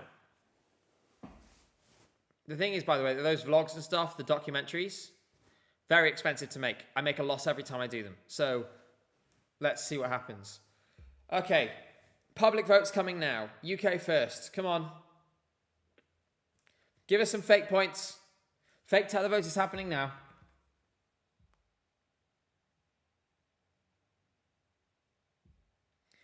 The audience has awarded the UK 30 points. If we ended up with 30 points, I'll be dancing around the press centre.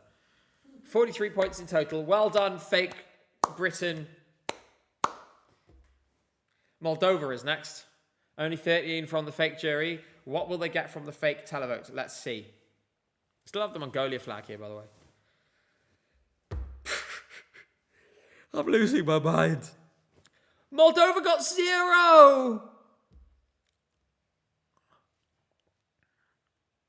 Honey, it's not real.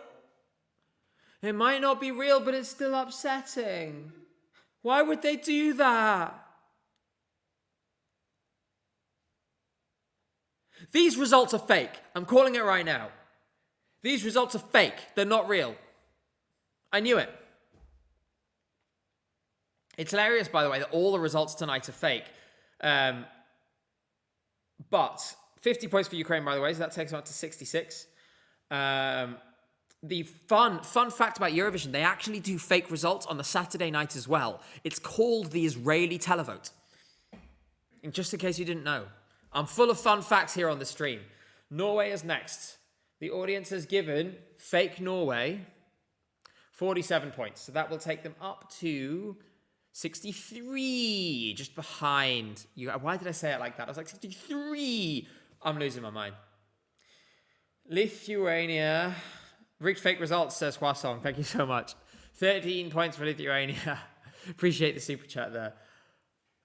Are we going to get a 67? Maybe. Let's see. Belgium is next. Right. Belgium scored 1 point. Very realistic, actually. I think so. There's something similar coming tomorrow. No hate, but that's only what happens tomorrow. Malta is next. The audience has awarded Malta 54 points, taking them up to a total of 83. So no big scores yet for any big scores for any fake countries. Let's see what happens. Fake Germany is up next. It is fake Moldova indeed. That one perhaps scans a little too well because you can't tell you're saying Moldova. 40 points for Germany, taking them up to 73. Quite frankly, if I think Germany ended up with 73, I would be stunned. France next. 35 so far. Let's see if there's a big score in there. I feel kind of nervous, you know. Here we go. France. 271 fake points for France. That takes them up to 306 in total and into the lead. And obviously they spend a little longer on that than they do on the others. But I think we've just seen an archetypal, like I would say, middle prediction Israeli result. 306 points, 270 from the public, supposedly, 35 from the jury, 306 in total. 49 points for Poland. 306 is not a winning score. There's no way that the winner will have as little as 306 points tomorrow. So if you see 306 for Israel after the televote, even if they're first, you can start breathing easily. Finland next. Come on, let's get some fake points for Finland. The audience has awarded 162 fake points. Yay! That puts them fake third as it stands.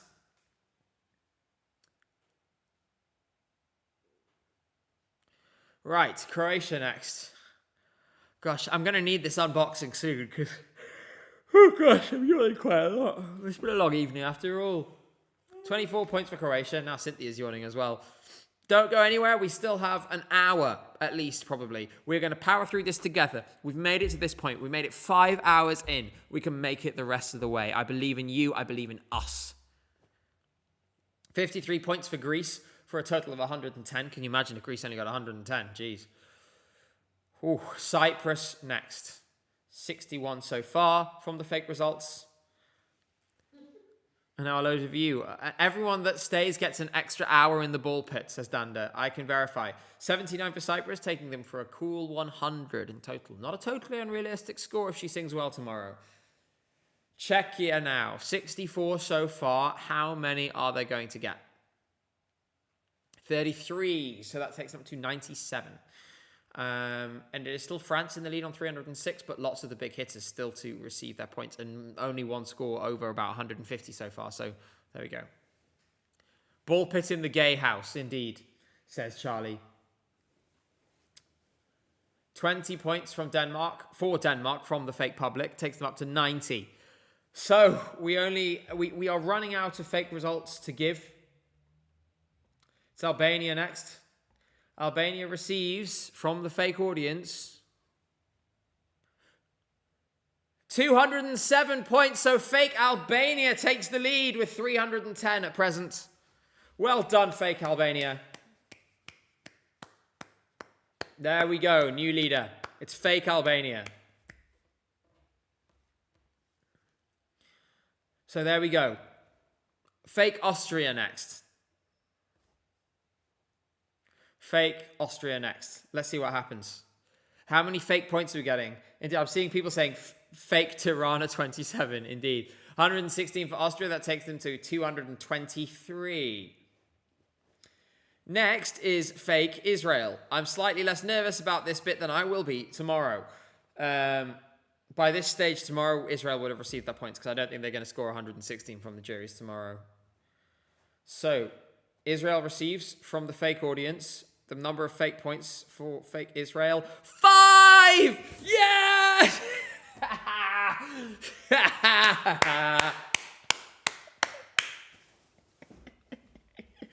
There we go.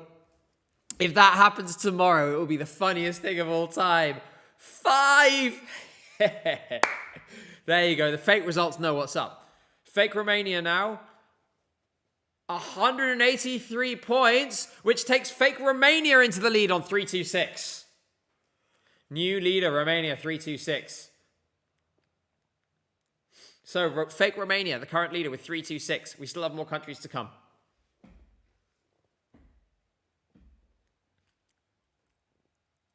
Five countries remain to give points. So, Romania currently in the lead in 326.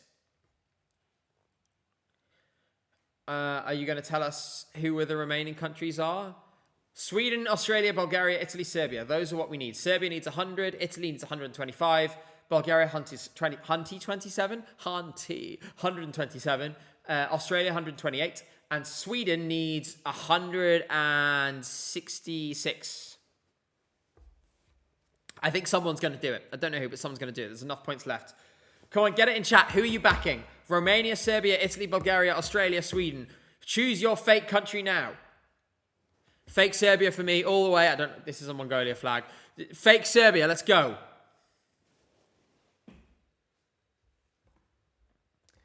So the next one is Sweden. Sweden. The fake audience has fake awarded you fake 80 points. Or rather 80 fake. You know what I mean. They finished on 241. It's not enough. You were really on board with Serbia, actually, in there. I'm seeing a few Bulgaria as well, and a few Italy, of course. Australia now. How many fake points for Australia? 62. It's not enough. Takes them to 260 fake points. Puts them in between fake France and fake Sweden in fourth. So, Bulgaria, Italy, Serbia. There are 4 left. Are we going to get a split screen now? It's about the time they'd usually do it. And Michael just said Bangaranga. Bulgaria, the audience has awarded you...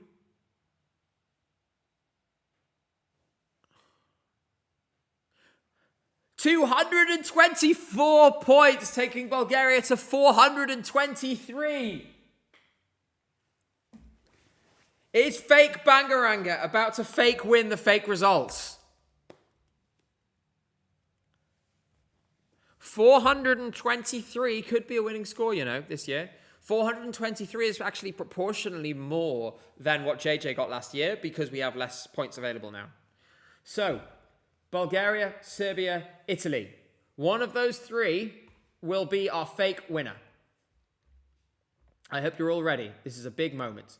The stream crashed for a moment, but it's back. Here we go. Come on. Come on, fake Serbia. I predicted fake Serbia from the start. I need to show that I don't always curse everything. And if they win, that means I haven't cursed it. So, come on. Here's how fake Serbia can still win. Come on, fake Serbia. They're really dragging this out, of course. Oh, they did another one of the Bing things with the... They've named another name of another song.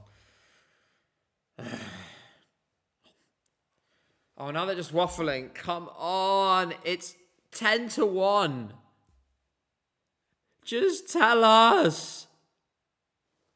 I don't need to know the meaning of United by music right now. I don't care if there's no losers tonight. That's also not true. There objectively are.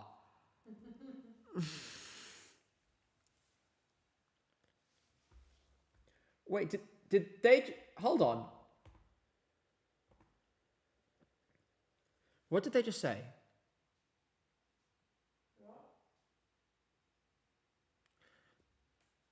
And to all of you in countries that didn't take part tonight, we miss you, and you're always welcome back. That is the closest we have got to mentioning boycotting countries in this show. Didn't expect that. That is the closest they've gotten. Next country to receive the points will be Italy. Honey, you're ahead of me, so make sure you don't react because I'll see it and I don't want the fake results to be fake spoiled. You're giving me a mischievous look. Fake Italy receives. They need 223. 230! They got it! Fake Italy takes the lead with 431. So now fake Serbia needs 206 to win the fake Eurovision contest song. Fake Eurovision Song Contest. So, Bangaranga has been cancelled. It'll be Italy or Serbia. Serbia needs 206 to win.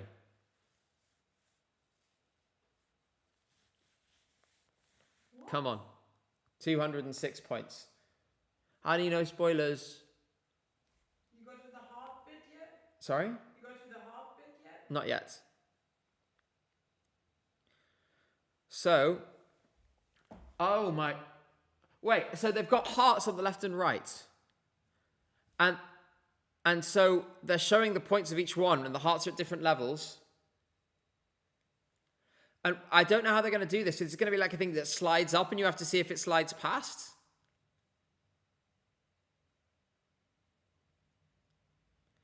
They're explaining that if there's a tie, the country that received more points from the audience wins.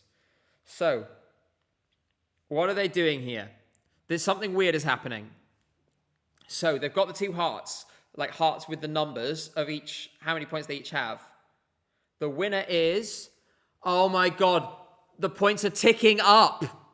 That's horrible. It's like Pointless in reverse, if you've ever seen that. It's ticking up and you have to see if it gets high enough to go over. Serbia only gets 321 in total. Italy wins. That is going to be horrible tomorrow that they're doing that. The points will tick up and you have to see if they go far enough to tick up to go past the current leader. It's super corny. To be honest, it's a bit reality TV. I don't like that. We didn't need that. I think it's to avoid, like, you know, when you're sometimes like, oh, they need 260 points to win. So, like, when they always say, you know, And everyone goes, yeah. Yeah. So, the final results and the fake results. Italy 4-1, Bulgaria 4-3, Romania 3-6, Serbia 3-1. Top 5 is good. We did our best, but congratulations to anyone who said fake Italy. You are the fake winners. With that, the show will conclude. I imagine they will have a fake performance of fake Italy now. I am going to make a request that could I be brought the Eurovision goodie bag? We're going to bring out the penguin.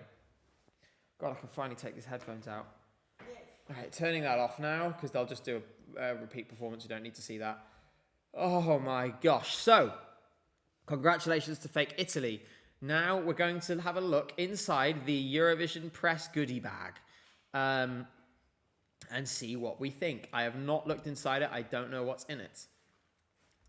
Thank you very much. Here it is. you can choose the colour. You can choose the colour. We went for purple, I guess. Apparently, I get one of these as well. I haven't been yet. So, we're going to have a look in this bag. It's really heavy. Yeah. So, what have we got first? We have a book. What's the book? Is this... Oh, this is an official program. You may have seen these. They're all very shiny. They have, like, you know, pages for all the different artists and so on. And the lyrics of the songs, stuff like that. Some people are into that. I might give away some of this stuff when we get back. I'll see, though, what we have. The inflatable penguin. Yes, they've given us an inflatable Aufblasbara penguin. The Aufblasbara penguin. We'll come back to him in a minute. We have this cup, which is an extremely low poly Eurovision Song Contest cup, courtesy of sponsors A1, which says down here, this image was generated by AI.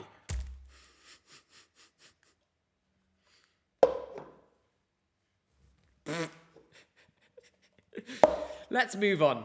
Bear in mind that was a sponsor decision, not a contest decision. What else have we got in here? This is a Eurovision Song Contest. Well, let's see. Let's open it up. Like rag. It's like a... What is it? Oh, it's like a... It's a... Oh, I know what it is. It's one of those... What do you call it? The cloths. Yeah, I can use it to wipe my phone screen. Let's see if it works. Right, there we go. Microfiber, that's one. Hey, it does a reasonable job. So I'm going to fold this up and put it back in this little box. So that's a Eurovision microfiber cloth. You all right there, honey? Are you losing it? What's going on? What is going on over there? Don't read the chat, honey. Don't read the chat. What are they saying? I can't see it. That's probably for the best. I don't know what they said. Let's move on. What do we got next? We have this very shiny water bottle. Just so you know, we are all united by music. It is actually a really heavy duty water bottle. This actually looks like good stuff. So this is done by Water Drop. I don't know much about Water Drop, but they also sponsored one of the events in the week, so they're clearly involved fairly heavily with Eurovision. It is very bisexually coloured, which is nice. That's good. We've done a lot of talking about bisexuals this week, and I plan to continue. We have in here The United by Music, OBB. So that's is this like chocolate or something? It's waffles, honey. It's the Mana waffles. This is Austrian Trains branded Eurovision waffles. Should I try them? If you push out the thingy, you can see what. Oh, there we go. So it's one of these. So train waffles. Maybe we can come back to the train waffles. I'm not that hungry at the moment. But there we go. And it says, Und was fährst du? Indeed. Well, I travel by waffle, my dear boy. Right, what have we got next? We have another book in here. This is the Vienna International Guide. This actually looks like quite a good tourist guide to Vienna. It has loads of different things in it. And yeah, this is actually... Okay, this is genuine quality. This is the kind of thing that's really helpful. Because if you're here for a few weeks, you know, you can get the sense of the place. We obviously didn't use it, but I'm sure others did. So that is cool. Let me put those there. What else have we got in the bag? Bear in mind, we do not go anywhere because the audience poll result is still to come. The estimated time of arrival is 2 a.m. They're going to get it to us as quickly as they can. We are not going anyway until that poll comes out. And you should stay too, because it's our first indication of how people felt about tonight. We have join the ESC challenge and win. And it's like a thing for a treasure hunt across Vienna. And you need the host city app for that. We have, what's this? A voucher to a free slice of cake from the restaurant of the, and I'm not kidding, it's really called this, the furniture store XXX Sluts. That is, I'm not kidding, that is really the name of the store, and that is really the logo. Also, now I've shown the code, someone in theory could steal this. But yes, Eurovision this year is sponsored by a furniture store called XXX Lutz. And they want to give me a free piece of cake. Let's move on. What else have we got on here? This is a ticket to it's a tour of a brewery, isn't it? Brauereiführung. That's what it says on here. Oh, it's got English on the back. Brauereiführung. So that's Otter Klinger, who did the Eurofan beer, the one that apparently tastes like piss, where you can get a tour of the brewery. We didn't get around to that, unfortunately. And then we have, what's this? We have Sehen, Wutscher. What is it? Is it another microfiber cloth? It is. I'm not going to get it out. We have 2 microfiber cloths. One was sufficient. And then we have the nice tote bag. I mean, we'll keep the tote bag. We always need them. You don't seem very convinced about keeping the tote bag. No, that's okay. Okay, I don't think we're keeping the tote bag. Shall we unbox our aufblasbare Pinguin? We left him till last for a reason. There we go. Right. I've always been quite bad at blowing things up. Honey, look at the fun fact. What fun facts? In chat. There's a fun fact in chat. Where? The chat is moving. Fun fact, you can actually sleep in the XXX Sluts in Vienna during Eurovision week. I'm good here with my fiancé, if that's all right. So, here is the penguin. It's enormous! And it's XXX Sluts branded! Okay, right. How do I blow this thing up? I really hope they've been careful with their placement of that. There it is. Right. Okay, let's do this.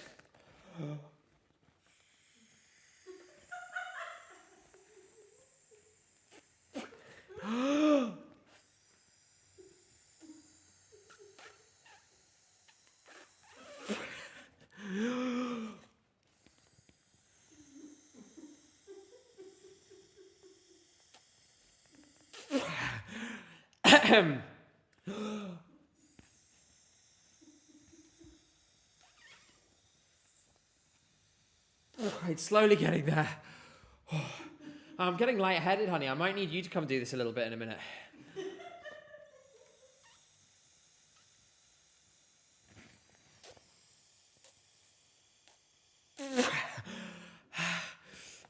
I'm getting really lightheaded. Jesus, this thing is enormous.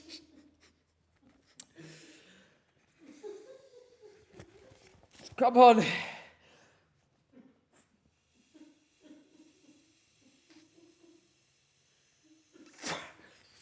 It's slowly getting there. I'm going to pass out.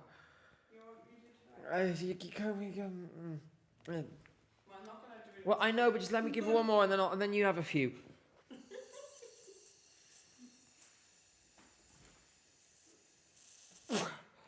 Okay, honey, you give this a go now.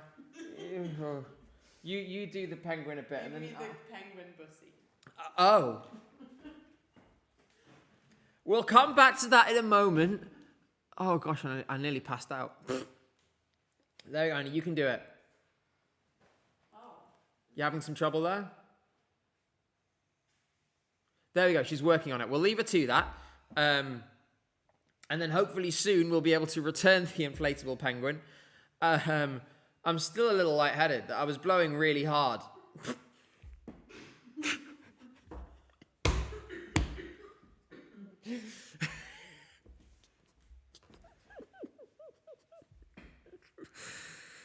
Oh.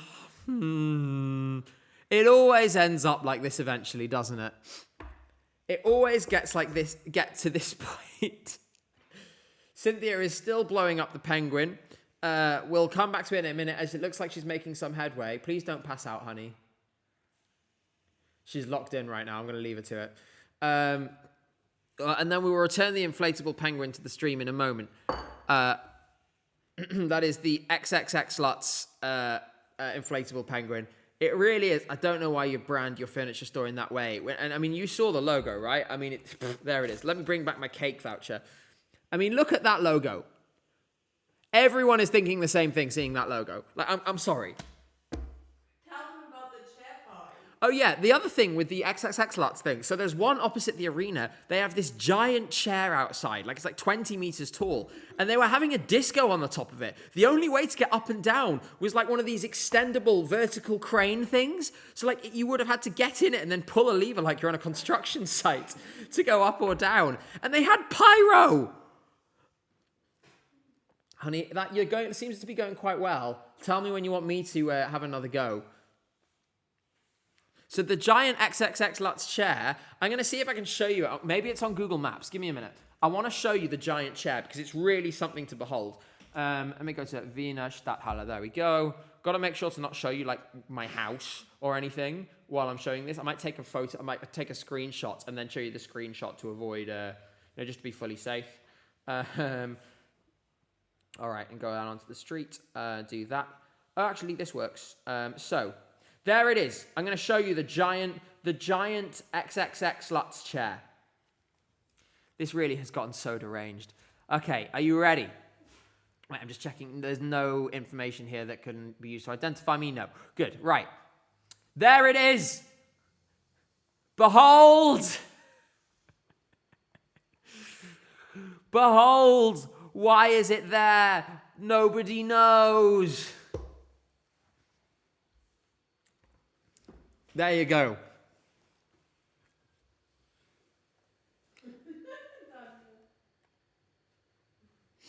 Someone tried to one-guy me by saying, Gabe, we can see your email. I hate you guys. Do you want me to take over again, honey? You know, Cynthia's done an amazing job. She's nearly successfully inflated the penguin. Are you ready? She's focused. Maybe I'll just leave her to it for another minute. So that is the giant chair which had the party on top. I should just check to make sure I haven't missed anything. Are you not entertained, says Pleb on the web, and it's just Gabe inflating a penguin with his mouth. What did you expect from this stream? I've been warning you all week that it would be like this. You know, blame whoever decided to call their furniture store that, and then give us an inflatable penguin. Face as red as a gammon, says Nicholas Jackson. Yep, I did. I'm so glad I didn't go to bed, says Phenomenally Anomaly. Paul Nilka says, I'm scared I opened up X. People saying Alexander flopped vocally. Is that true or not? Are the chances of juries over for her? She did fine. I thought she was fine. I wouldn't worry. Gosh. Those things, it's tough, you know. It's enormous, by the way. You're not ready for how big this thing is. Are you ready? Honey, when you're done, throw it over from here rather than passing it. Just throw it at me from over there.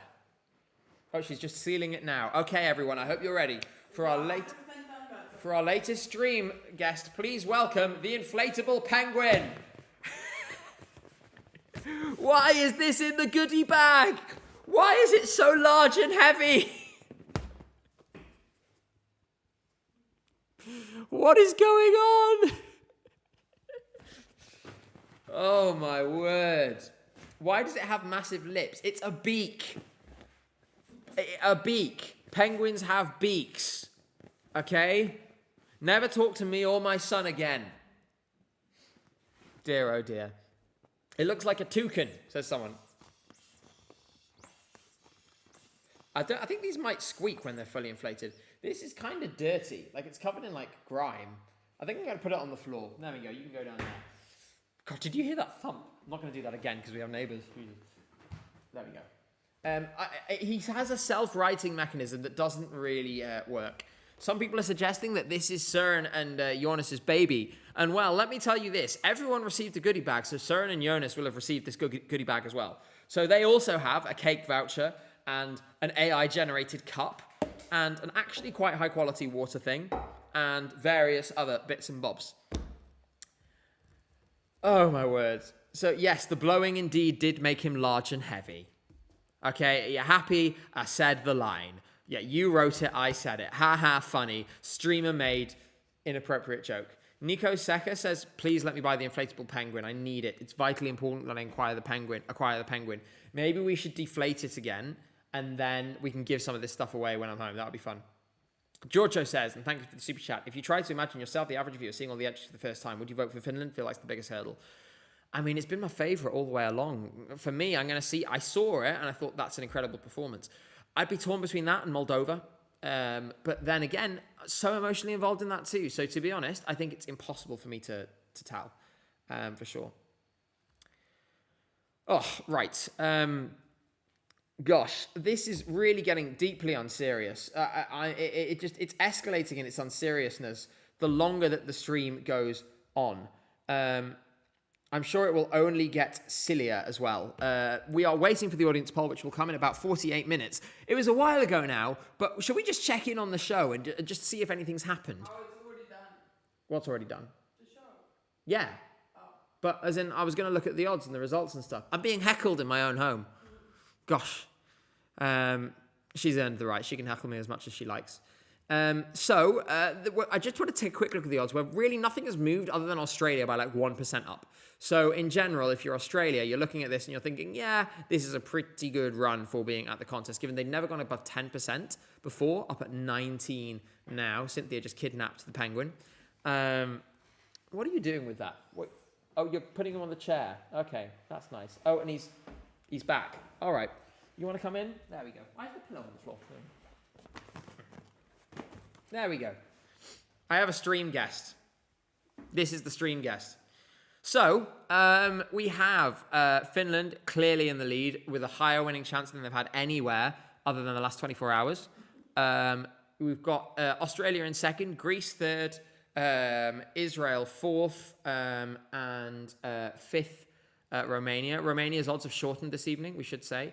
This is the best things have looked again for them. I mean, look at this shot. Up from 14th, 15th, 16th. So there we are. It is, of course, technically final day. It's 1 a.m. Someone says Penguin Parkkonen.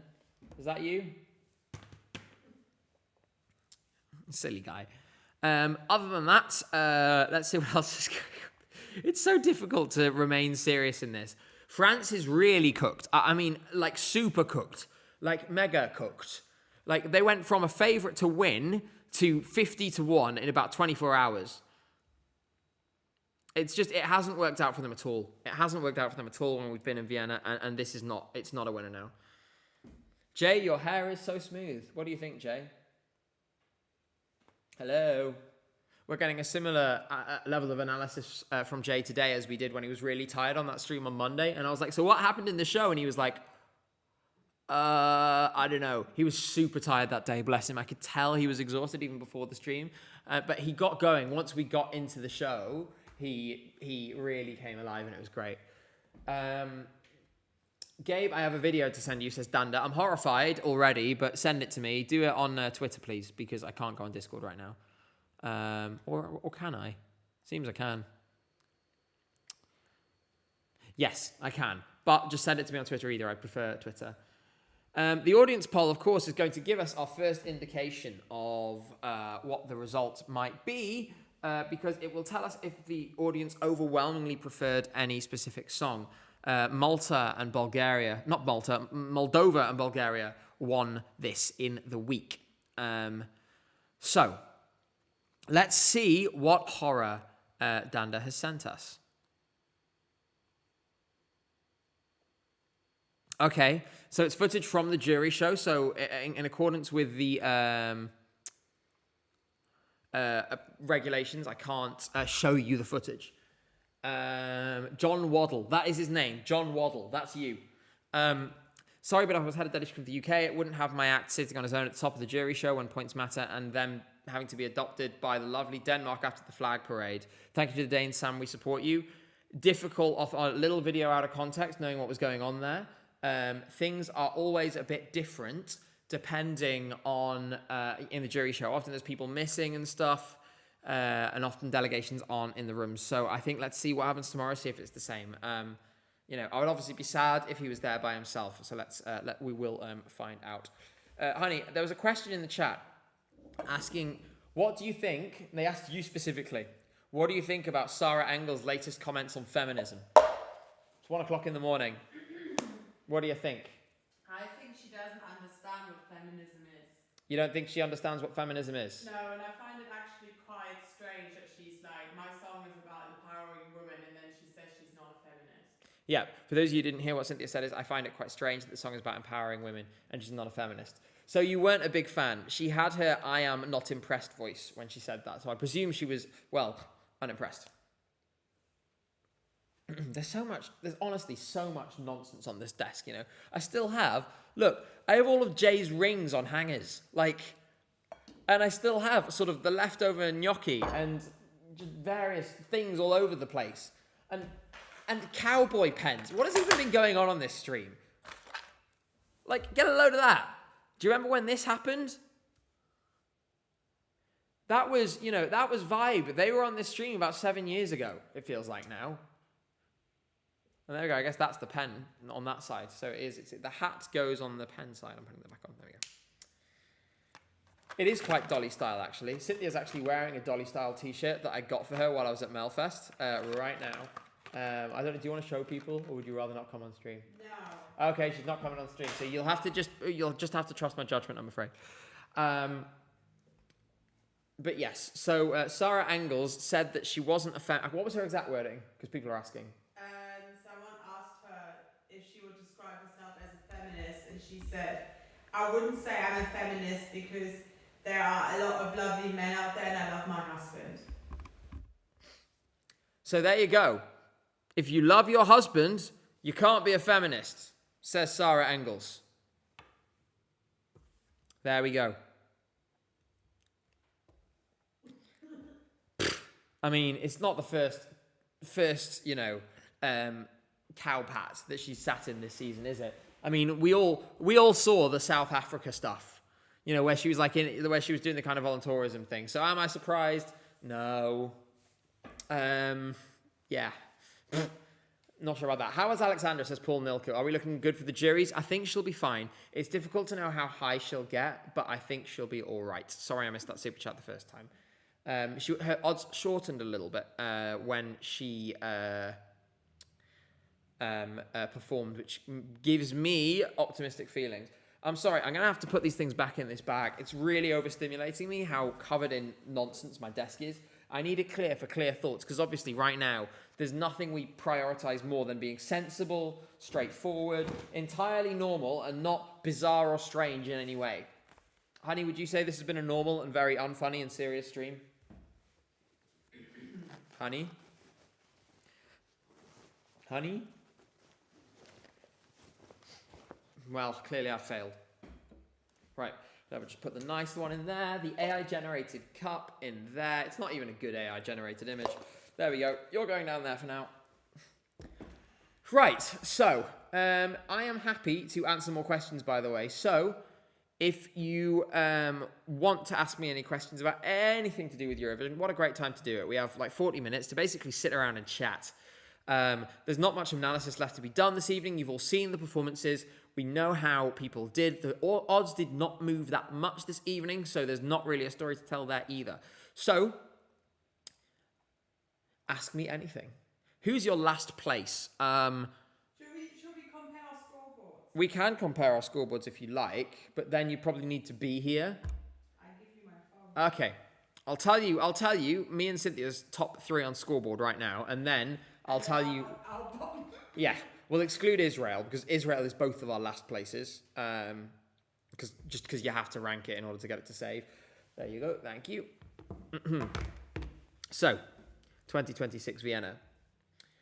Right. So, this is a little out of date for mine actually. Let me just check in case there's any maneuvering I have to do. Gosh, it's super out of date. Doesn't matter. Right. So my top 3. Czechia in 3rd. This is after the shows now. I did a little adjustment. Czechia 3rd. Finland 2nd. Moldova 1st. But they're essentially dead even in my mind. And then for Cynthia, Finland 3rd. Ukraine 2nd. And also Moldova 1st. I have indoctrinated her. As for last places, that's just your final, not the entire thing. No, yeah, just the final. Well, I've done the entire thing. I'll do my lowest entry. Okay, my lowest entry in the final is Germany. Cynthia's is Belgium. Obviously, this is excluding Israel. We both have Israel last, obviously. So, there you go. Oh, thank you very much. That is our scoreboard. And Cynthia is very pleased about this. Have I seen the video, Cameron? Yes, we just had a look at it. I can't show it on stream, though, because you're not allowed to show jury footage within the rules. I'm from the UK. Should I vote for Finland or Moldova? Whichever impresses you more, you know? Whichever impresses you more. I wonder if Denmark will ever send a participant from Greenland, says 7825 Kai. Speaking purely cynically, if they were trying to do it to win, this would have been the year to do it. That has fortunately passed. I'd much rather that we didn't have an insane orange man threatening Greenland for no good reason. At the same time, I would love to see, because one big blind spot that Eurovision has is native and indigenous languages. And so we see this with the lack of Sami languages in the Nordic national finals. Although you do occasionally get things like, for example, Jon Henrik Fjolgren in past Melody Festivalen. The same is true for Greenlandic, and I'd love to see some more Faroese from Denmark. Elsewhere, I mean, we talked about the fact that Cynthia is Sorbian the other night. Imagine if Germany sent a song in Sorbian. It would get lots of points from the Czech Republic and Poland, I imagine. We almost had a song in Podlašian. I'd love to see Kashubian. So I think there's a wider conversation about split screens. Not split screens. I just saw the word split screens and it went not a wider conversation about split screens. Sorry, we're not talking about split screens. I don't know the kind. A wider conversation about language and about how we open our minds to more different languages. I mean, for example, the UK has never sent a song in Welsh or Scottish. Scottish being Ulster Scots or Gaelic Scots, Scots Gaelic, or any of the other Scots languages, because there's a few different ones. Cornish as well. So we have all of these languages and we don't use them. There's also things like, I'd love to see a song in Basque or Catalan, although something tells me that Spain will not send a song in Catalan. But, of course, Andorra has done in the past. I think the UK needs to send Scottish Gaelic, says Tabsy. I mean, I would love it, but we need to get the right things. It has to be something that is objectively of a high quality. So combine those things, and I'm all for it. We just need to put that into place and support the arts in those languages so it's easier for those things to occur. That's the most important thing. You have to put the money in. You have to put the investment in. At the same time, I will say, don't forget, Eurovision was in a place not too long ago where... Sorry, I'm just, because my voice is going down a little bit, I'm going to pull this a little closer. There we go. We're now in late evening story time. There was a time not so long ago where the contest was overwhelmingly dominated by English language songs. There was a time when there was a big stigma in places like Finland against sending a song in Finnish. And now look at us. Well, the favourite to win Eurovision is a song from Finland in Finnish. So, there is this kind of, there's these different things that are going on now, and these trends, which are very exciting, and I hope that the contest survives to see those play out. Mummy Penguin says, thank you for the super chat. Seems like the televote could be very split among several popular songs. Who could that hurt the most? Greece and Moldova, because they need wins to win the contest. It helps Finland because a split in the televote and a split in the jury delivers a Finnish split win, in my opinion. So that's who it helps and it hinders. But basically, that is the same thing for everyone. When it comes to these contenders, there's so many where their strength is only on one side, where any split on that side instantly removes them from contention.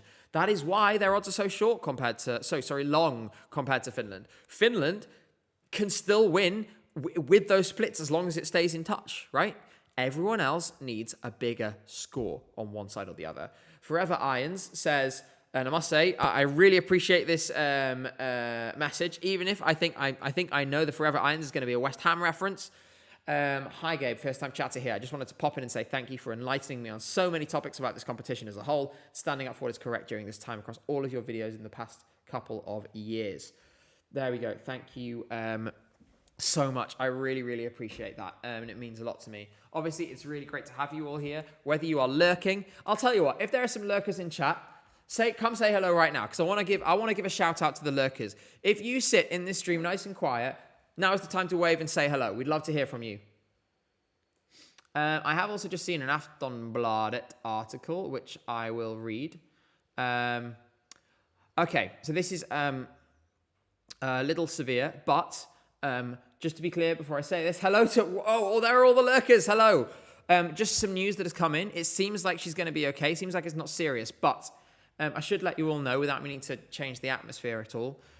Felicia, this is according to Aftonbladet, fainted after tonight's performance. And you can see there, she was led off stage by the dancer after rehearsing. It was due to dehydration and due to excess heat, but she's okay. She's been going through it. She has been going through it this week. And there you go. These things happen. But Diva not down. Diva is okay. Diva is okay. Diva is fine. Do not worry about Diva. But I thought I'd just let you know. So I just want to say on behalf of all of us, let's all send our very best to Felicia. And I really hope that she's all better. More water in her system, exactly. Don't forget to drink water, guys. Speaking of which, honey, could I possibly have some water? Yeah. Thank you. And by the way, a shout out to Cynthia for staying up and entertaining this nonsense. At what point? Mm-hmm. So it looks like the vote collection has finished for the audience poll. I've just heard that they're on their way to the press room to do the counting. Once the counting is complete, we should then have a result to declare to you. As a reminder, that is expected in about 30 minutes. We'll bring it to you as soon as we can. Lurker here. Well, I'm going to answer your question because you're a lurker. Robert McDonald, thank you so much for a question. If we look at 2019, Duncan came third with the juries, second with the televote. I think we could see the same with Finland. What do you think? I think you're exactly right. That is exactly the kind of route that I see, and also the route that is most likely when you are in this split situation. In my opinion, if Finland were to win either the juries or the televote, it's 100% winning the contest because it has clear strength across both. It's going to pick up points everywhere, even if it's not massive points. But think about it, 35 sets, if you're picking up an average of 5, then you already have 160. You know, an average of 6, you already go up to 200. You do that on both sides, you're at 400, and 400 could win you the contest this year. Divas never down is the slogan for next year. I'm sure she'll be all right. It sounds like they've gone straight to the press to say it's happened, but she's fine, she's totally all right. I'll send her some love. And obviously this year, we've been on board with this story. We've been talking about Felicia's story for a long time. I've also, because we went and saw her day one in Vienna, we arrived, dropped our stuff off, went to sleep, woke up in the morning, and went straight out to see Felicia, and we spoke to her about everything she was doing. It was really fantastic. Apparently, Macwell is in chat. If so, I think you should all remind him that Arsenal are bottling the title. If you see him, make sure to at him and say that. It's very important that you do that. Marafan says, hi Gabe, is there a new national final you'd want to visit in the next season? Yes. I'm going to give an interesting answer to this. I'm going to go with 2.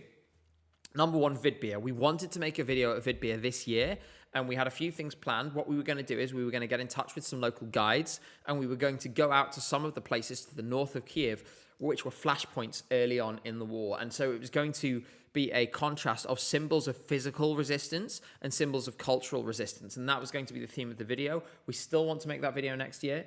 I think, I think hopefully we'll take the whole team. If all three of us could go, that would be really great. Cynthia has not agreed to this yet, so I'm not signing her up for it just at this moment, but that would be something we'd really love to do. The second one is Hungary, because I think if Hungary returns next year, it's quite a big moment in the wider European context, given why they're returning. So I think I'd love to go there, speak to people, get an idea of the attitudes and the feeling on the ground, and just see where everything is at. Susan says, can you talk about countries that typically support one another and where the line lies between support and rigging the contest? Great question. Really, really great question. Very relevant in the current atmosphere of the contest. So let's talk about that. There are different reasons why different countries vote for each other regularly. There are, of course, let's go for the most obvious thing first, political alliances. There are some countries which will or will not vote for other countries on political reasons. Armenia and Azerbaijan, for example. You may also, and we've also seen that when another country has sent someone of Armenian descent, all the Azeri jurors put them last. So there's that. You also have, and the thing that's missing here is actually more cultural reasons. So, for example, nations that are historically very close, who've shared a lot of things culturally, who have quite similar cultural backgrounds, will give each other points. Countries which have linguistic commonalities are more likely to give each other points.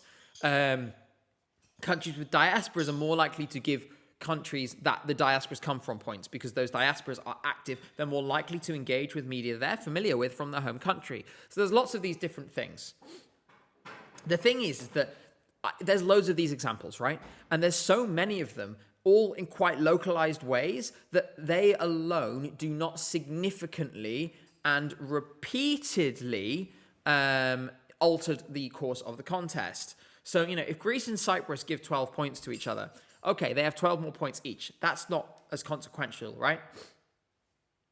Then, if we look to more organized voting campaigns which involve, sort of politicians advocating people to vote as many times as possible, campaigns that specifically call on people to vote the maximum number of times or to use multiple cards and so on.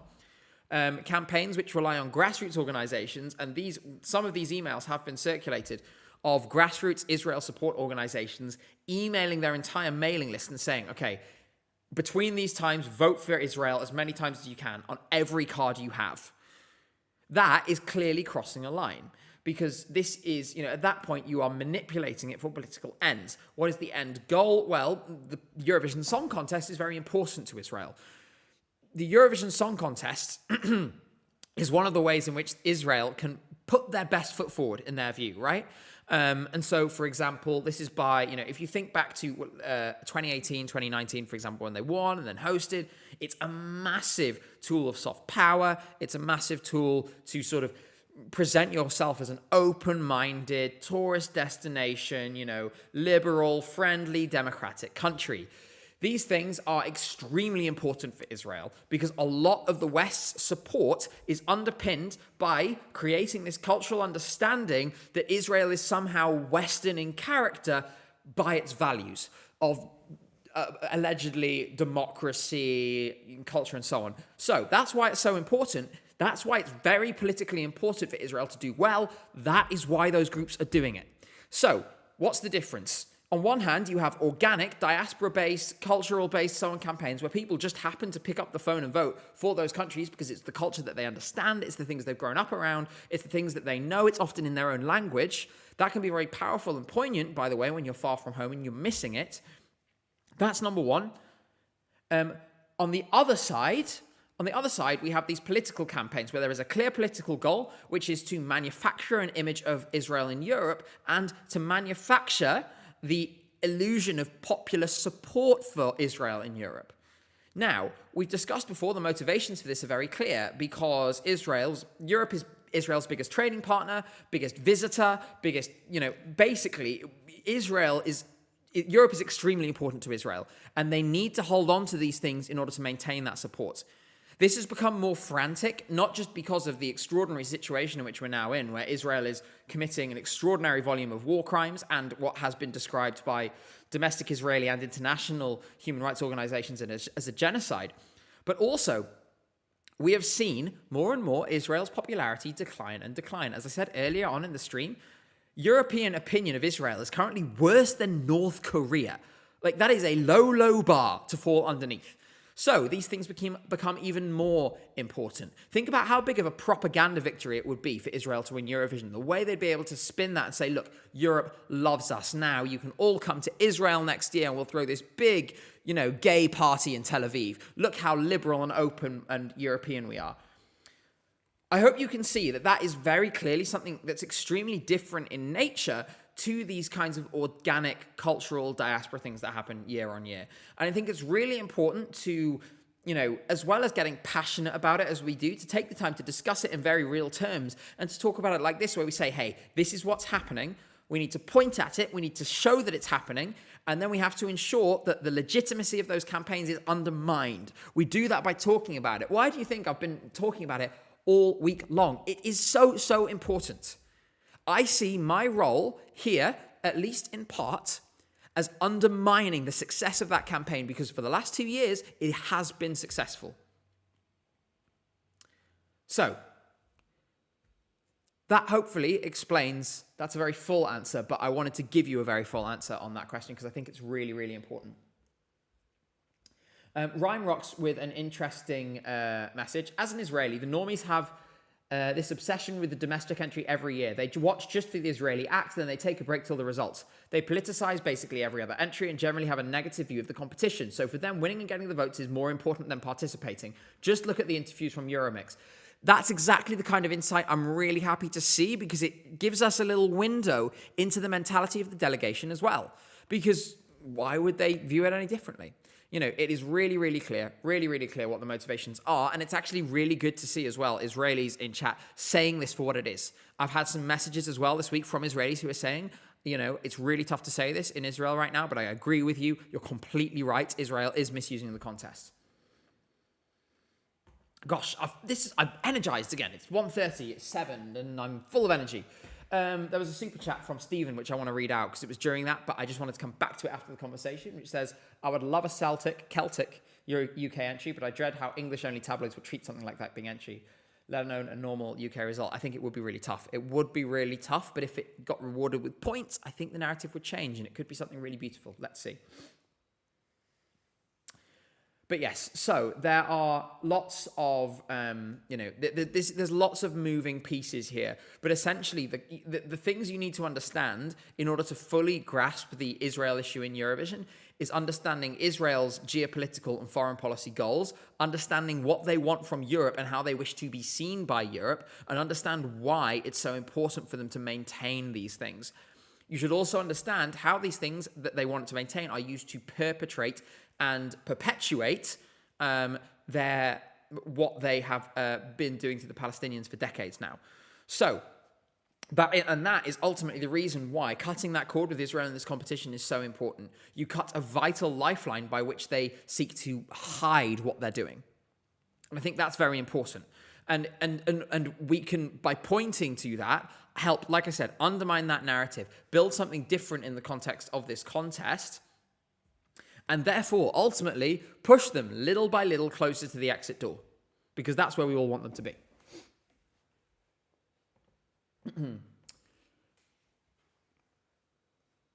So there we go. I will say that it's not always been easy talking about this. I've talked before about the fact that I'm Jewish, and the fact that this has been, and the fact that this is a view that I think has hit me more and more over time, and I've been filled more and more with horror. I have lost people as a result of doing this, but I think it's the right thing to do, and I'm very glad to have all of you here with me. Grackle says, if Israel actually won the contest, do you think the room itself would riot? Like, that's possible. I don't think the people in the room would riot. I think people would leave fast. There'd be booing, there'd be arguments. I don't think there'd be a riot, because think about the kind of people in that room. They're not the kind of people to start smashing things up. It would get nasty very, very quickly. It will be awful from the start, but can you imagine what the press conference would be like? Can you imagine what the press conference would be like? Even just then, after that, the questions that would be asked. To be honest, I'd put my hand up, and the question, I can tell you the question I'd ask. I'd go to that press conference and I'd say, my question is for the EBU team. You've now presided over the death of the Eurovision Song Contest. Do you feel that you should have done anything differently in the last 2 years to avoid this moment? Luckily, I don't think we're going to have that. At least not this year. But those are the stakes. Israel winning kills it. So Israel really can't win. I do think, by the way, if Israel won, we would not end up with a contest in Israel. I think loads of delegations would refuse to travel. The cop-out option for the EBU would be to say, we don't feel it's safe, so we're scheduling it somewhere else. At the same time, can you imagine like an Israel Eurovision, which is celebrating Israel somewhere else in Europe? It would be just as awful.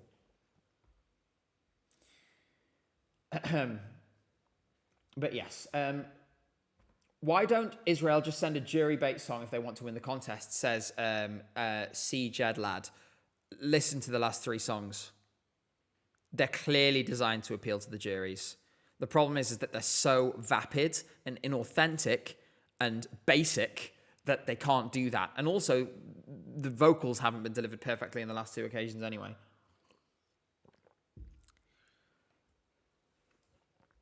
So, I'm going to ask some other questions. It's good that we've had this discussion, but I do want to get some other stuff. So I did see, if you were in charge of the BBC, how would you run a national final? Would you have heats or just a final? Would you have a language rule or open it to all UK languages? You wouldn't have a language rule, firstly. The difficult thing with the UK, right, is how do you convince a broadcaster like the BBC to invest much more than their current investment on Eurovision on building a national selection? How do you then get artists interested in that? We've looked at like UMK, which has built it up, but they have a tradition of doing a national selection, So it's actually quite difficult to do. I would love for us to do something similar where we produce music videos, do everything for the artists, all in-house. Make it a really intimate, intense production with 6, 7, 8 songs, that kind of thing. That said, I think right now, you'd need to get Eurovision in a good place before you ran this show because UK artists are very, very sensitive. You have to remember, if you're in the English language music world already, there's not a great benefit to you economically, in terms of your career, anything else, in going to Eurovision. Because this barrier works one way. If we take an artist from Estonia, for example, they need these big international events to break into an international market. If you're in an English language market, your market is the world already because English language music is listened to everywhere. So the motivations are quite different, and that makes it difficult to convince artists. This is it's a curse in some ways in the case of Eurovision for the UK and for Ireland and Australia to a sense, but because of the novelty around their participation, I think it features slightly less, But yes, let's see. I would love to see us do a national selection. I just wonder whether practically we have the resources in place to do it. I would rather wait a little longer, maybe try and get a couple of good internals in a row first. Something you don't want to, it doesn't have to be big names. You need to pull in people who don't have massive CVs but have decent performing experience with songs that are different and interesting but still have an appeal. Stage them well, treat the artists well, make it a hit, get it on circulation on the radio, get it played all over Europe, put these things in place, show that you have the capability to do all the things that will help the artist afterwards, right? Then you'll start to see a little more interest. But you have to have those things in place. You have to be able to demonstrate to people why Eurovision is good for their careers. Because the first thing any artist should be thinking about when it comes to Eurovision is their career. I love the romance of Eurofans entering Eurovision. I absolutely love it, and I think it should keep happening, and it's so nice when that happens. But those people too, everyone should be thinking about, okay, what am I getting from the contest? Because ultimately, this is a many-directional street in which everyone is getting different things from it. So there's bridges to cross, there's challenges that we need to deal with before we can do a national selection. I think we have to prove that we have the capability to consistently stage well, select well, support our artists, get everything working really well. And the BBC has the resources to do that, but we have to do it. The other thing we should really be doing is working with Radio 1 to select entries. Radio 1 is the much more contemporary radio station. Let me just say a lot of our artists are a bit more Radio 2 coded or 10 years ago coded. In any case, let's have a look at some of the other questions. Because we still have time. I've got a bit more time before we get the audience poll. It's due in 15 minutes. Whether we'll get it in 15 minutes is another matter, but I'm keeping a close eye. I will be the first to know, and I will let you know. Just in case you haven't already, we still have this big tracker over here. Press the subscribe button to make this number go up. I'm trying to get to 60,000 before Eurovision ends. Let me answer another question while you're looking at this. I hope at least one person does this. Otherwise, I'm going to look a bit silly. So, let's see. Someone says, get me to 67k, and Macwell says, get him to 100k. Thank you. I love you guys. Do you think countries would agree to a contest on behalf of Israel? For BBC broadcasting that propaganda would be a massive breach of neutrality. Also, Israel may throw a hissy fit over to being denied hosting. It would be a chaotic month. They'd have to work it out in a month. Otherwise, there'd be no contest. I don't think that we would have 35 countries. I think we would lose more. If Israel won, a lot of the ones that wavered this year, public pressure and opinion would turn enough, we'd lose more. So I think there's a real existential threat here. You could lose a semi-final. Shabalala, thank you so much for the subscription. And you've been subscribed for 9 months, which is amazing. I respect your dedication to trying to salvage whatever we can out of this contest that used to bring me so much joy. I hope despite everything this week has been good and positive experience for you. I hope this contest turns itself around to the point that I can once again be a regular in your streams. You make great content. Thank you so much, and I really appreciate that, especially coming from someone who feels like they can't engage at the moment. I know how difficult it must be to not be able to feel you can do that. And I think, I have a lot of the same feelings despite my position. I will say that because of what we get to do, it's been a positive experience for me. I think if I was a fan, I wouldn't find coming to Eurovision a positive experience. I don't think I'd come to Vienna if it weren't for the channel.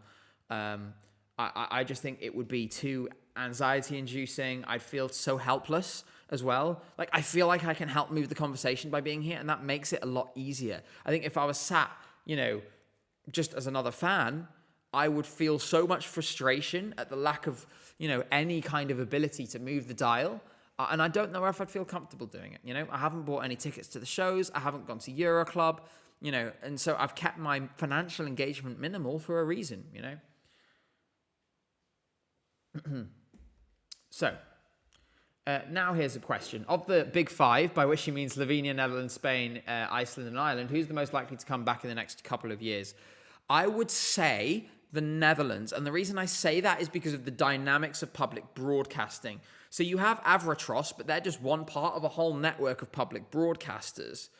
In theory, if Avrotros did not want to come back, but the umbrella organization NOS did, then you could see a situation where potentially the broadcaster would be changed.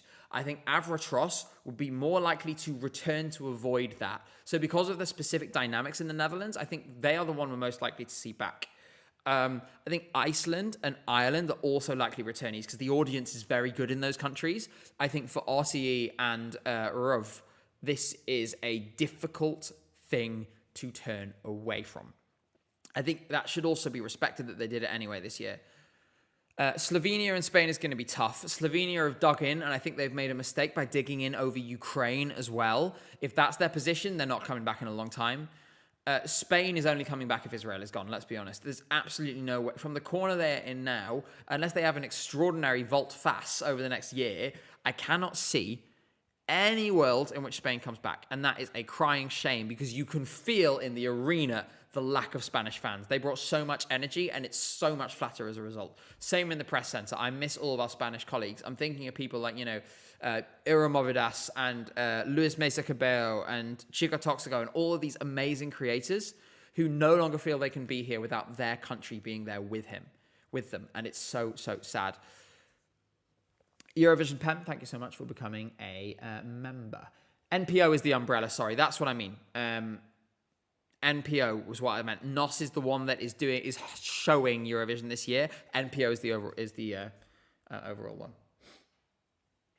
Sorry, it's the Dutch broadcasting system is mega confusing. They have like 10 broadcasters, and they all go on the same channels, and they're responsible for different things.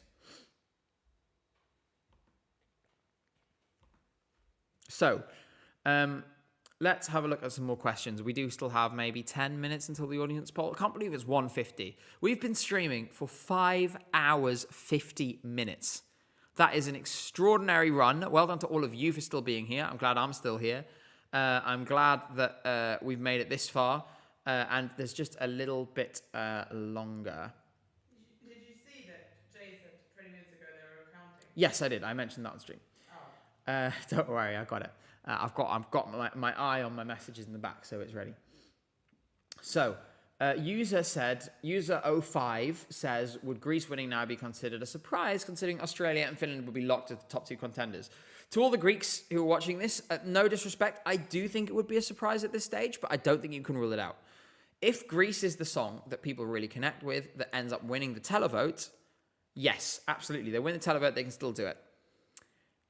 If they fall away a little bit, which it looks like they might, because they do have a lot of contenders there between Romania, Moldova, Finland, and so on, then it gets more difficult and it might not happen.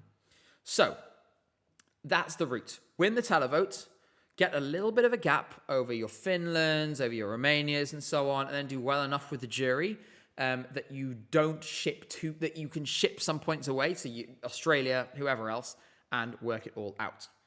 Knut Anders says, I have been drinking. Yeah, I mean, I've got a Radler in the fridge, which I'm going to be having to celebrate after this stream is done, because obviously it's a massive undertaking for us. 6 hours is not to be sniffed at. And to be honest, I'm really, really glad my voice is held together. I was worried about it. But yes, we will stay. It doesn't matter how long the audience poll, even if it comes at 4 a.m. Then I'll still be doing this. So, Gel Bitno says, hi Gabe, thank you for the update. What happened with Croatia's performance? Public in the arena didn't notice anything. Live stream was apparently a bit problematic.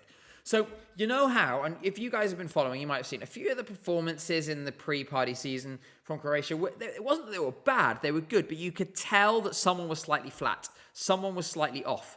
There was a little bit of that vibe tonight in a way we didn't get in the semi-final. It wasn't catastrophic, but I think it will take the edge off their score a little. For Croatia, I don't think it's a big deal. No one's expecting them to win this thing. And if you are, I've got a bridge to sell you. But it might just impact their score a little bit. To be honest, for those songs that are kind of in the middle, I feel like the priority really now is giving a great performance tomorrow, because that's the thing you're going to be remembered for, right? So bring your best tomorrow and be remembered as the song that was robbed by the juries, because no one will ever know that you flubbed the jury performance. How do you feel about a wildcard act in the final, like X Factor or Britain's Got Talent? What if Jiva the Diva just came back for the final? For Jiva the Diva, anything, but more generally, I think no, absolutely not. Give people the opportunity to choose their own finalists. If you come 14th and then get wildcarded by the jury, that's just wrong.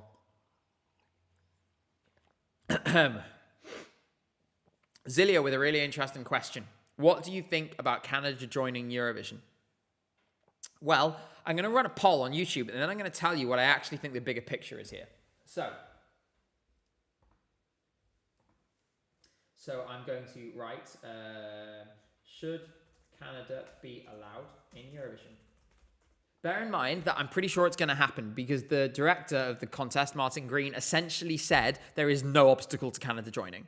He pretty much said if they want to join, they can do it. So I think this is... Jay's coming back. Okay, good. He's coming now, and then I guess we will have the audience poll soon. That means they should be finishing counting. They'll be tabulating, preparing the sheet. So it'll be ready soon. As for Canada, right, so think about what it means. What you're seeing is another wider implication of the US-EU split. because Canada has found itself on the EU's side. Canada has been subject to tariffs by the US, threats of annexation, things like this. Canadians have been running campaigns saying, buy Canadian, don't buy American products. Plans for off-season, more confident, 24-hour stream? Maybe at some point, Nicholas, but I'm going to get through this week before I decide it. And Canada, I'll answer your question in a moment. Amidst all these pressures, Canada has drawn itself politically and economically closer to the EU. The thing is that they also want to draw themselves closer culturally because it opens doors in those other fields. One of the ways you can do that is by being in Eurovision. I think there's no doubt that Australia is drawn closer to Europe by being in Eurovision. I think Canada have seen that. I think they like that model, and they think that there is a place for them to fit in. From a Canadian point of view, it's a chance to market your media to a new audience. It's a chance for Canadian artists to make it big in Europe. And there is this kind of, oceanic divide often. And it gives people an opportunity to build up more sort of cultural references and prompts for Canada and to sort of engage with it more. I think it's very smart that the government has investigated this. And what I'm seeing in chat is actually, I'm going to end the poll now. You guys actually agree. 64% of you say Canada should be allowed to join Eurovision. Now, here's the thing. If we're now building this contest into a cultural weapon based on values, then I think we once again turn to the sort of the Israel conversation, the Russia conversation, and say, well, they're never welcome again. Russia is an imperialist force, and I would argue that Israel is very much in the US political axis rather than a European one. There is Jay arriving, by the way, if you heard that bell. I think we'll let him just have a sit down. He's been out in the cold collecting votes for ages, but everyone can say thank you, Jay, in a minute. So I think it's no coincidence it's happening now. It wouldn't be happening if Joe Biden or Kamala Harris were president. But once they're in, they'll probably stay in. So the embargo for the audience poll is 2:05. So you will receive the audience poll in 8 minutes. I'll wait for someone to send it to me, and then I will prepare it. I'm really excited for you to see it. I'm going to answer Canada's question. In the event of an Israel win and more delegations pull out, do you think the EBU is going to try leaning harder into adding more countries like Canada? I think they're going to have bigger problems if Israel wins than Canada. I don't think that is going to save them. Because ultimately, what are they going to do? Bring in Canada and Kazakhstan? It doesn't matter if you've lost 5 or 6 big financial contributors. This is the other thing, by the way, that with Canada, because it's a large country with a very developed economy, they would be a large financial contributor, probably one of the biggest. I don't think it would work politically to put them in the Big Five, but, maybe close to it.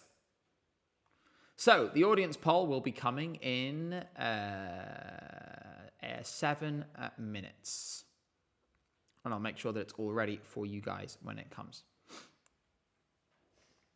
In the meantime, you're welcome to send me more questions. We might as well keep talking all through this. We will see Jay soon. Someone asked me, do you think Israel will be banned from Eurovision 2027?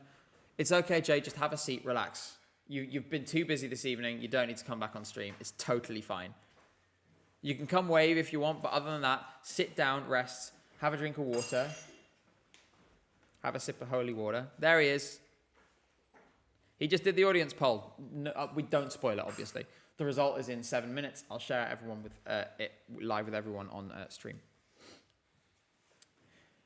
So they'll have bigger problems if Israel wins, and I don't think Canada will become far too toxic. So we have a little bit longer. I'm really excited with this audience poll. I think the thing is with the audience poll is it can tell us different things. If you get an overwhelming winner, that's obviously great. If you don't, then maybe we have to read a little more in between the lines and see a more general picture. So I'm curious to see. I've deliberately not looked yet. I've got the graphic, but I've deliberately not looked at it. So we'll see what happens. Someone says, you are sexy, Gabe. Thanks. That made my fiance. Why did that make you laugh? It's just Jay's face.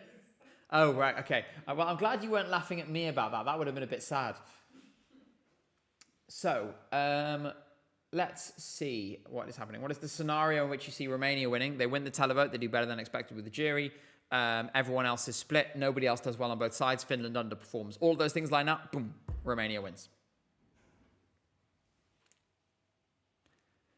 So the time is 2 a.m., which means it's 5 minutes. Shall I get the clock? I'm going to get the clock. Give me a moment. Time.is. Here you are. It's in the wrong time zone.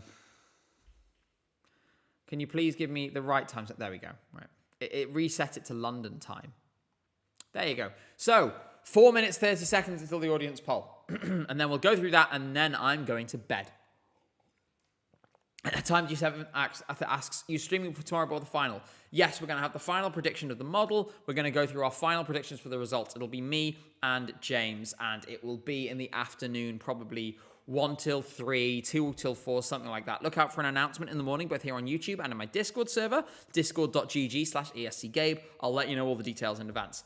If you haven't already, make sure you watch my videos of everything we've learned about the semi-finals. There's 2 of them. I rushed as fast as I could to get them to you, and I'm really proud of them, so I hope you do enjoy them too. Grackle says, I miss John Waddle. John Waddle is all the way over there now, I'm afraid, so we can't get to him. He'll return tomorrow. People are saying, the US should not be allowed to join Eurovision ever. I would really not want the US in Eurovision. Live a Lot says, I was listening to Teenage Life by Daz Sampson again today, an honestly underrated bop. Thank you so much for being here. That opinion terrifies me, and so I choose not to see it. So we have just over 3 minutes until the audience poll result. We're going to allow that clock to continue ticking down. Once again, there are more than 3,000 votes tonight. 3,620 people were asked and said what their favorite of the night was. Thank you so much, ESC Connor, saying, missing you and the rest of the gang this year. Keep up the great work. See you soon. Thank you so much for everything you have done for me and for the Eurovision community over the years, Connor. We are so, so grateful to see you here, and we miss you. We really, really miss you so much, and we miss everyone so much. All I want is for, to see our Irish friends again next year. I think the Irish are some of the most amazing Eurovision fans. Their ability to remain positive in the face of, things going very badly. And especially the Eurovision podcast is one of the best Eurovision podcasts, and not having it this year has left a little hole in my heart. I really, really hope that the contest is a place that you're able to be next year, and a place that Ireland is able to be. Could Canada joining help to promote music in Francophone areas? Interesting. It depends whether we're getting English or French artists. I would think that we'll get a mix of both. We will see. Mackwell says, we love you, Gabe. I love you too, man. I love you too. To the moon and back.